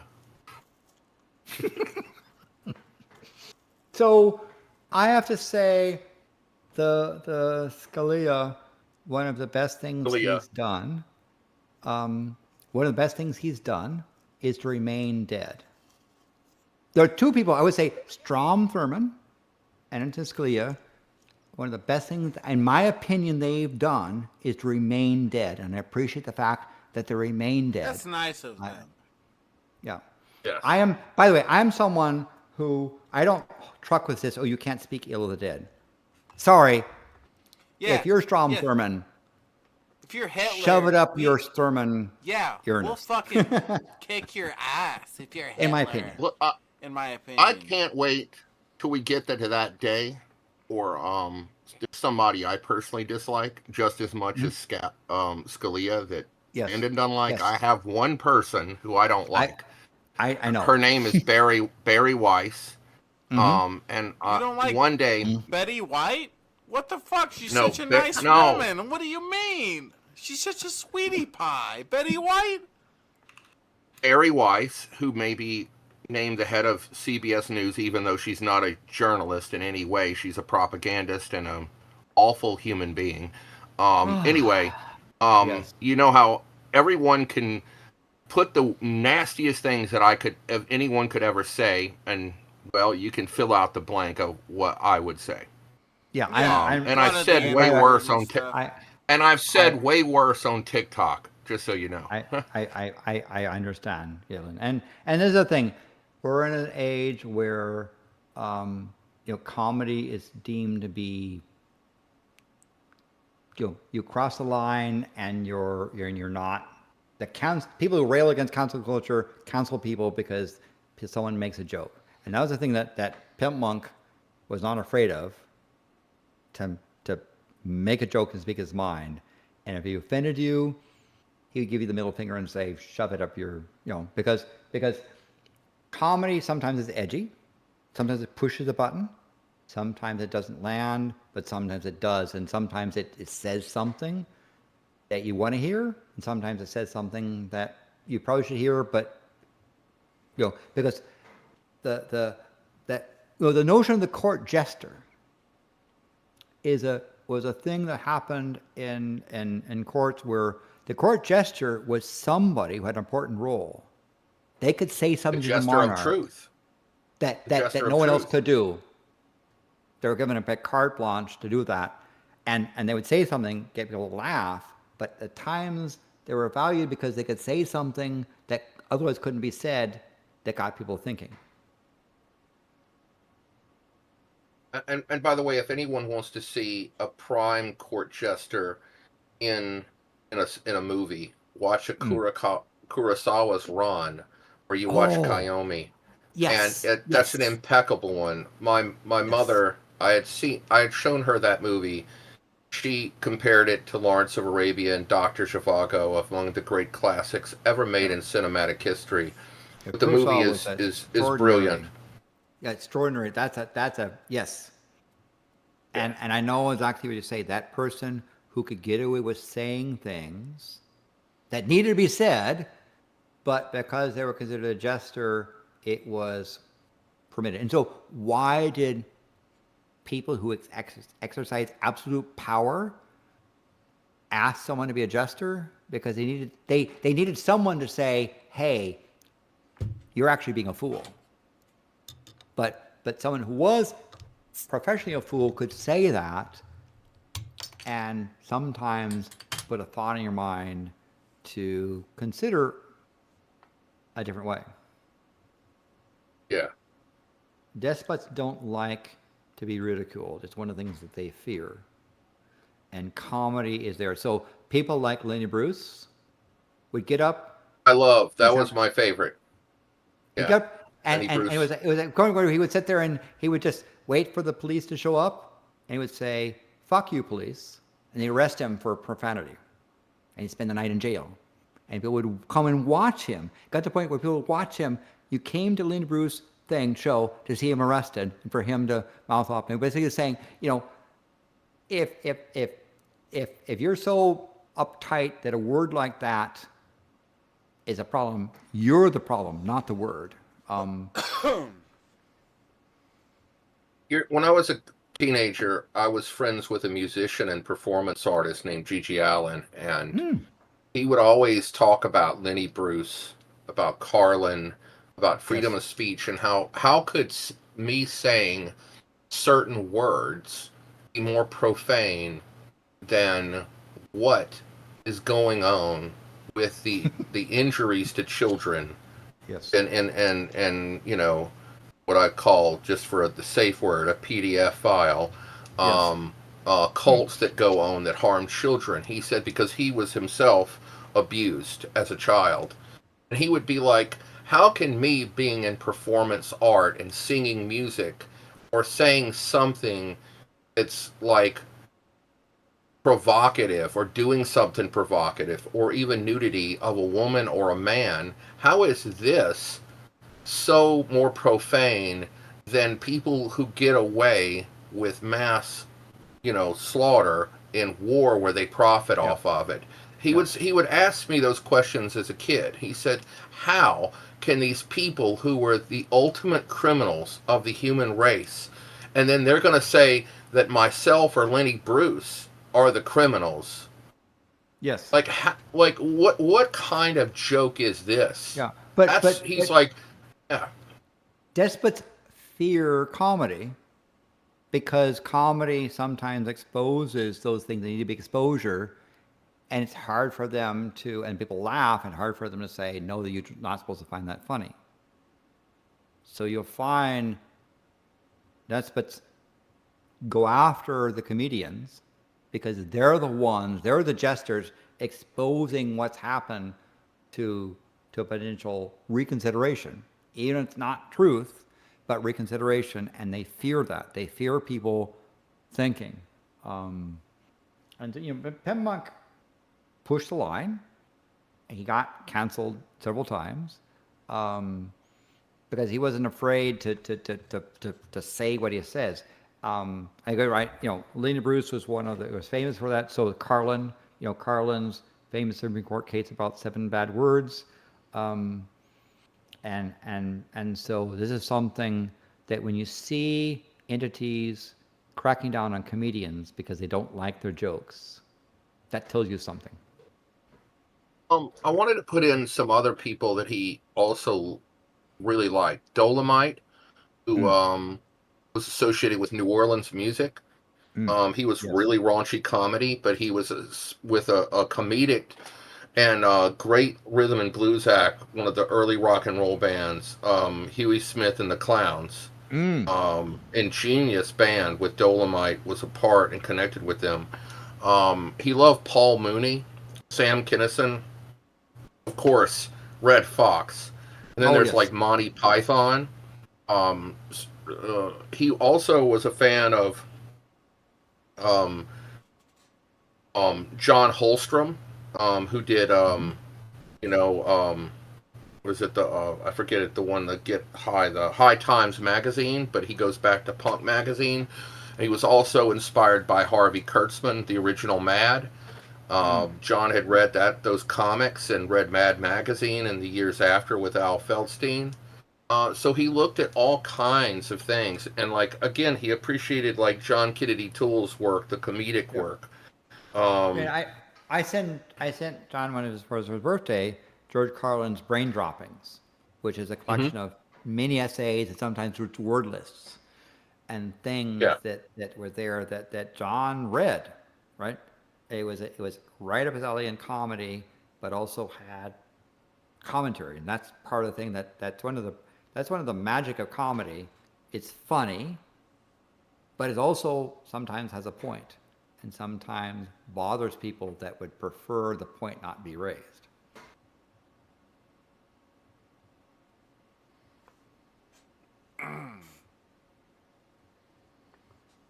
Also, I want to say that John is a person, when we've talked about, is someone who really, from what you've learned, anybody who's listened tonight, look how he grew from a place of fear with his body and his weight to where he was able to approach getting online to the where he eventually got 3.5 million followers, and he made money off of Facebook and different social networks. When I talk to people, and this has been for the past couple years, showing people how to do stuff on like TikTok, I pointed to John, and John knew this. And there are people on there who still study him, that look up to him. Like there are a lot of people that I know right now are trying to grow their platforms, and they watch his work and look at his old work. So I told them about him, and even contacted him when he was alive. And I said, "Look at John. Look at what he's done. Look at his social networking. I've made him a model to learn from." And he did it. It was not just a success, but he's someone that you can look at and say, look at what he did and look at how he did it. And I had wanted him to come, right before he got sick, I wanted him to come to talk to some of the creators, but unfortunately it wasn't able to happen. But, a lot of people, he got a lot of fans because it's not just what he did, it's how he did it. And he is a model and an inspiration to people to this day. And I want people to know that's another shining light to him that still shines. Just like if we look at the night sky, that sky disappeared a long time ago, but the light is still shining. And so there were, again, Comedy Central and some people in there that were really, they were watching Pimpmunk, watching his stuff. The thing that their mind was, and this is a thing that's a bit sad, but if you want to get into showbiz is a business. The biz is a business, right? And so one of the things in particular they were trying to work with was to get John understanding the business aspect of things. So they were working on stuff to get him an LLC, to get him a merch, to get him into stand-up mic, open mic stuff, because they saw the potential in John, but as one Comedy Central producer told me, there are a bunch of funny people out there, but there are a few that understand the business, right?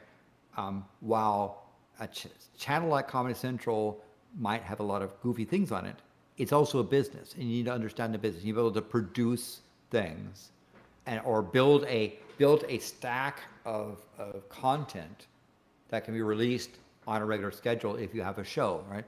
And so that's sort of the thing. That was a part of the thing I was trying to work with John, is to get him to the point of understanding the business and to get him comfortable with the business. Some people don't like the business aspect of comedy, and that's fine if you're not into that. But are trying to work with John to get him to understand the business aspect, because there are people who wanted, if he had showed prowess and interest in the business aspect of things, they wanted him to succeed. They were watching them.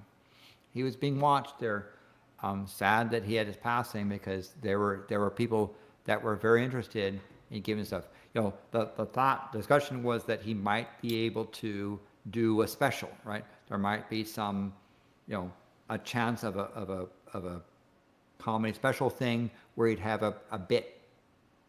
But they said, we want to see him going to a club on a regular basis. I believe John could do that. I not only believe it, but real quick, Landon, the point here is that when he's talking about the business, if anybody's seen Tootsie, and this is a great point to make with John's characters, because John also loved Tootsie, and that's where you get Pimpecia and all this stuff. But the whole thing is that he plays, what is it?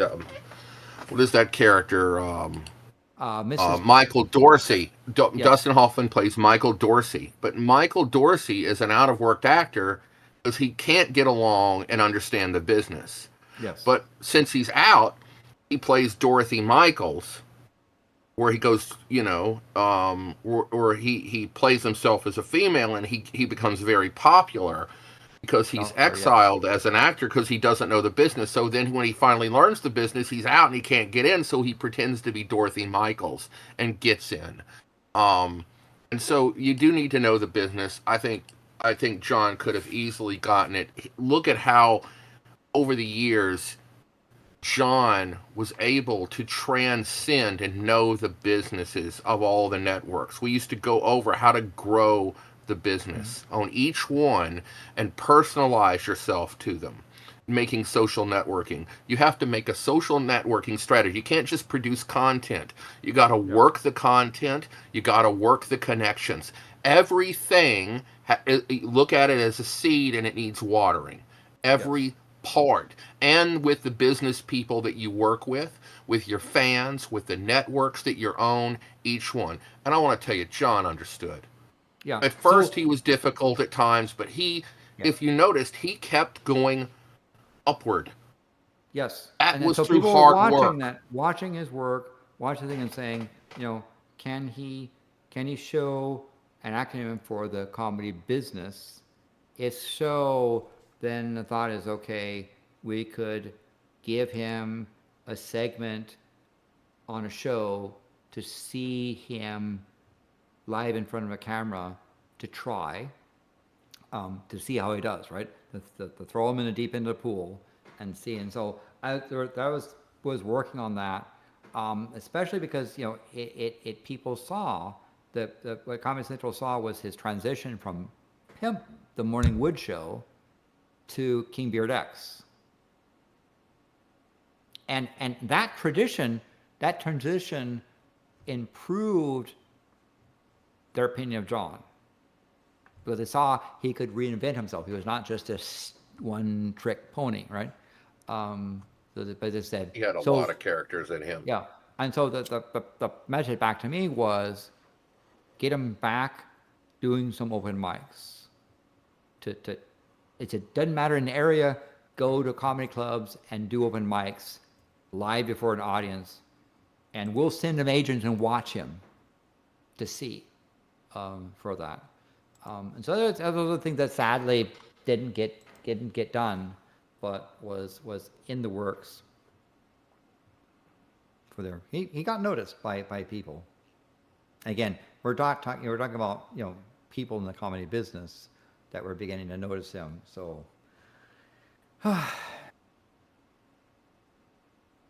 Good job, John. You did well. Yep. Yep. He wanted to be noticed, and he was, and for the right reasons. Yep. I think that would have been a nice thing, but it would have been, of course, John would have been taken that fairly seriously, I think, because that would have been, because again, pushing John to the levels to get out of his comfort zone was one of the ways that he began to shine. And I'll say it again, my brain went to, I'm like, all right, who's like a, I say up and comer, but guy was a writer for SNL, whatever. Or at least he was on it, I don't know. But Shane Gillis, he's a popular comedian. Yep. He's got 2.5 million followers. Yep. Much less on TikTok. Like I said, it's Pimpmunk made his mark, and I think I think people who made it to those quote unquote upper echelons might envy his position where he had it. Yeah.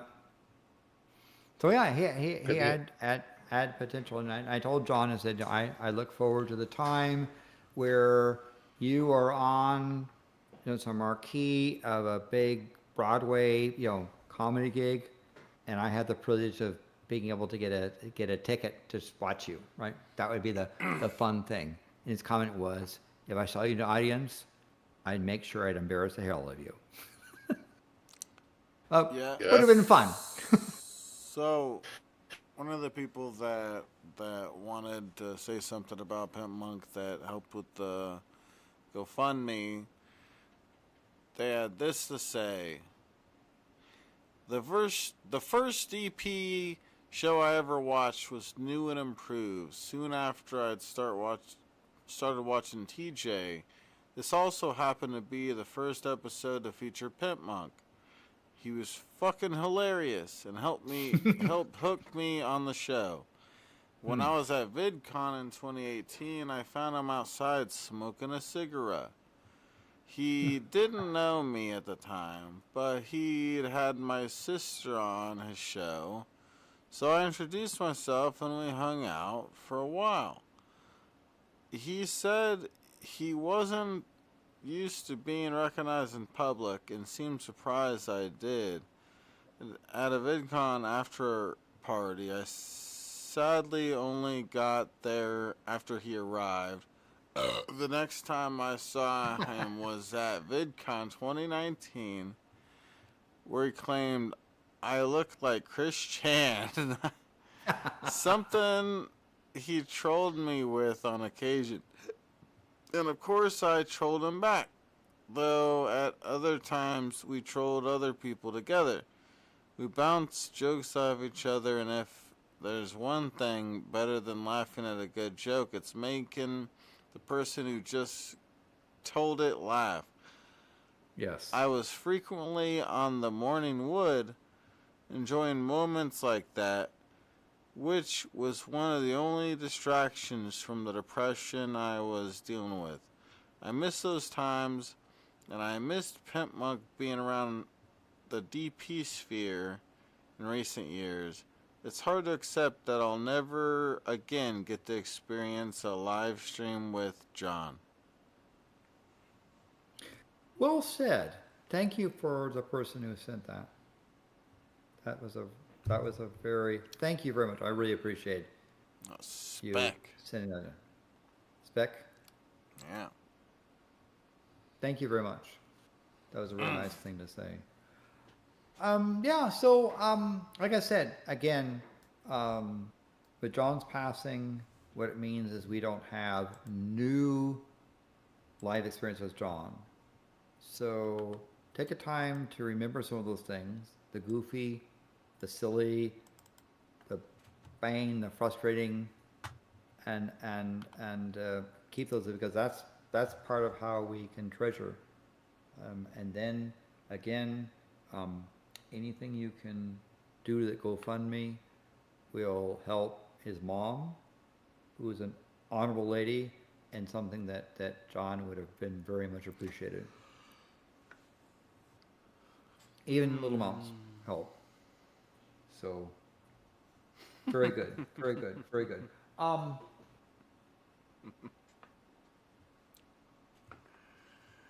So yeah, I guess other things. I like how it's obvious you're reading the same thing. You're like, should I read this out loud? Anyways. Back to whatever we were talking about. Yeah, I'm drinking champagne right now. Did I tell you about that, Landon? Well, that's the champagne of beers. Shut up. Tell me what champagne are you bringing? And is it really High Life Champagne? Is it true champagne, or is it just the champagne method? Right? Looks like champagne to me if I've ever seen it. So I had a certain somebody who is currently the head of a modern fascism movement. Hitler? Who put on their bottle that they stuck their name in front of and called it champagne. Champagne? And I knew it wasn't made in France. But I have connections in France, so I informed somebody in the government who informed the person, you can't do that because I know a couple you can say it's a champagne method, but you cannot call it unless it's from the region, done in the style according to the method that they have. You're not a scientist. You don't know that. I still have one of those bottles out there that has the legal reference on it as one of my collections that I don't intend to drink. But like I said, sir, I'm trying to drink my champagne. Okay, can you quiet down, my good sir? Okay, what do you think there's all about this? Champagne, which is different than champagne. Yeah, this is champagne. It's the high life of there. But okay, so if there's another donation, I will get something else because I've had some rum, I've had some wine, guys, I've had some tequila. Yeah, help with the GoFundMe to get Landon drunk. I want to take advantage of him tonight. Come on, help a brother out. I mean, Come it's building. On. I want some pussy. Come on, help us with the goal, with the thingy. You If not, gotta do it point for in the Jack. right direction. Yeah. Okay. So let's see if I can figure out how to do it. You did. I gotta go. You fucked it up now. You fucked no, it no, up. no. There. Yeah. There. You got it. Yeah. Dirt's all fucked up with it.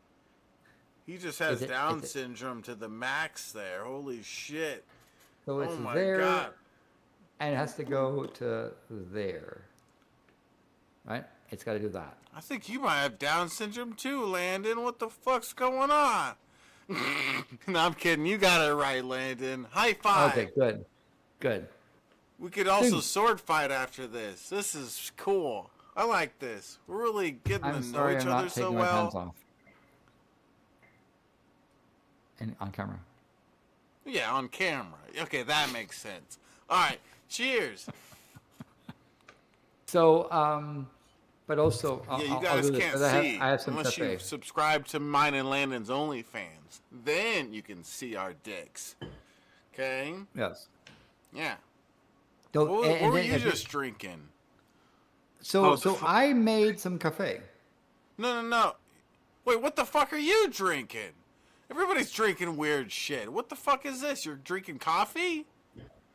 No, I actually made a really nice cafe. I have Cafe? an espresso, No, the espresso place, machine that's where you go to downstairs, get the coffee.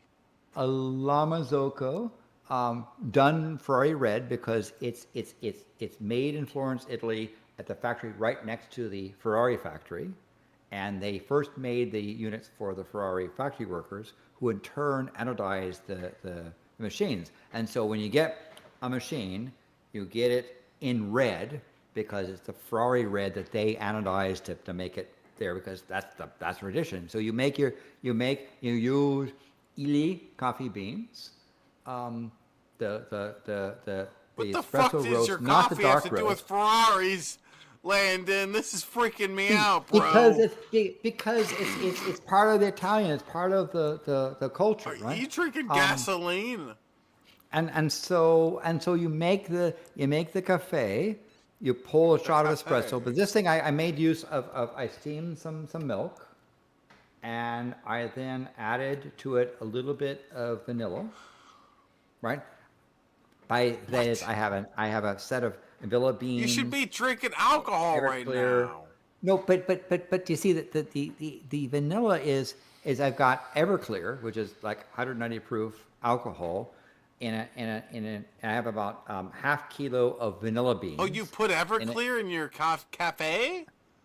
And you put it in there so that it extracts. Did you put a lot of it, essence. like King And Cobra then style? and you do the squirt, and you have What the your fuck, little bit squirt? What's the squirt? What are you squirting? But you use a papette to pull out some What's of a the fucking alcohol. You use the what to pull the? It's why a would turkey you pull, baster. It's a fucking turkey baster. Why would you pull the Yes. alcohol out? To then squirt it into your cafe. Oh, okay, yeah, that makes sense. Okay. So when you're making you're foaming the milk, you put into it, you put in the thing, and again it's real vanilla, right? It's real French vanilla from Polynesia. That is you make a tincture Is that the with best the vanilla? alcohol. Yeah. You then extract that and put it out there, and then Fuck yeah, dude! I want to drink yeah, with so you. yeah, I you wanna come drink some you come to my cafe. I want to place. go to the Landon Cafe. Yeah, you come to Treehouse, to the Sky Tree. I'm at Cafe Law, and I'll make you a decent cafe. I'm gonna. We even have come lizards there. up here. You have a room for me, right? Yeah. Okay, got I'm gonna room. be. Okay, I'll be sure. there for. I hope you plan for me to stay 6 months, because that's my plan. So yeah, when you come up to Seattle, you can we're a couple hours. We're right next to the Dude, border. if So you again, lived in fucking Africa, I'd go there for your cafe, Landon, dude. This literally sounds the great. native border is right over there. So you can then, and if you bring your The passport, Africa border? do you have a Oh. passport? No. I'm a criminal. Oh, well, you suck. No, I'm kidding. No, I'm no, not a He's criminal. But I undocumented. could become a criminal if I tried hard enough. no. But You don't believe I'll I tell can? you. I'll tell you, by the way. However, I'll let you know that while Washington State is legalized herbal substances, and British Columbia has legalized certain substances, you're not allowed to pass through the So you're gonna have weed for me when I get there, is what you're saying. You're not allowed to have it cross the border. Yeah, I get that. You're gonna have weed for me when I get there, Landon, is what you're trying to say to me, is right? Prepared on both sides of the border. You're gonna be prepared for me. You're gonna be like, yeah, there's the a pound place of called weed in Dank- your hand as soon as there's a I place see called- you. Nearby called Dank of America that you can go to get. No, you'll go there. You're gonna prepare for me to come there. You're just gonna be when I see you. I want you to be holding a bunch of weed, like it's your business. Yeah, then you can go across the border, but when you cross the border, you can't bring it across because they don't allow it. Whatever. That's what you're here for. Okay, this is on the other we side. have a great plan, Landon. But you pay beaver bucks on that side as long as you don't have it cross the border. Beaver bucks? And then you're not allowed to bring. You're not allowed to bring Kinder eggs back. That's the other thing. Really? You can't smoke? Is it because they have the real chocolate? In fact, it is a $1,200 U.S. fine per egg if customs catches you with a Kinder egg being bring across the border. They don't want us what to if have I that put Canadian heroin in my Kinder egg? Is that okay? I am not kidding. And you know my and of course my Canadian friends do things to like. Ew, you have Canadian friends? That's fucking retarded, Landon. And so they brought away to give me Kinder eggs. And so what you have to do is you have to eat the egg on the Canadian side of the border. I thought you were gonna say they keistered these things to bring them to you. And if you do have the toy, I mean, you eat the that's inside. Go on. You need to declare the toy, and so you say to the when they come across the U.S. border, anything declare. What's you the say. Problem with Kinder eggs up there? I have a Kinder egg toy, but I ate the egg on the Canadian side, so I'm not bringing over a Kinder egg. Because it's only in my tummy. I'm gonna shit it out over here. Because 3% of the cars that cross the border have a detailed inspection. You randomly picked a 3%, and if they catch don't worry, you the with a drugs Kinder are egg in my toy, tummy. they're going to look for the Kinder egg. Now, yeah, declare that shit. They'll toss we're your not talking vehicle. about fentanyl. We're not talking about human trafficking. Kinder eggs. Just Kinder egg trafficking with heroin in it. That's all. Yes. Maybe heroin. Whatever. Give or take. I am not kidding. It is. They don't like Kinder eggs up there? Or is it down here? I'm still confused on that. It's because they have better ingredients, right, Landon? They don't want us getting our hands in that good shit. It is pathetic. So you're saying that I should put Kinder eggs up my butthole, and I can make a good profit if I, The problem is that they'll melt. The heat of your bunghole. I'll stick some ice cubes up there before I stick them in there. Would melt. I could freeze my asshole for a minute and make a mess. I'll try my best to keep it cold down there, okay, Landon?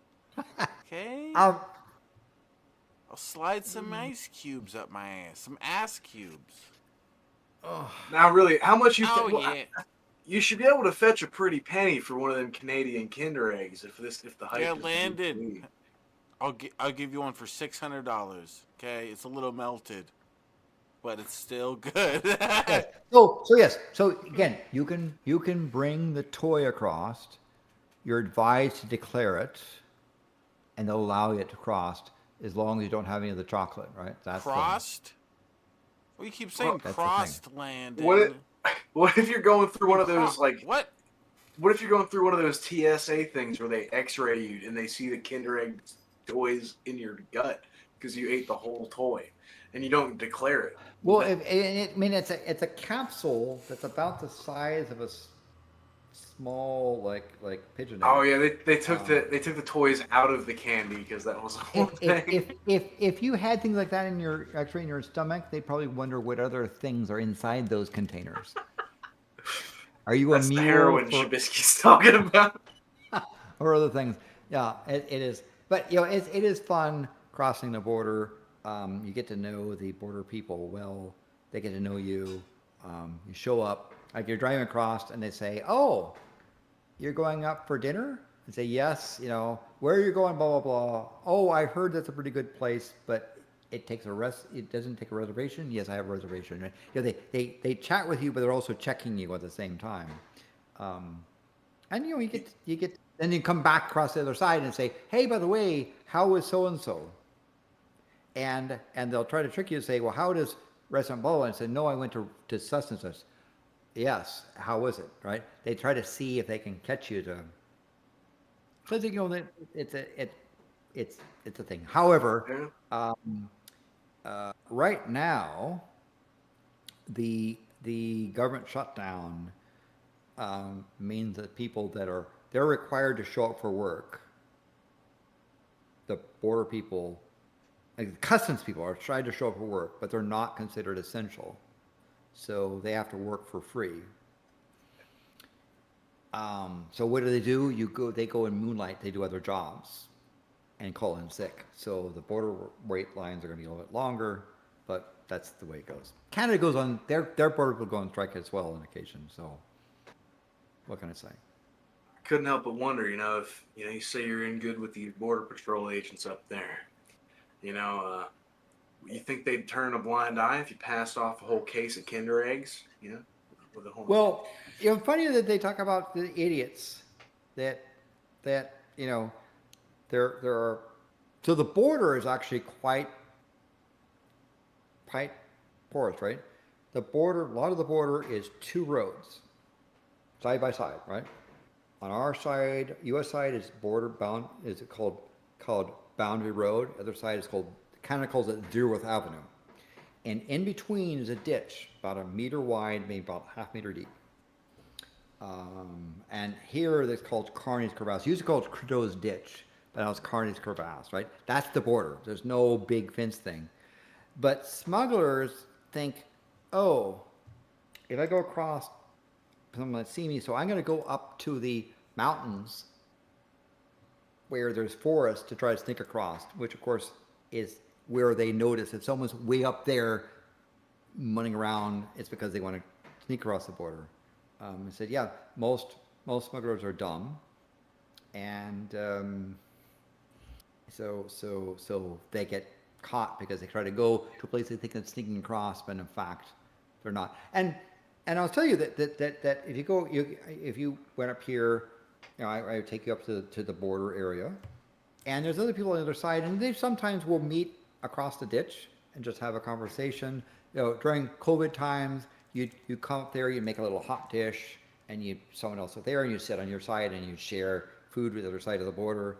You're not paying tariffs and saying stuff back. But again, it's a friendly spot. You don't go across the border uninvited because you're polite, because it's nice to be nice, and they do the same thing. You do cross at one of the spots you're supposed to cross, and they appreciate it. But it's a fun place to do, and if you do that on a regular basis, you get to know people. Yet at the same time, I get the let's go through all of his stuff treatment every once in a while, because there's a random chance you could be pulled across. You could have that Kinder egg. It might be that time you thought you could get away with the Kinder egg line. Yeah. Now, there's things you don't say. For example, if you're going to bring over some wine, right? And they say, what's the wine for? The proper answer is personal consumption. Oh, I thought you were going to say getting fucked up. I was saying cooking. Well, that's personal consumption. Cool, you're personally going to drink it and get effed up, right? Because if you say I'm bringing this across as a gift, then you got to give it to them motherfuckers instead of you drinking. Then they have to go right? and assess the value, add the tax, and charge you because you're importing it in. Oh, that. But if you're across, you say the purpose of this wine is personal consumption. I'm drinking it. You can do so. Now, the next thing you do is if you're allowed to have 1 liter of wine. So if you have more than one bottle, this is 0.75 liters, more than one bottle, you get receipts. So you go over to Canada and you buy a bunch of wine because they have really nice wine over there. You ask every place you get it for a receipt, a paper receipt. And so you get something where you get a whole bunch of, paper. You ask them, give me a receipt, a big receipt, not just a tiny little thing, but a big receipt because I need border stuff. So you come up to the border and you say, anything to declare? Yes, I have 17 bottles of wine in my trunk, and here's the receipts. And 2 grams of heroin. And so they look at you and they think, okay, this dude's got the receipts, because if they don't have receipts, they'll say this bottle is 15.2% alcohol by volume, so the charge is this, and they'll give you the highest charge. If they have the receipt, you have to look at the receipt, they have to look at the tax, on the other side, you're going, depending on what direction you're going, and then charge you. And that takes a lot of paperwork and takes them time. So they say, do we want to go through to collect a couple of bucks of tax? Or do you say, welcome to blah, go across. So that's what you do. You go with bottles, you open and declare, you have a pile of receipts, and they most likely, now if you say, I've got 5 cases of wine, then they know you're an importer, right? If you have a bunch of odd stuff, then they'll say, fine, do it. And that's how you declare. Even say you're going for dinner, you bring leftovers back, say and declare, yes, I have some leftovers from blah. Right? Versus not declaring. That's a fancy place. They catch you and then there's a problem. So you over-declare, you be friendly. Other big thing is important is to not wear sunglasses. But they want to see your eyes. Also, turn off your headlights. They don't want to have headlights coming in, blinding them. On the other hand, in British Columbia, you're required to have lights or running lights on all the time. So you have to turn it back on when you go across. But you learn these things, and it's a matter of being nice, polite. I learn nothing.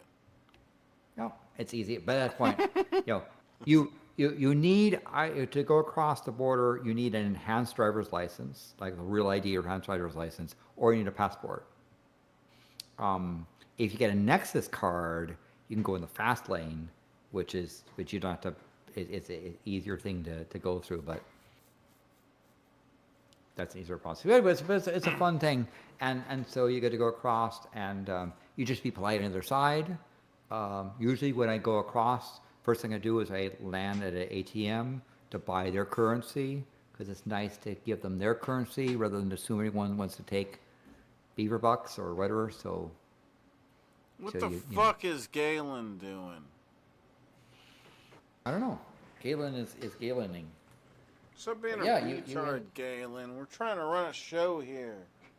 Okay? Yeah, but so you do your currency thing, and that's that's a nice thing to do, is to show up if you're paying cash for something, give them their cash rather than try to pawn off your currency onto them.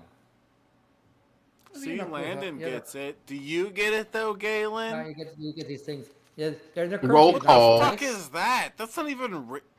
Okay, we're not playing Monopoly right now, Landon. Yeah, look at it. Okay, For example, put that away. You can't photocopy this.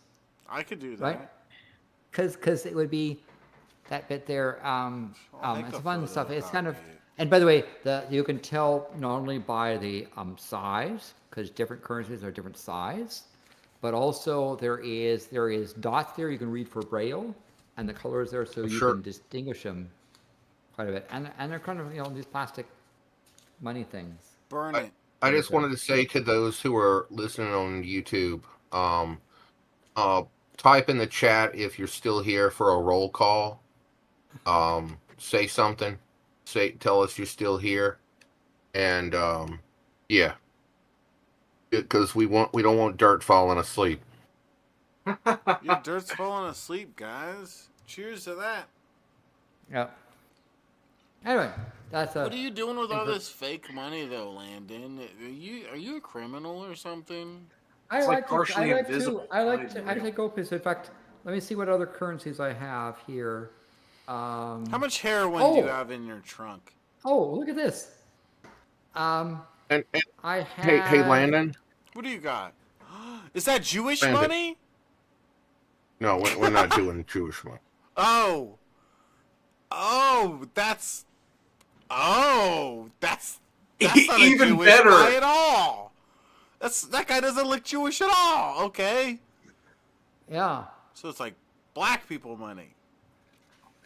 Yeah, I was Now here. we're okay. I went to a. I Jesus, taught what the hell?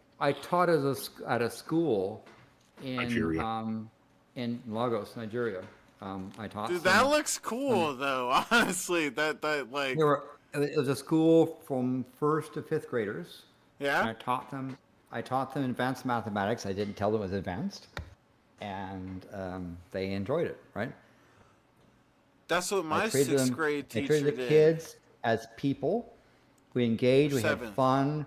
I gave them Great. games to do some mathematical things, get them to run around, get their energy out, and so forth. We had a great time spending a week there. Lagos is an intense city. Yeah. It is. There are 22 million people in an area about the size of New York, right? It's an intense place. It is full of people, but the art, the paintings, high caliber paintings, really high quality sculpture stuff, street theater, poetry, the level of art and sophistication the Nigerians had were just extraordinary. The music, the jazz, I would, dance with I me would if we say were put it there? on par with the best I've seen in Memphis, right? Yeah. Of extraordinary jazz there. And again, the vibrancy of the city was quite there. And they're very appreciative to see Yumbo, a white person there, right? I think in that city of several million people, besides people in a group, I probably saw maybe 10 to 12 people that were Caucasian. The rest is just an amazing group of people. Scary. And it really is. But the food is extraordinary. The level of food, the cuisine, the fish, it's on the border. Lagos is on the sea, so it's a very sea-rich thing. The food is there. Art, music. It's just a vibrant, intense city. It's an amazing place to see. So Yeah, you know what I'm I saying. don't know if you know this person. Do you know of Ellis Marcellus, the late Ellis Marcellus? Yep. Yeah, I grew Yes. up seeing and knowing him in my life. Recently, in the past years, passed away. But a really great. His family is very well known. The Marcellus, his children, and so forth. Yes. But really a great contribution. Taught me a lot about music. So have his children. Just extraordinary. So there's a place Yeah. called the African Shrine, which is kind of the preeminent Nigerian African jazz stuff. But again, I'm talking about top quality jazz with people that really know their craft. There again, and that's the thing. I was blown away by the level of sophistication, the conversation you have with people in the street about deep topics. It's an amazing place. You know, in 1990, I was, when I was younger, a teenager, I got to go to the New Orleans Jazz and Heritage Festival and see Miles Davis before he passed. Wow. So that was was special. wonderful. Yeah. And I used to stay up as a teenager, like my brother and I, we would listen to Miles Davis into the night. So that was really nice to be able to go see that. And I knew a lot of like New Orleans, like rock and roll legends myself. I used to know Alan Toussaint. I knew Ernie Cato. There's just so many legends. Fats Domino, Dave Bartholomew.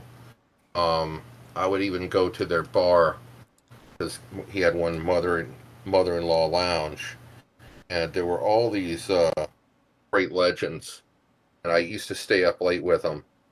Kind of like Robert Crumb, the artist. He used to go out. Yeah. He would be in more of the black community. That's where I would be. So Mm. I'd stay at the punk clubs, but I would also go and hang out in a lot of the other places with like in these old like bars with all these old music lessons. I thought it was cooler hanging out with them because they taught me something. Like there's this guy Snooks Eaglin.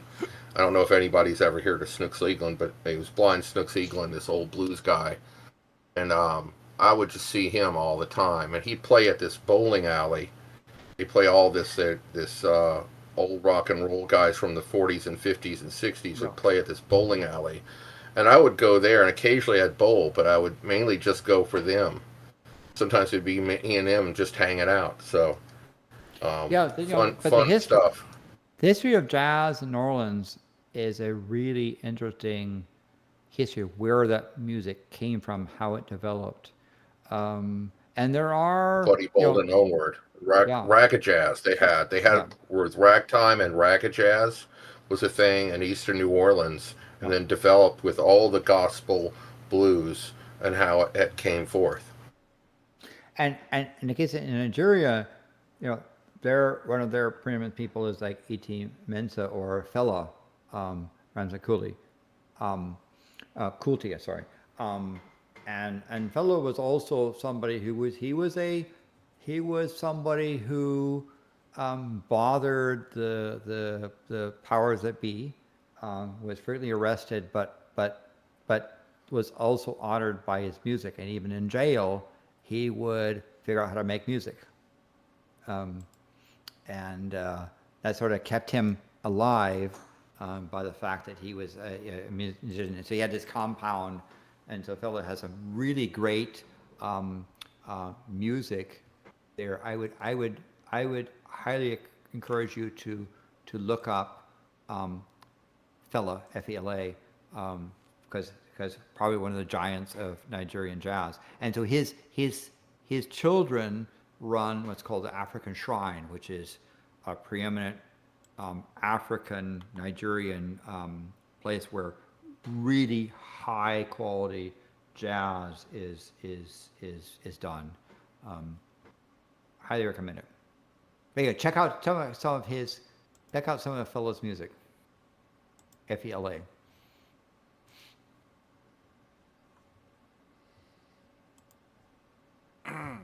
Yeah, so I say back to with John. He did, John did really enjoy that musical tour you gave us of New Orleans because understand New Orleans, understand the cuisine and the music is integral to what made it what it is. What'd you say, Landon? The music and the cuisine. I'm kidding. I know food. what you're saying. Just hold on, Landon, my good sir. May I say respectfully? You know what I am saying? Tell me. We need more GoFundMe tips, okay? And I know Paradox and Whiskey Tom can help with the fucking GoFundMe, okay? You see it up there? We're 4746 out of 9000. Whatever those numbers mean, I don't know. But you need to help with them. Okay? You need to go that way. I don't know things. But click the link at the top of the chat and make the green thing get bigger. Yes. Mama Pimp will thank you. And that's Pimp just... will elect him. Yeah. And that's because Jesus Christ is my neighbor. You know? Well, he's currently the counselor in South Park. What? Oh yeah, he is. Yeah, he's doing. He seems Because to be Mr. doing Mackey a good job. is doing the ICE thing, because PC Principal is now. Yeah, me and Mackey have a lot in common. Okay. Drugs are bad. Okay. I didn't even tell you about my second job, guys. I'm sorry. Starting a nice day job.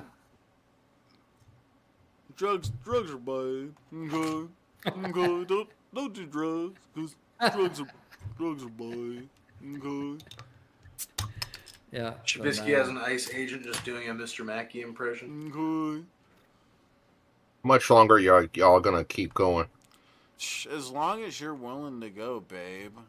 I mean, I'm getting I've tired. never midnight, fucked so this long, maybe Galen, we but need to. Maybe we need to encourage people to do one more tip and wind it out. Wind it yeah, down we there. need But we more I on the want. I GoFundMe. wrote. I want to read something out. please. It's just on that song I told you, and then I just changed the lyrics to it. And I just wanted to tell you because John loved this, and it's the song "Brother John," and it is too. There was a John that died. He was a peacemaker, and to me, our John, was a peacemaker. Like he called me in my life between people I had disputes with, and he settled them. I don't know how many people he did that to, but he made no note of it ever to anyone. He never bragged about any of this stuff that he did, and that's a really good character trait. How humble he was there. Some of the most ethical things that he did. He was silent about it. It's really beautiful. Anyway, I rewrote the lyrics to it, and I'll just read it. And it goes, Giacomo Fina Ne. That's a New Orleans chant. And it's, Brother John is gone. I remember that morning, my brother John fell. Brother John is gone. Well, he died as his health, or he had a raw deal. Brother John is gone. In solidarity, his family and friends, they won't bow, they won't kneel. Brother John is gone. Brother John is gone. He set off fiery jokes on 4th, firecracker day. Brother John is gone.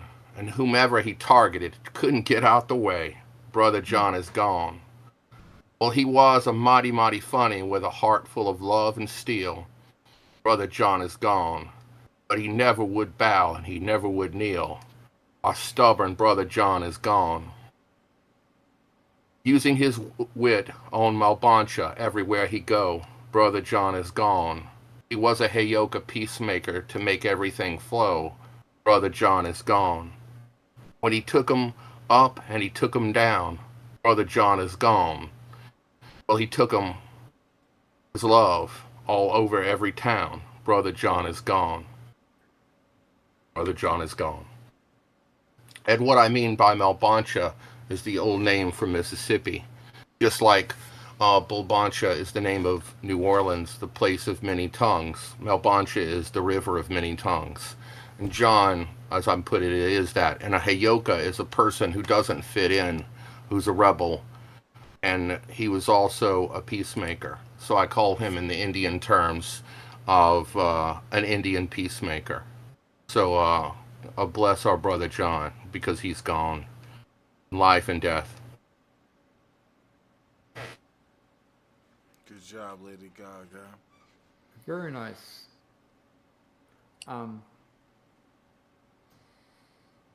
So yeah. You did a good job, that Galen guy. You know what I'm Thank saying, you. Landon? No, not Very you. much. I mean, you did a good job too, but I was complimenting Galen. God, Landon. Yeah, I'm doing it. Yeah, same thing. God. I'll By the compliment way, you later. Working on Wait your obituary turn, Landon. right now for my Okay. mother and a eulogy for her. I got to get a GoFundMe up for my mother because I don't have the money to bury her right now. So hard to do. But by the way, and another thing I have to thank you for was I had a really privilege to go and do an extensive tour in Newfoundland, Canada, to and experience the Acadians, who are very instrumental when the British came in, were expelled out of the area and sent to New Orleans, and had a significant influence on what is the culture and region of that area. I mean, there are other people as well, but they're one of that forced migration was something that really a lot of descendants of Louisiana. Pretty good. If you go up to Maine, there are a lot of Cajuns in Maine. There are a lot of Yeah, Cajuns in northern Maine on that border. The central stuff was, their landing spot was in places like Halifax, Nova Scotia, but the British expelled them there, and it was, to their loss, anything, but it was a terrible thing, and you went to the spots to talk about. You see the things where essentially the people were just wholesale picked up and shoved out of the area, out of the way, in part because they had really good relationships with the First Nations people. And the British didn't like that and said, you can't lie to those people, and expelled them. But yeah, you're right. It was not just there, but extended down into some of the very northern part of New England. But that part of that culture became a prominent part, resettled in Louisiana in the late 1700s. And so when I was there, Galen, I said, oh yes, I know about this because blah blah blah blah blah. And it was interesting to see that one of that group's, the Cajun origin, to the anglicized term of Acadian, right? That was there. It was an interesting process to see. Did you know that I'm a scientist too, Landon? Yes, you are. Yeah, I was just thinking about it, so it's real. So, Hey, what? Trubisky. What do you want? I just want you to know when you start drinking that bottle, remember to come up for air. I don't like air. Okay? It's okay. That shit's It's okay. stupid. It's okay. I want to be a fish. Okay? Dirt learned this the hard way because Dirt, it got to be a little suffocated messy him? when it came back up because he didn't have enough air, and some of that, there's a little too much at Well, once. Just looking yeah. out for you, buddy. He's been oxygen deprived. I'm fine though. I think You can tell. Look at me. Look at he's all retarded. But I'm doing good. I think I got lots of you're fish. oxygen. You got like that fish thing? You like that fish? Yeah, I want to be a fish when I grow up. Do you like fish sticks? I love big fish sticks in my mouth. Oh my god. Hey, do you like to pour a little milk in your mouth too and hold it? Galen, Do you want me to pour a little milk in there? I'll pour some. I'm gonna get some heavy cream in that mouth of yours. I want to see you gargle it. What do you think of that, buddy? Trying to turn me I just want to help you out. We could, you know what? I want to just tell you, maybe we could go to the gym and work out. Have a little like manly practice. Me and you. What do you think? Hey, Dirt, you want to help him out? You want to help a buddy out? Help him out. Do that workout from behind. Get some muscle milk. What do you think, Dirt? You want some muscle milk, Trubisky, before we hit this workout? Yeah. Whatever, bro. I'm buddy. down for whatever. We're gonna show you what it means to help a buddy out. Yeah, a brudda. You know what I'm saying? You gotta say brudda. Brother. Oh Well, yeah, I'm Dirt's happy gonna to help have you this out, man. conversation with you, Galen. Yeah. Gonna help You you look out. cute tonight. We're gonna do that cream style workout. Yeah, whatever. Dirt's gonna Cream give you all some over your heavy butthole, cream. Queer. Anyway, Heavy cream. I did want to mention that, Galen. Thank you very much for the history, because when I went up to that area, I saw the connection of those folks, and then at that point we started going to some of the restaurants where they were cooking that You're thing. lying. And you saw some of that, some of the origins of some of the food. Now, obviously, there are other things. Creole is another thing, and other people that added to New Orleans, but that was the thing that was really there. The big expulsion occurred between about 1755 to 1764, where the British basically expelled people out of the area, and they reformed. There were things they were dumped off, and so the sort of the independence of what happened in that region, Landon. and how people, got along in part because they understood what it means to be expelled from your area and put into a new place, and that created a different form of society than essentially people coming in and just taking over the place. You're grounded, Landon. Okay? So, I don't remember what I was going to say before. I was going to say something before, and then you kept doing your smarty guy talk. Okay, Can you believe about this, Galen? Can you believe this? He's being such a doofus. Tell me. What? So tell me, what's the you like beer that's light in alcohol? Is that sort of the thing, I don't or is know. I'll drink some wine with you, Landon. If that's what you're asking, babe, I'll have a wine night with you. I think. Are you asking me Look, on a if date? I had to, I'm going to give a suggestion to Shabisky. Okay. What? Oh. Like, look, do you like red wine or white wine, or do you never tasted it? I'm cool with all sorts of wine. I'm not Okay. a winist. Okay, this is what I would suggest you do. Okay, because you like to just sit and sip on it a while and drink some. I would tell you, just go get like two box wines.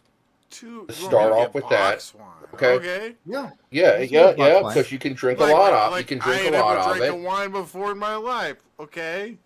Oh, this is what I suggest. Okay, I suggest you get a box wine of Pinot Grigio. Just a cheap box wine of Pinot Grigio. It's high quality, and you can also cook with it. And the same for a red wine, to get a Pinot Grigio, and then for a red wine, I suggest you get a Cabernet Sauvignon for a red wine, and have that, and you can cook with that too. And those are solid, and you can also cook with them. Where you just add a little butter into something if you want. Why would I cook with what I'm trying to drink it, not cook with it, Landon? Well, you can use it both ways. Galen, okay, I'll tell you this. I'll explain. I'll explain. If you're eating a steak, which any person can eat a good steak, okay, except certain people who don't eat that kind of meat and they want seafood or just vegetables. But if you want to eat a steak, put a little butter in the pan, and you can add whether it's white wine or red wine in it. There you go, and it tastes it up. Galen, there you go. I'm being all jokey, but let me respond to Vickerfly in the chat. Vickerfly said, "Can Pimpmunk recover from death? I don't get the goal. If you knew Pimpmunk, you knew that he cared a lot about his mother. His mother has to deal with paying the bills of the I'm sorry, what I'm a little drinky right paying now. the bills and keeping her in a funeral costs. The funeral. Okay, yes, she had to deal with the price of the funeral, and she has to deal with the price of the medical bills and stuff. And on top of that, Pimpmunk was the person that was the provider. For her. Her bills are paid, and her, she survived based on on Pimpmunk supporting her, and now Pimpmunk suddenly fucking died, Vickerfly. So this goal that we have is to help support his mother that he fucking loved. That's what it is, Vickerfly. It's not gonna bring him back to life. And well, you might call this a wake. We recognize that John has passed, and John was he would proudly say, "I'm a mama's boy." Yeah, he loved his mother, mom. and adored her, and she saved his life, and he expressed appreciation. So one of the things we're doing in honoring his memory is by trying to raise some funds, helping her life, to help her. Yeah, and she's an amazing lady, an honorable lady, who we owe a lot of gratitude because she helped forge KingBeardx, John Crawley, Pimpmunk, right?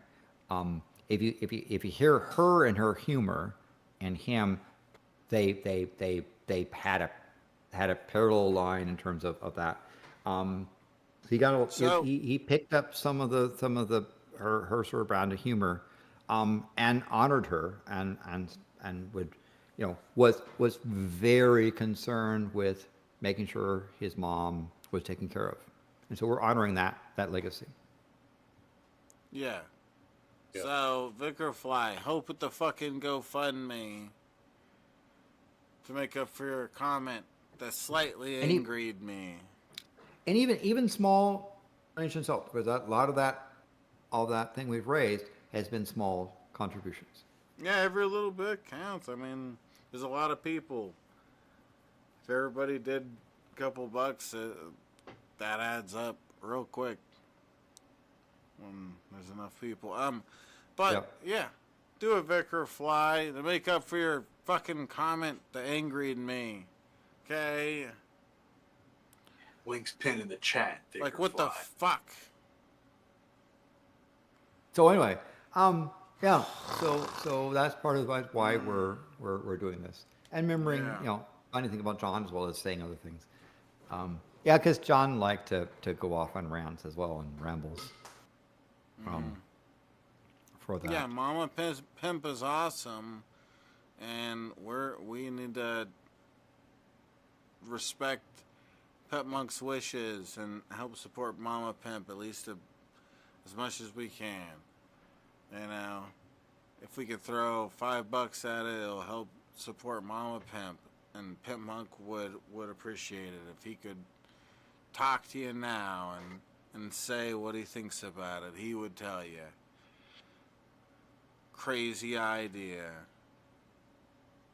John adored his mom, adored his dad. One time they had a really hard time years ago, and when I called him, I just felt like something was wrong. And he had his electricity cut off, and it was cold. Mm-hmm. Anyway, I paid to get it back on. Mm. John called me crying. He said, "Thank you, helping my mom." I said, "I was helping you too." And he called me back later. I helped him get groceries, got everything back on, and he had made a dinner. He called me from the dinner with his parents, and they all thanked me. And I said, "No, thank you." And I said, "Thank you for your son. He's a beautiful person." And I had a good moment with him there. And I said something to his mother about it. I don't know if she remembered that moment, but like John remembered the people who cared for him. And I remember the things he did for me. And like I said, he when he got to know my mom, he stayed knowing her. And he kept checking on her. That matters to me a lot. Mm. Like, his love was never undying. He kept caring. That's really beautiful. And a lot of people, they come and go in our lives, while other people, like, some people stay, some people go. And we all have a finite time on here. I mean, my mom said recently, it's like, she really was hoping John made it. And then when we got to the funeral, it's like, how many more of these do we have left? And we saw family and other people. She says, we got to take it. We can't take this for granted. And she told everyone before they go, this might be the last time we all see each other. And it is. So we have to appreciate life while we have it. Only so much, and it's so good when you can have someone who can bring joy to you. Like, life is about hard work, but we get the happiness through what we apply ourselves and the relationships and the kindness, because at the end of the day, what we're going to remember are the people who cared for us and who we care for and who brought that to our hearts. And John is a person who touched not only people through his humor, he touched their hearts with a personal connection. And you heard it through Ben earlier tonight. Ben had so many shared stories with him and thoughts and parties and times with him. And that was really beautiful. And he spent a lot of time with so many of us. And he touched it. I always saw it with Landon. And man, Red Eye, like Red Eye was so close to him. And so was Raisin and so many other people. So, yeah. Excuse me if I'm babbling on about John. No, you're a queer. No, that's man. fine. That's fine. No, you're doing a good job, Galen. I'm proud of you, That's baby. quite fine.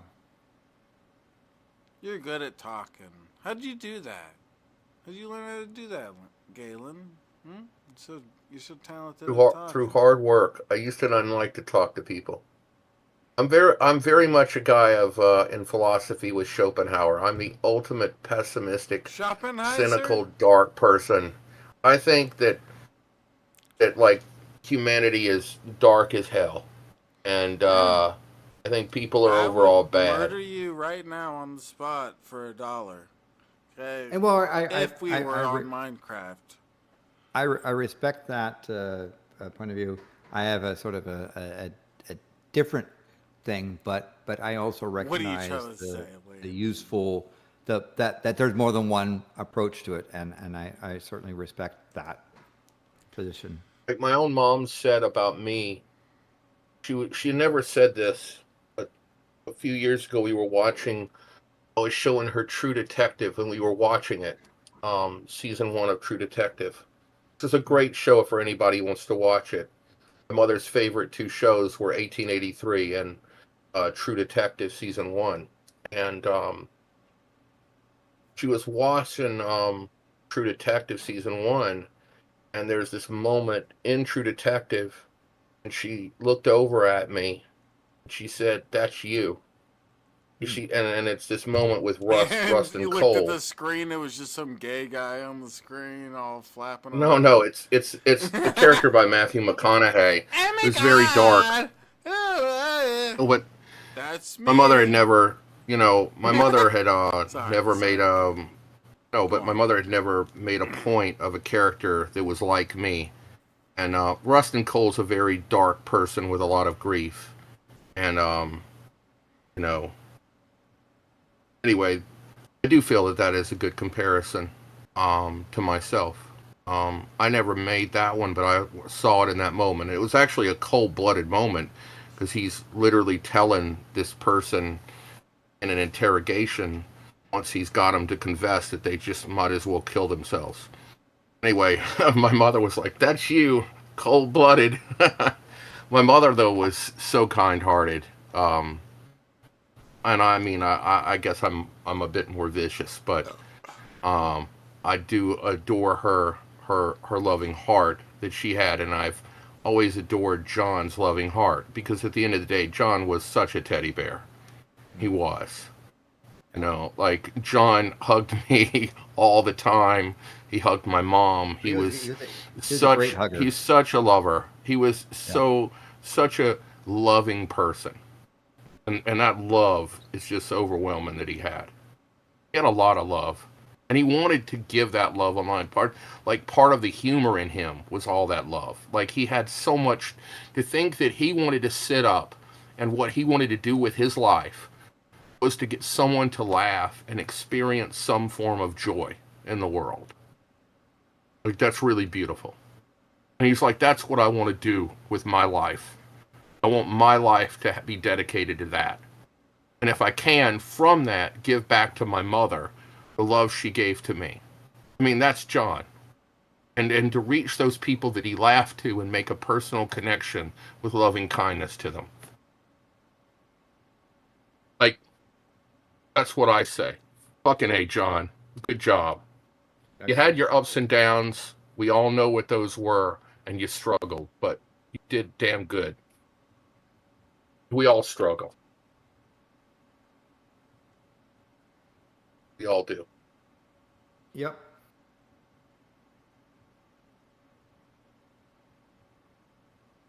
I'm trying. Dirt, say something. Man, no, Yeah, say I'm something, moved. Dirt. Sing the You know, ABCs backwards, but do I'll it in say it. Japanese.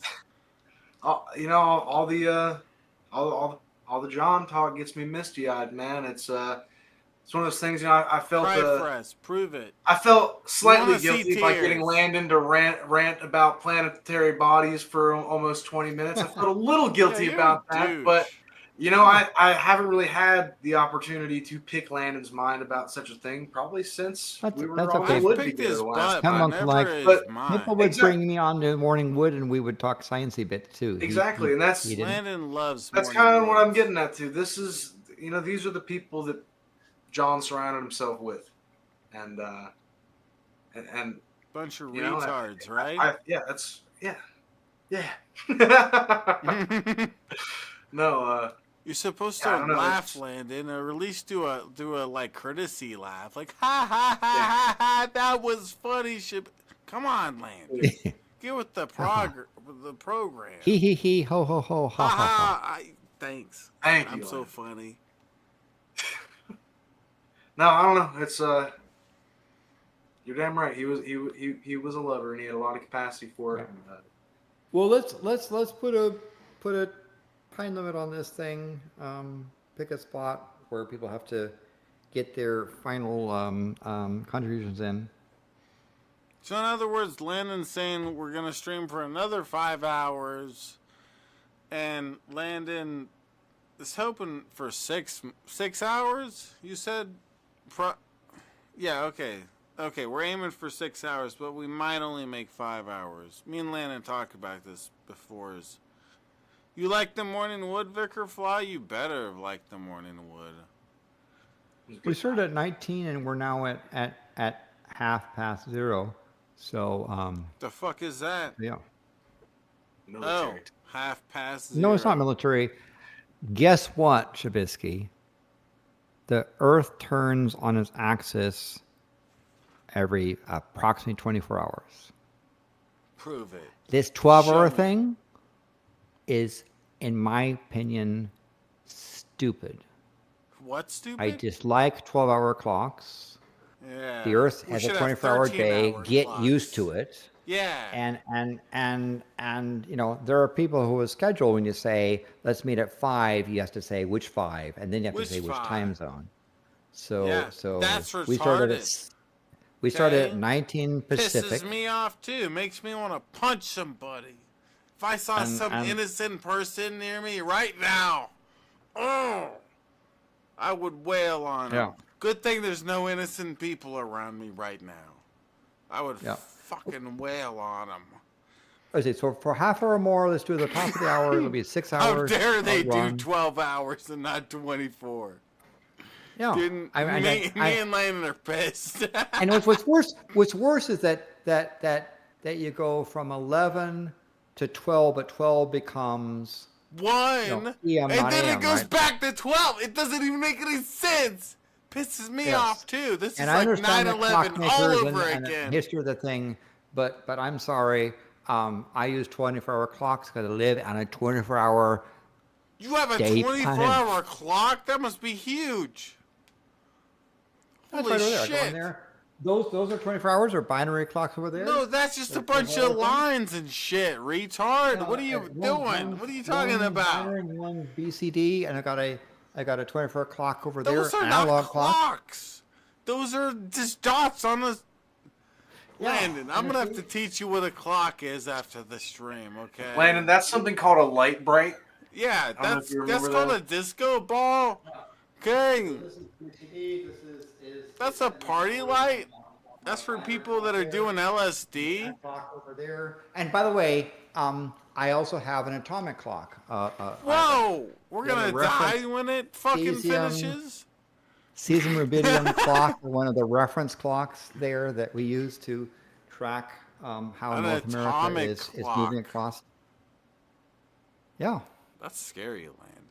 You have a lot of yeah, power. because it's part of the system to be able to determine its position on Earth within about 1 cubic centimeter, and we actually can watch continental drift occur as well as earthquakes. So in fact, when there's an earthquake in the area, this is one of the reference spots Because when you talk about your phone, right? And you have a map on your phone. You got some little phone thing here, and you gotta, you go and you say where you are. Pull out your Nokia.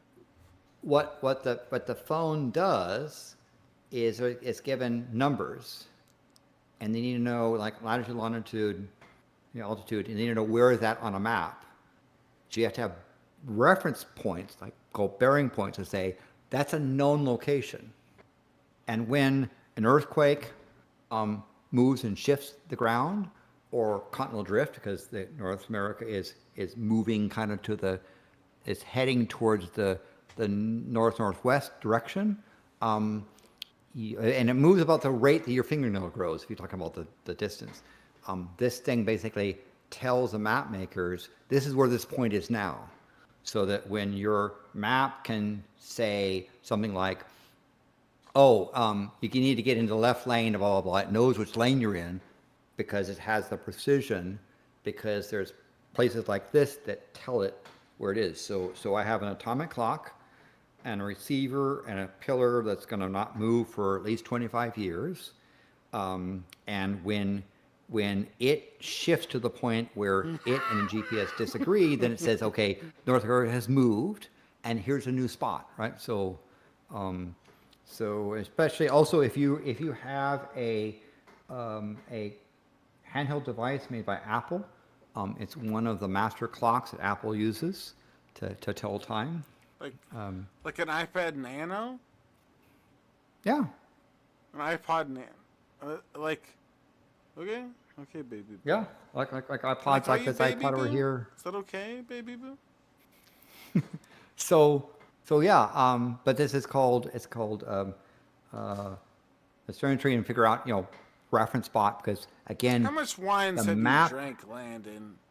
The map has to turn the number into a spot, on a map, and we basically tell it, we're given a spot to say when it's here, you're at this location, right? Or one of the. Would you? So yeah, clocks are important. Would you trust walking through the hood with me, Landon? Yes. Yeah, I'd kick a motherfucker's ass, right? It's like, hell yeah. Would you trust walking through some of the interesting neighborhoods of Lagos, Nigeria with me?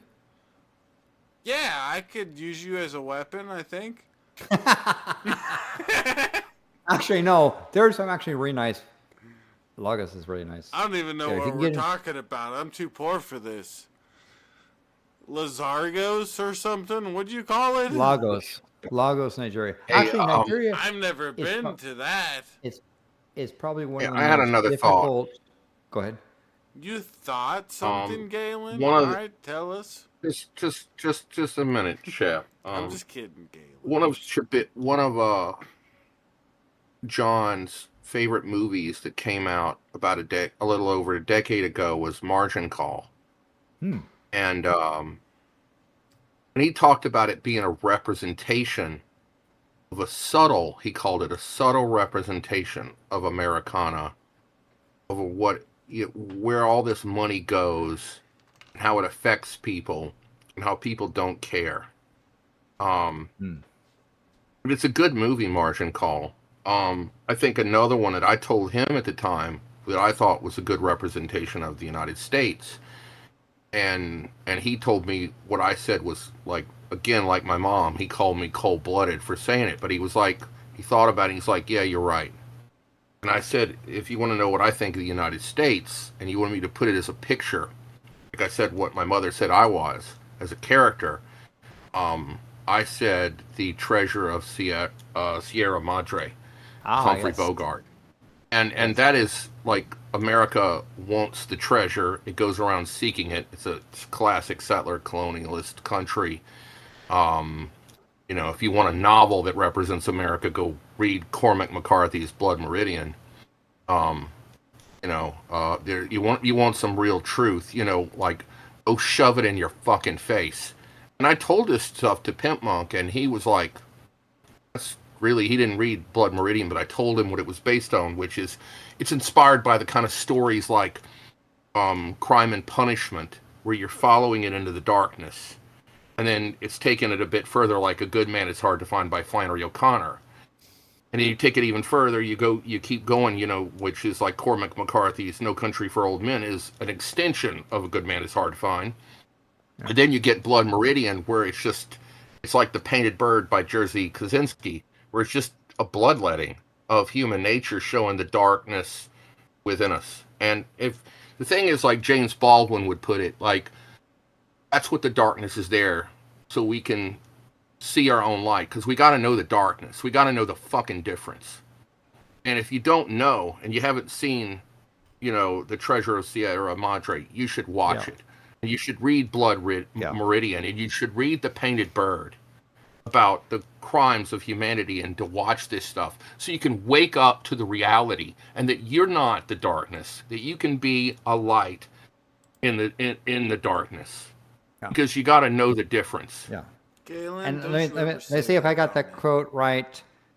Badges to goddamn hell with badges. We have no badges. In fact, we don't need badges. I don't have to show you any sticking badges. You goddamn Cameroon. Come out of that shithole of yours. I have to speak to you. That's the quote. Yeah. Famous quote movie there. Is such a vicious movie. Yes. It is what greed does to people. Yes, it is a. Yeah. That was like I think the bandit leader was called Gold Hat, if I recall. Yeah. Yeah. By the way, we talked about Kurosawa's Ron real quick. Yes, please. When I think about movies like that, speaks on Shakespeare's Lear, and we think about what the fuck's the name of it? Tragedy. Ron. Akira Kurosawa's Ran. It's based on King Lear. It's similar to like The Godfather Part 1 and 2 in a lot of ways. So, am I tripping? Okay. Go on. In that movie, there's a lady named Lady Cade who's really vicious. But one has to realize, with the horror of the world, is she the hero or the villain, or is she both? Because in a lot of our stories, to one person, as George R. R. Martin said, one person's villain is another person's hero. Yes. But we have to walk the fine line in that in our lives. When we're coming to learn from, like, John's life, we have to think about ourselves. We have to think of who we are. And we can't just pronounce ourselves as a hero and another person the villain. Because that's a cop-out, and that's also just disgusting. You're a villain. Like, John was always self-critical, and he wanted to be something, but he wanted to really make it what it's worth, because it was like he talked about this quote from, like, Eartha Kitt. Like, my report card will be my tombstone on how I'm remembered, which is what we're doing now. Which is why I'm talking about this. Because he thought about these things of what would happen when he died. What would his report card say? But he was like, that's not for me to say. It's my life is for me to do. And that's what our life is for us to do. So I'm saying, don't confuse the two and put a label on yourself. John didn't know what it was. He just knew that he had a gift. He had things he had to do, and he had to do them. Mm-hmm. And if he did give, it's like if you go read like the Gnostic Christian text, it goes like, like it says God is love in the Christian text. I'm just saying this, you could just read it metaphorically like in a Joseph Campbell style, but if you bring forth what is within you, which is the shit they all cut out, what you bring forth will save you. But if you don't, it will destroy you. Well, John certainly, even as a non-believer, brought forth what was within him. And it did save him. And it was with that love that his mother gave and his family gave, and that he found friends with it all over the world, and he traveled the world, and that's beautiful. And it did save him. And then he brought it back to his mother, and it came full circle, and it brought it forth to other people. And if anybody out there can have that kind of impact, and you can love other people, and you can make those connections, do it, because it matters. If you reach one person with kindness, it matters. It matters that much, and it mattered a lot to John to reach out to people, to care. So many of us are on our edge. So remember other people in your thoughts. and in your kindness, and it comes down to the attention that you give with your banality of that goodness. If we have a banality of evil that is shown in the little acts that we do, then there's also a banality of goodness. And that can come from our attention and how we give that attention and loving kindness to others. So think about that when you think about John and anybody else you've missed and you loved, and pay that forward and let it guide you in what you do. Galen. Yeah. What do you think of me opening up the floodgates and just letting anybody, well, join the Discord, but not, I'll bring them in and I don't know. Should we bring more people on, just random? Before I was only doing people that got invited on, which were a selected few. Or should I open it up to more people, is what I'm saying, my dear Galen? Has anybody messaged you? Has anybody messaged you who wants to come on? Like, she probably went to bed, but only I the told amazing Raven to come atheist. on. He called me a fag. I don't get what that was about. But other than that, yeah, nobody else is responding to my messages. Well, can you believe what I have to deal with? So people have their I'm lives basically too, a and we're celebrity. grateful there. We have another 20 minutes or so before I want to call it a night. More like But as I 20 said- hours or so, Landon. Did I say Yeah. you were off 20 the minutes. hook? But I You're think my if proper there's I'm going to bed. other people that would Landon. like to say something about John or their experiences, John, or just what Landon. they remember, let's do that. Yeah, But remember, exactly. Okay, you people heard are me. a complex Yeah. package. All right, so right? let's do it. Let's open up the floodgates. All the Nazis are going to come in. Here we go. People are a complex package, and you have to sort of take they come as a unit, right? And that's right. just part of life.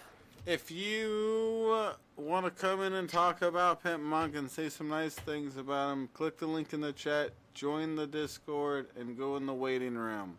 If you don't do that, I don't like you, and I'll never talk to you again. Yeah, we're going for 16 hours and 15 minutes. It says. We've been going for 18 days. For some hours, right? We're talking about Yeah. maybe Jupiter hours. Jupiter hours. It's because it spins faster, so you get more hours. You get more hours in a unit time. You ever had bus sex? I mean, fuck. Sorry, I'm sorry. This is not the right place for that. I'm sorry. No, it's just what's on your mind. Fuck. Yeah, I always have it on. I'm sorry. I have a problem. Yeah. I have a problem. But at least I'm not Brett Keane, right, guys? Yeah. We have multiple Paradox, why are you joining? Fucking Paradox, you didn't know who the fuck Pimpmunk is, you dick butt. You don't only know who I am. Nobody invited you. Shut up, Paradox. You could join the Discord, I guess, but don't. Fucking dick butt. He all joins it. What a dick butt. Paradox, help with the fucking GoFundMe, okay? You're not impressing Landon right now. And John would appreciate helping out his mom. Yeah, like you're helping an old lady that depended on her son. Huh? An honorable lady. Honorable older lady that depended on her son for all that. You gotta throw $20 at it, Paradox. Click the link pinned at the top of the chat and help us with the GoFundMe, or Landon doesn't like you anymore. Oh, I choose who Landon likes. there's somebody apparently in the waiting room that looks like Somebody with Down syndrome. We'll bring him in. Howdy do. I read your thing that you sent me, though. You have something new to add to it, though? Like, good madame? I think The fuck yeah, was you that? kind of drunkenly. Oh, never mind. Okay, say it. You all sound like it. Yeah, I think you did. You did kind of drunkenly stumble over what I had said, but yeah, it's just kind of hard. It's fucking hard to believe it. I mean, Yeah. Yeah, it is.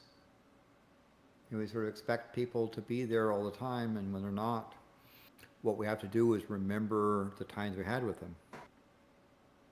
yeah, and I've gone through and watched a few old episodes of The Wood, relived some of those moments. Did you watch The Wood a lot? I was on The Wood a lot, Oh, like whenever shut up. Discord people were brought in. Yeah? Okay.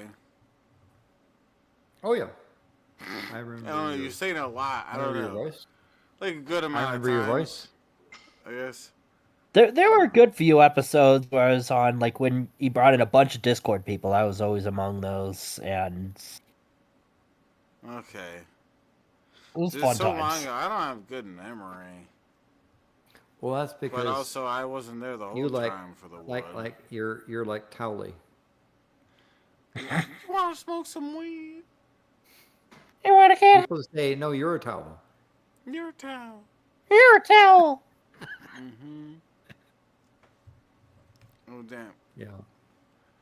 But yeah, so I remember he would sort of open up floodgates and see what happens. For that. That was the thing that was I wished, I was going to interested to see whether he would go back to, because the TikToks were these small vignettes of his KingBeardx thing, and I wondered where he would go next beyond that. Again, as I said, the Comedy Central was saying, let's see if he can understand the business. What they wanted John to do was to get a gig at a nightclub and show up once a week to do a stand-up, 20-minute stand-up gig.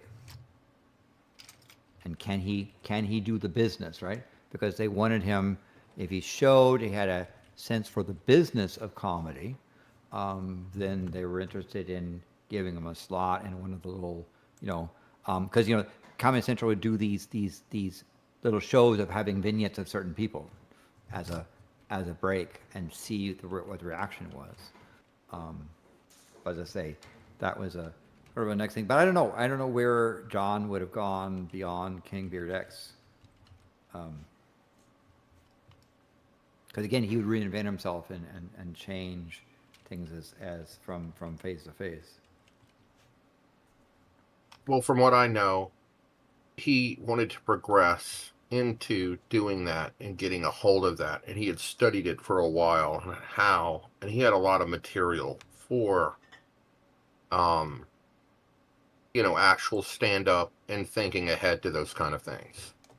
Personally, I think he would have conquered it if his track record was I conquered 1, 2, 3, and 4, and he had already prepared for these other stages. That sounds like he would have conquered it. Yeah. I'll conquer you. I think he would have. Cheers. And I think he would have done well. So. Yeah. So they wanted John, to see him at a gig at a place, I say, typical thing. but we've seen what happens when John makes those connections with the audience. We Yes. know how he works the room. Then it's magic. We know magic. how he does it. And that's the thing they wanted to see. The Then magic happens. They would then send a scout out one of those nights to watch to see what he does. They also do things like they would have people come in to heckle him and see how he handles that. And I think John would have just handled the hecklers. Yeah. I think he. Oh, he did. Yes. Go ahead. He would have loved it. He would enjoy it. Yes. We need to make Spec dance for us or something. Spec, say more stuff. More stuff. No, Excellent. not that. He fucking. said more stuff. If I see you in One church. of the- All right. Oh One my of the god. best more stuffs on this show was on my I set. won't even use any lube. I swear. Okay. Is that what you Oh. want? No, I'm not Shanny. Ew. Ew. We all know. We all heard the song. We know what you and Shanny have been up to. If I see you in church, everything's going down. So you gotta tell us some more cool stuff, Spec, about Pimpmunk. Yeah. You have any? Well, you have a once story? I remember there was once. Yeah, actually, there was one stream in particular that Was I on it? one of my favorite moments was. I think you were. Yes, you were one of two white guys on the stream, and then there was I also like that. two mixed girls, and then there was two black guys, Hannibal and All Pimpmunk. sorts of people there. Holy shit. Very diverse stream. All right, go on. Yeah, so I basically was talking about how I love the racial diversity of the stream. Because let's see, there was you, there was Pimpmunk, there was Hannibal, there was Monty, there was Animancer, and yeah, I mean, I was enjoying how there was two white guys, there was two mixed chicks, and then there was two black guys with Hannibal and Pimpmunk. I'm mixed. And Hannibal and Pimpmunk loved when I said that. Monty didn't. He got very offended. Well, Hannibal gave me plunger points for that, so. At least you got some toilet points. That's cool, guys. Stuff right there. Yeah, that sounds cool. Wait, this was on a Hannibal show? That was. No, this was on The Wood. Oh, This was one of those yeah. times when I was talking about how when I made Pimpmunk laugh and it felt like such an accomplishment because. Yes. Yeah. I miss those Yeah. days. Because, like, I don't know. I feel like me and Pimp did really good together with me just working Yeah. off of them and stuff, doing the show a lot of the time. And I miss those days. I don't have that kind of gay guy show going on anymore. Yeah, The one in Wood. you were a pretty good sidekick before you went and kicked your own. So, I'll kick you. What do you mean kicked your own? as in, you became the main show, and you had sidekicks for you. If I You ever became the see star. you in bed, I'm gonna fuck your butt so hard. I'll make sure that. Oh God! If I meet Landon in bed, he's gonna make sure I fuck. Okay, all right, Landon. God, you're really inspirational. I had to give. me I had harder. I had to see where your mind was going before I I had to completed see where the sentence. you were going with it. I understand. I'll be over there next week. I can't wait. Holy dick! You know, I used to What? go into a lot of his streams in the chats, and I wouldn't come up, and he would be aggravated because I wouldn't come up on video, and I would just like torpedo other guests. I would just fuck with them so relentlessly. And, like, there was one particular girl who got drunk on there, and he had to kick her because I was just like tormenting her from the chat, and I wouldn't let go. He called me a pit bull. But I said at the end, he's like, "Why did you have to do that?" And before I could answer you, it's just like, "Yeah, you're right. Like, you shouldn't have been up there. I should have been like tormenting her myself." But he was just like, I got so much into the standard of the show, and he started answering his own questions to me before I could answer them. I couldn't say anything. He was talking. So he'd call me aggravated, then he would start laughing, and then he would hang up, having answered all of his own questions, which is funny. I'd be laughing at the end, and he'd laugh, and then he'd hang up. I'll miss Specs, those type of sing us a conversations song. with him. Hold on, Galen. I'm I trying ain't to singing. put Spec to work. I ain't singing shit. No. No, not you. I'm trying to put Spec to work. Spec, sing us a song. No. Shut up. I'm putting them to work. Okay? Don't tell me no. All I'm right. not talking to you, Galen. Gay fart. Shabisky eat banana. He is a male hooker, making love to Shani to get some booger sugar, and then his pimp will slap him for not getting his cut, and if he gets too mouthy, he will flick up his butt. That's cute. I'll give it to this. I know a lot of people getting all that lol cow shit. Like I was, me and John never got into that kind of crap, but I know some I was people gonna like that start my stuff. new show next week about that. What do you mean? You have a problem with that? No, not my. Like I just said, it's You're just not not my gonna crowd. join my show or something? The fuck? Anyway. Yeah, I'm kind of the same way, but I also have considered doing the locale stuff, but I've never done it, really. Except To me, it's trolling like Jared. I'll say what me and John both agreed on when we talked about that kind of stuff. It's like, What'd you say? how can someone sit watching like one person over a long period of time, watch the same old content every day, like like G-Man or something, and talk about him for like 3 years, like something deranged about it, like he and I used to say. And we would kind of laugh at the people who were laughing at them. And I had said this quote to John, and he liked it. And it's from Sir Thomas Aquinas, who we both were critical of. And it's that Sir Thomas Aquinas said the point of heaven is to look down and rejoice in the suffering of the people in hell. And John was like, yeah, it's disgusting. It's reprehensible. But we both felt like, how could you look down upon anybody? And like, it's one thing to make jokes about people, but not to be enjoying their suffering to the point where you're making it part of your lifestyle. There's something mentally deranged on it. Mm-hmm. So he always refrained, he said, from going too far. Like when you want to pick or you want to do like insult Homer, it's like where he liked to cross lines, there's certain lines he would say you don't cross. And he says a lot of people in comedy don't know those lines, where you do cross them and you don't cross them.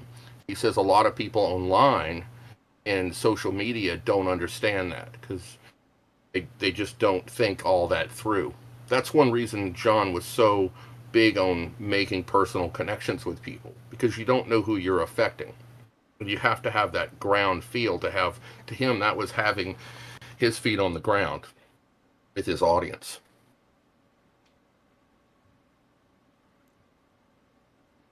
You want a kiss?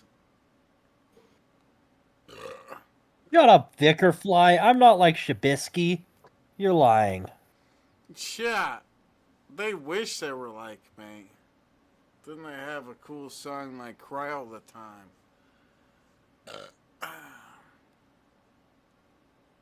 But yeah, Well, that song that... In fact, actually had a song about you stuck in my head pretty much all day. Yeah. We heard it last night, and it gave us some real insight into what you and Shani and Rev are all up to.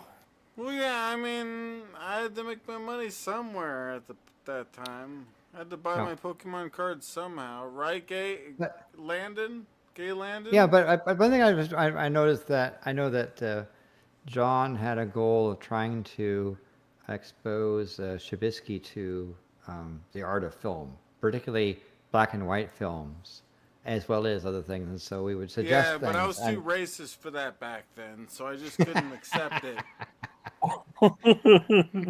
So we're trying to, talk about, and so we would have discussions about what's the greatest films of all time, and we'd break it down to the best, greatest documentaries, or maybe the greatest science fiction, or the greatest silent film, or something like that. And we'd have discussions about trying to figure out. And the thing is like, well, we got to get Shabisky to watch this, and this, because, John wanted you to when are you gonna have get a me film to watch education. more stuff, Landon? Stop being a retard. Sure. You didn't make us do movie nights. Yeah, we got to do that. But we would suggest things that are, for example, and again, there are films that are are just epic. But for example, have you ever watched something like It's a Wonderful Life? That's a classic. I feel like I'm the only Or person that Landon knows that calls him a retard so much. yeah, well, that's fine. Or Some Like It Hot is another one that's a classic film. How about The Apartment with Oh yes, or yes. that's a great one. And by the way, a movie that really is a reflection of It's a Wonderful Life, which I'm also critical of because I unlike I think that Jimmy Stewart, it would have been a more powerful story Mm, if Jimmy Stewart's character George Bailey killed himself, yeah, because like I'm sorry, there's no magical angel who's going to do it. Like the whole point is you live or yeah, die, and we all have that choice of what we're going to do with our life. And those people in that town were all takers, in my opinion. He did give to them, but What'd you call I it? think that they were just given takers. They were yeah. blood sucking That's parasites, in racist. my opinion. And then they just can ring a bell and do their stuff. I think the reality of the world looks more like the ugly reality that George Bailey saw. Um, Yeah. Anyway, Kuru by Kurosawa is a film Yes. that's it's about life that I think is more representational, but it's also brutal too because it shows it would be like right now. Imagine in a Kuru, after the character dies, people come to do like a wake for him, but they all take credit for his work and they just suck the memory out of what he was. And it's Mm, really just grotesque what they do, but it doesn't diminish the beautiful person that he was, the character in that film. It would be like yeah. us right now saying, like, Lana would be like, I did this, and Galen, I did this, and Shabisky, like, I did it. And we just diminished his character while pronouncing like we're caring for him when we're just trying to Yeah. take any bit of him. We're just carving pieces from him. But I say, Stravinsky, there are some great, black and white films, like for example, There's some great Stagecoach. black and whites. What are you Stagecoach. saying? I think it was a 1939 Western film that helped set the tone for that genre. And it's amazing. You watch it for the film of its time. What it did. On the other hand, things like, for example, Poseidon Adventure is another one that's Poseidon Adventure. Poseidon Adventure. Spec, do you have anything else It's a to disaster say? movie. Queermo, retard, megalodon. But I want to tell you one of the things that What? Pimpmunk liked. He actually really enjoyed This Is Spinal Tap. That was one of the things because it did have sound It's a comedian movie? actors, and yes, this is Spinal It's Tap. what? Spinal? It's a comedy. This is Spinal Tap, 1984. One I of the don't know if I've best ever seen it. comedy movies, and it has it is something that is a wonderful. It's a fun movie. It's something that Pimpmunk really enjoyed. Fun movie. I remember him told talking I, about fondly is Planes, Trains, and Automobiles. I think I watched Mm. that one with John and Shabisky. Yep. he loves Scarface. Yes. He loves Scarface. I love to put a scar on your face.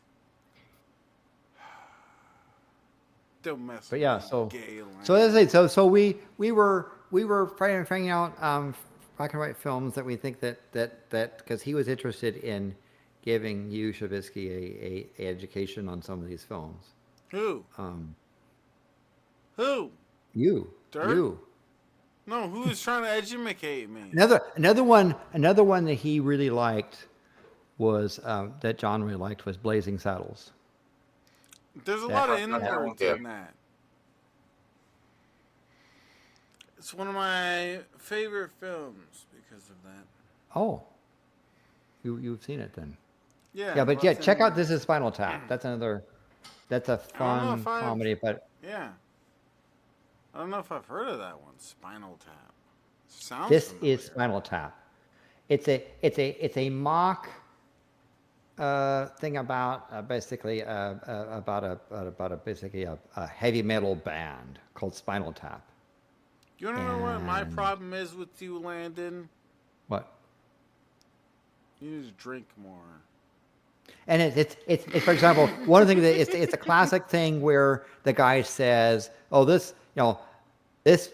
He was talking Look at about a spinal tap. amplifier That's and like a said, surgery thingy. he said this is a better amp because the dial goes all the way to 11.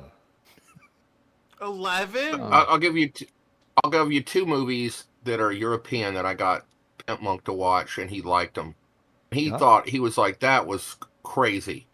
And I got him to watch some other movies too, but two that he really did like was Black Cat, White Cat. It's this Yugoslavian film. Mm-hmm. It's just manic energy, like so funny, and it pays tribute to all these other movies that John had seen, like Casablanca and others.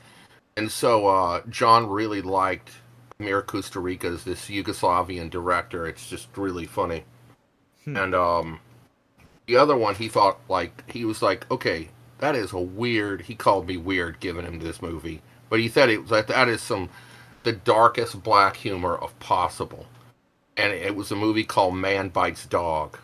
It takes like this phony yes. film crew, yeah. Yes. And, Yes. and John saw that, and he was like, he had to think about it. He's like, I'm going to come up with some jokes from that one, but man, those are going to be some dark humor.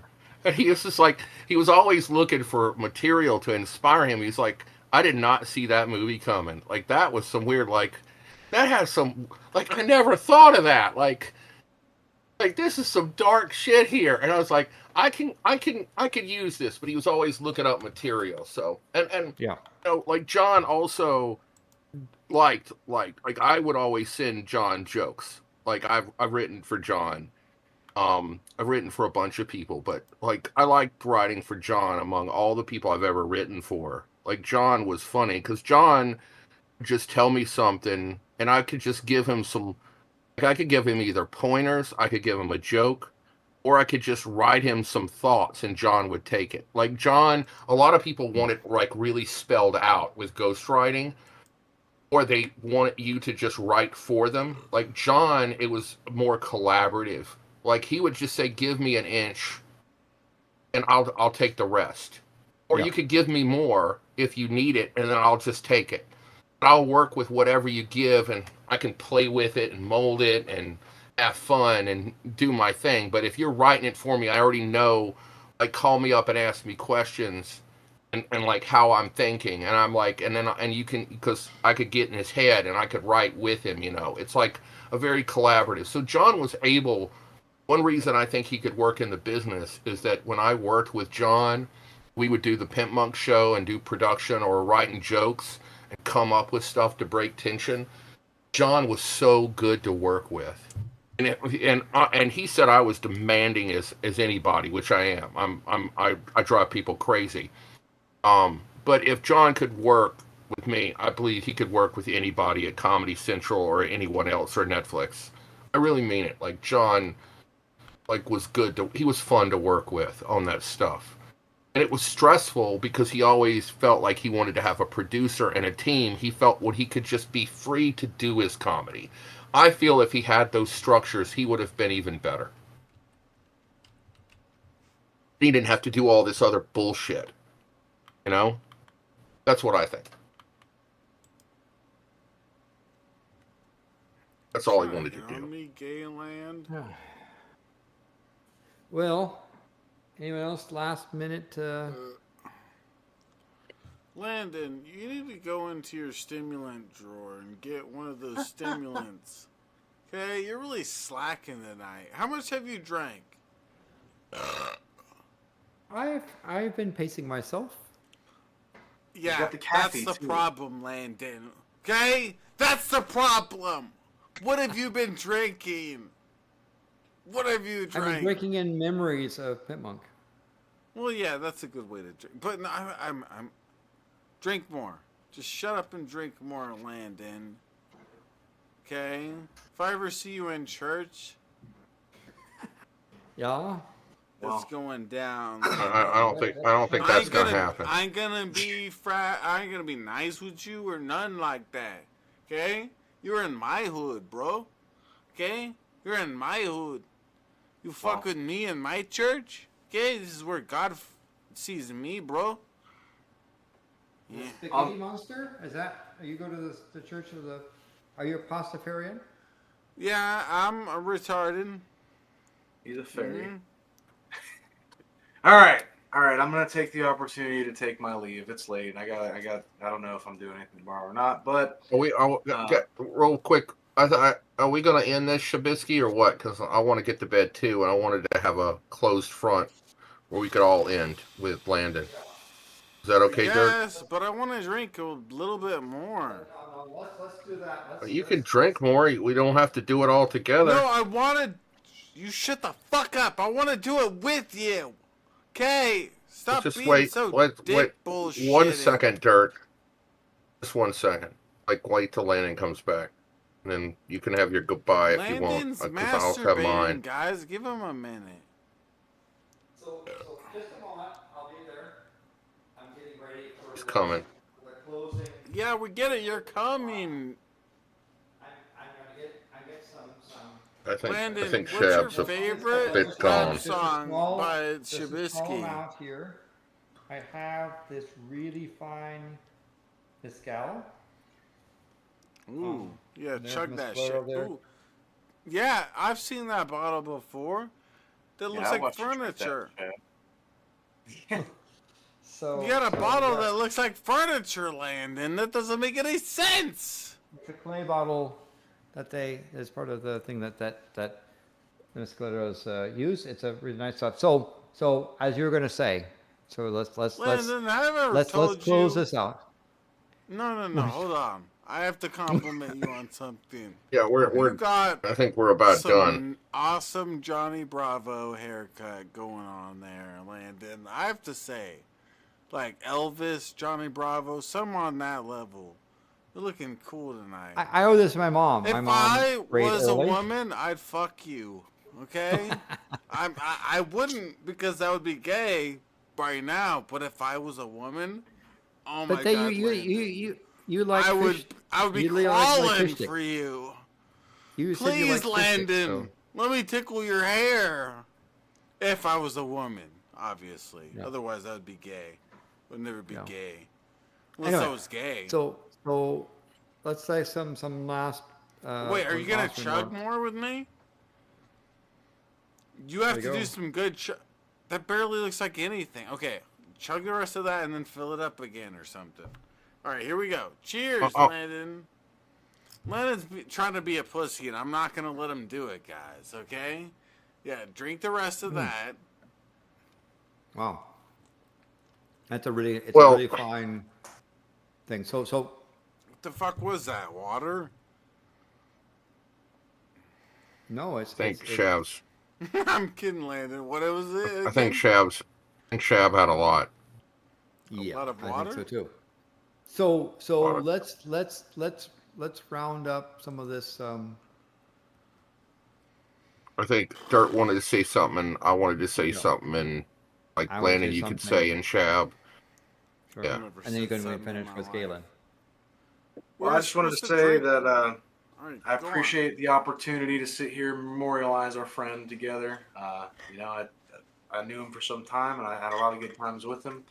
And like I said, I'll carry him with me forever, I hope. I appreciate Shabisky for giving us the opportunity to do so. He is a gracious host. I just hope he never catches me in church.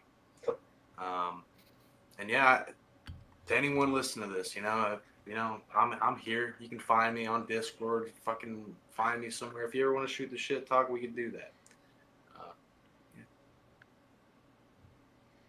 So in other words, Yeah, for anybody, a prostitute. Go on, Galen.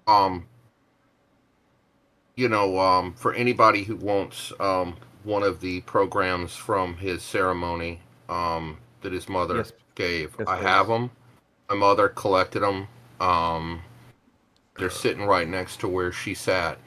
She had them right there next to her on where she was last on this earth. So, Hmm. she had that, and she wanted to like make sure they got mailed out to everybody. Yeah. So, And yeah, and I wanted to and say that Landon had said, well, we had talked about what to say, and I had said some things at his ceremony and to different people there and talked to them. But as he put forth, and I'm just expanding a little, John forged his own path in life. No better example of this is his own very unique approach to comedy.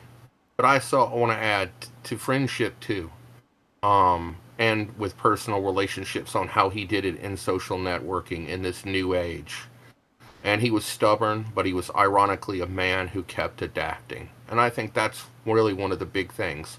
He was so stubborn, but he was also one of the best people who, in the end, pulled the magic rabbit out of the hat. And I think that's one of the most beautiful aspects that we should remember of him. yeah, And may that inspire everyone going forward that maybe you can do it too, if you work hard enough. well said. I would say, Um, a lot of John's humor came from, I think, two of the really important people in his life, his mother and his stepfather. Um, they both saved John from his path of personal destruction. Um, and and if you knew the stepfather, knew the mother, you saw where John began and expanded his comedy. His comedy could be, if you just superficially look at it, just as lowbrow. But beneath his surface, he had a lot of comic depth, and his ability to read the room and to deliver lines with timing required a very fast mind and a very keen perception of his surroundings. And that was something that I really enjoyed watching him, um, you know, from his playful banter with his mom to, delivering sometimes some very serious things, because again, it was part of his being aware and being out there. Um, but I'll say that finally, while he was a fairly significant physical person in terms of being like a bouncer who can command and control an unruly crowd in a bar, he was always proud to call himself a mama boy. Mama Bimp, as many people know her by, was held in the highest admiration and love of John. And John yeah, loved his Mama mother, Pim said I and could. he let Oh, his audience know that with regularity, and that's something that I will honor in John for a long time. Mama Pim said I could call her during the stream, and I kind of didn't do that at all. I should have maybe done it, but whatever. I don't know. I don't You'll know. have your time, man. What did you say, baby boo? I said you'll have your times. You got a lot of work to do, and you can do it. Yeah. Yep. Just But you don't have to fall over wasted to do it. No. Thanks again, um, and by the way, Galen, I will be seeing Red Eye in person one of these upcoming total eclipses in a couple of years. So if you send me, copy, I'll make sure to hand carry it to Red Eye. I'm gonna get it to him right now. I'm gonna send it out. I got to get this. I'm writing the obituary for my yeah. mother, and I gotta Yeah. finish writing the eulogy. I have a poem, and then I gotta get a service if I can raise enough money. Yeah. Um, and it's just I'm still taking care of my dad. He took it well after 57 years of marriage, That's tough. and I'm trying to keep him going. And like I said, But everyone else around us down here has passed.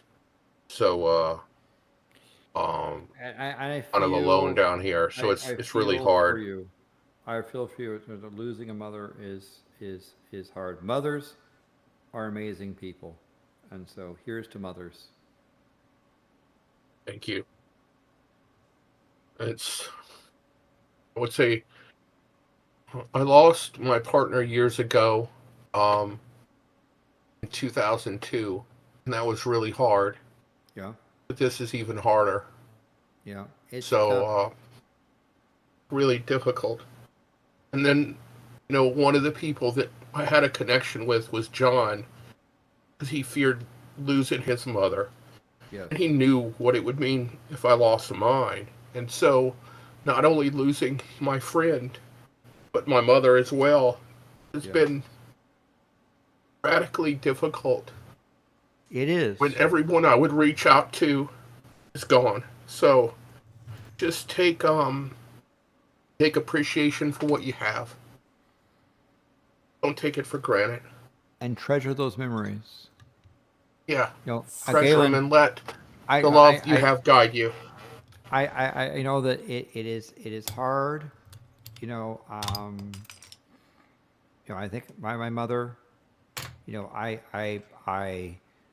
she gave me such amazing gifts. One of the most precious gifts she gave me was she taught me about dying. She involved me in that process. I was fortunate that at least when she had some ability to comprehend I comprehend things. I asked her, what advice does she have to give me? And her advice was very simple. She just said, plain and simple, have fun. That was it. And I got to spend moments with her, holding her hand and saying over and over again, Mama, I love you. Because somewhere in that process, she finally came out of the fog a little bit, heard me, smiled, looked at me, and then lost again. But she was kind of going in and out. But that was a thing of showing me how about the dying process was one of the greatest gifts that she could have given me. I was grateful for her. Yeah. But Garland, it's not easy. But I would again encourage you. You have memories. You have things, the small things, the big things. Treasure those memories with your mom. I do. I'm trying to. It's just that I think It's one of the hard. problems one of the things that John and I shared was like John's mother. She's gone through a lot and both his parents had health problems. Mm-hmm. But John was also a caregiver. I want people to realize he wasn't just a comedian. He was a caregiver and provider. Not just a provider, a caregiver, caretaker of his parents. Mm-hmm. He had to take care of them. And we shared things about walkers, about taking care of elder care for years, and shared those things. And it's really hard when you are also the parent of your parent. And this was very stressful on John. And it's, when you lose that and a person depends on you and then they're gone. Like John cared for his mother not just as a son, but he cared for her as a caregiver, a dedicated one. And he was so dedicated to that. And I want everyone to remember that about him. I was dedicated to my mother as a caregiver, and she held on to me till she was gone, and I never let go. And I held to her till she had no pulse. And I never let go. And I looked her in the eyes with her last conscious moment and told her I loved her. And that's what I did. And John loved his mother in the same way. He did. He absolutely loved her. And it's hard when you're a caregiver. But I want people to remember that he was a caregiver. That's a really important thing. And again, I reach out and virtually hug you because I I've been there, and that thing you're feeling is really genuine, and that's the next part of the expression of your love for your mother. It is something that transition happens where there's something that my mother started, and she was in her decline, and she was thinking, but I'm the mother, so I should be take care of you. It's like, no, Mom, it's time for you to enjoy the ride, and she began to accept that, and then she saw as her way of caring to say, let me show you about dying. Let me and brought us into that process. It's something that we then did for the next generation to say, this is how you take care of somebody who is in decline. Sometimes it's fast, sometimes it's slow, but this is the process. We didn't want to burden the next generation about that. We wanted to show them by example that, because there'll be a time where I'll be in that same position. But that's probably my mother, the greatest gift she gave me was birth. Second greatest gift was taught me about death, and is something that is a part of life that I don't fear, and part of that is thanks to my mom. So Galen, it's hard. Oh, it's beautiful. You love your mother. Your mother was special. And you love your mother, and your mother knew that, and that was an important gift to give to her as well. You should honor yourself on that. Yeah. And It's hard. I just want to say, my mother really did care for John. She called him another son. And she wanted, like, we went to 2 funerals, but my mother was like, we're going no matter what. She said, we can't let John's mother we have to be there for him. With his mother gone, we want her to know how much her son was loved. And my mom was like, we're going. And it was hard because my mother at the time couldn't walk. And she was like, we're going to get there. I had to hold her up to get her in the wheelchair and do things. On that trip, I drove 900 miles that weekend. And she was like, I'm going on this trip one way or another, because there's certain things you have to do. Yes. And a quick story is because in my family years ago, my uncle's, he was like considered like my twin, my uncle's son. Oliver died. And ironically, he had a neck injury that seemed similar to me, but he died. And he was in Europe, and my uncle was in Europe, and the family on this side of the Atlantic did not go, and it gravely hurt my uncle. And my mom knew that, and she said, never again. Never again. We will never, if someone is in pain, we have to, but the people who are alive, and to memorialize those who are still here, we need to be there for them. While we can muster breath, we're going to do it. And my mother is right, and we went. And she wanted to, with the time she had left, go honor John. And if you ever can honor anyone and be there for them in any way, whether they're living or the people who are living, who knew those people, honor those people. Because there is an honor in that, and we can have that honor by fulfilling that, and to our words to another. And I think that Trubisky here, he has honored his friend in doing this fundraiser. And so if anybody else can donate or you pass it along, please do so. And it's been a good thing. And Trubisky, you have shown who you are, and you really are a beautiful person for what you did for your friend. And I admire you. Yeah, thank you, Galen. I wanted So does to Red Eye. respond to some. Well, yeah, Red Eye is a cutie pie. I want to respond to something in the chat. Vickerfly said, "Will you call Mama Pimp?" I already called Mama Pimp on the last stream I did with Landon here, And if I wanted to, I could call her, and I'd probably maybe wake her up.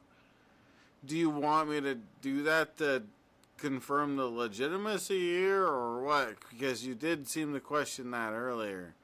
I don't know what's happening exactly. You don't need to call anybody.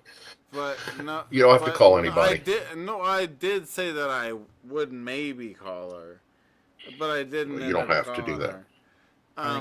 Good. The last stream that I did with Landon about this, if I remember right, we did call her.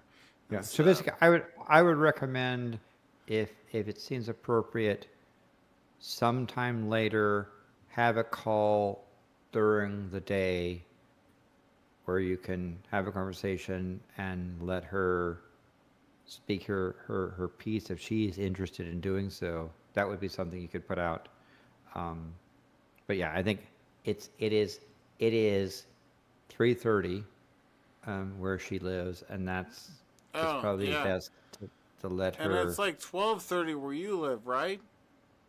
1:30. Yeah, and I think it's time for me and Dirk are you guys all to trying go to make to sleep. out right now before we end the stream? Yeah. But thank you, Galen, for those beautiful words. And again, it is sad news about your mother. Yeah. But I'd also say it is something of honor for you to have been there, to care, and let her know that she was loved. That's a beautiful thing. Yeah.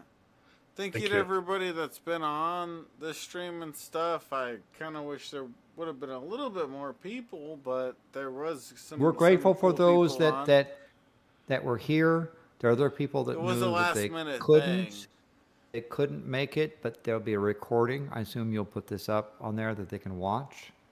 So if you're watching, thank you very much for watching, and you still have an opportunity because the link will be in the description. Let's go from 1 to 10, Landon. How much do you love me? 10. Better. Okay. So 10i and the square root of -1 to make it complex. What? Stop doing complex. Some science or whatever to it to confuse me. Okay. So, but seriously, if you're watching this recording, Shavisky will put in the link the GoFundMe page. You can contribute as well. That'd be appreciated. Thanks again for watching this show, and thanks again for people who have participated. And we'll see you later. You've been drinking too much, Landon. All right, peace out, guys. And anybody who wants a program, just message me or message Shab or one of them to